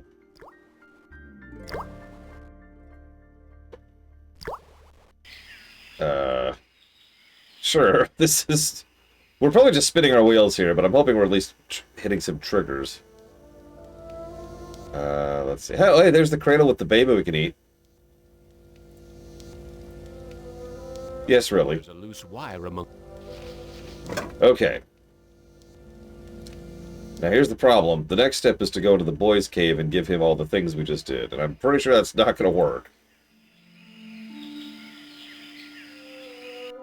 Yeah, okay, cool. So, now that we did all of that, let's rush down here. Hope we're not too late. Okay, so now...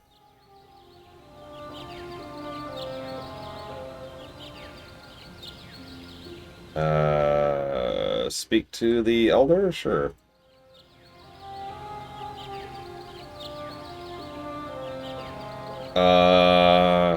What? Ta-da!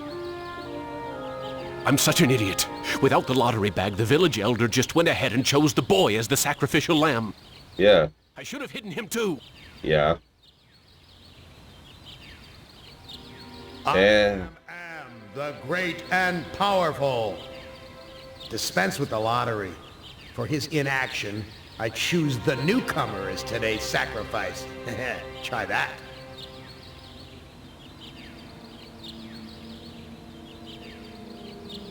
Yeah, so that's a fail state. So yeah, we lost. Ooh. Benny, I am so disappointed in you. I set this scrumptious table, this wonderful groaning board banquet, and you don't even take a bite? Back to the fire with you until you're truly hungry.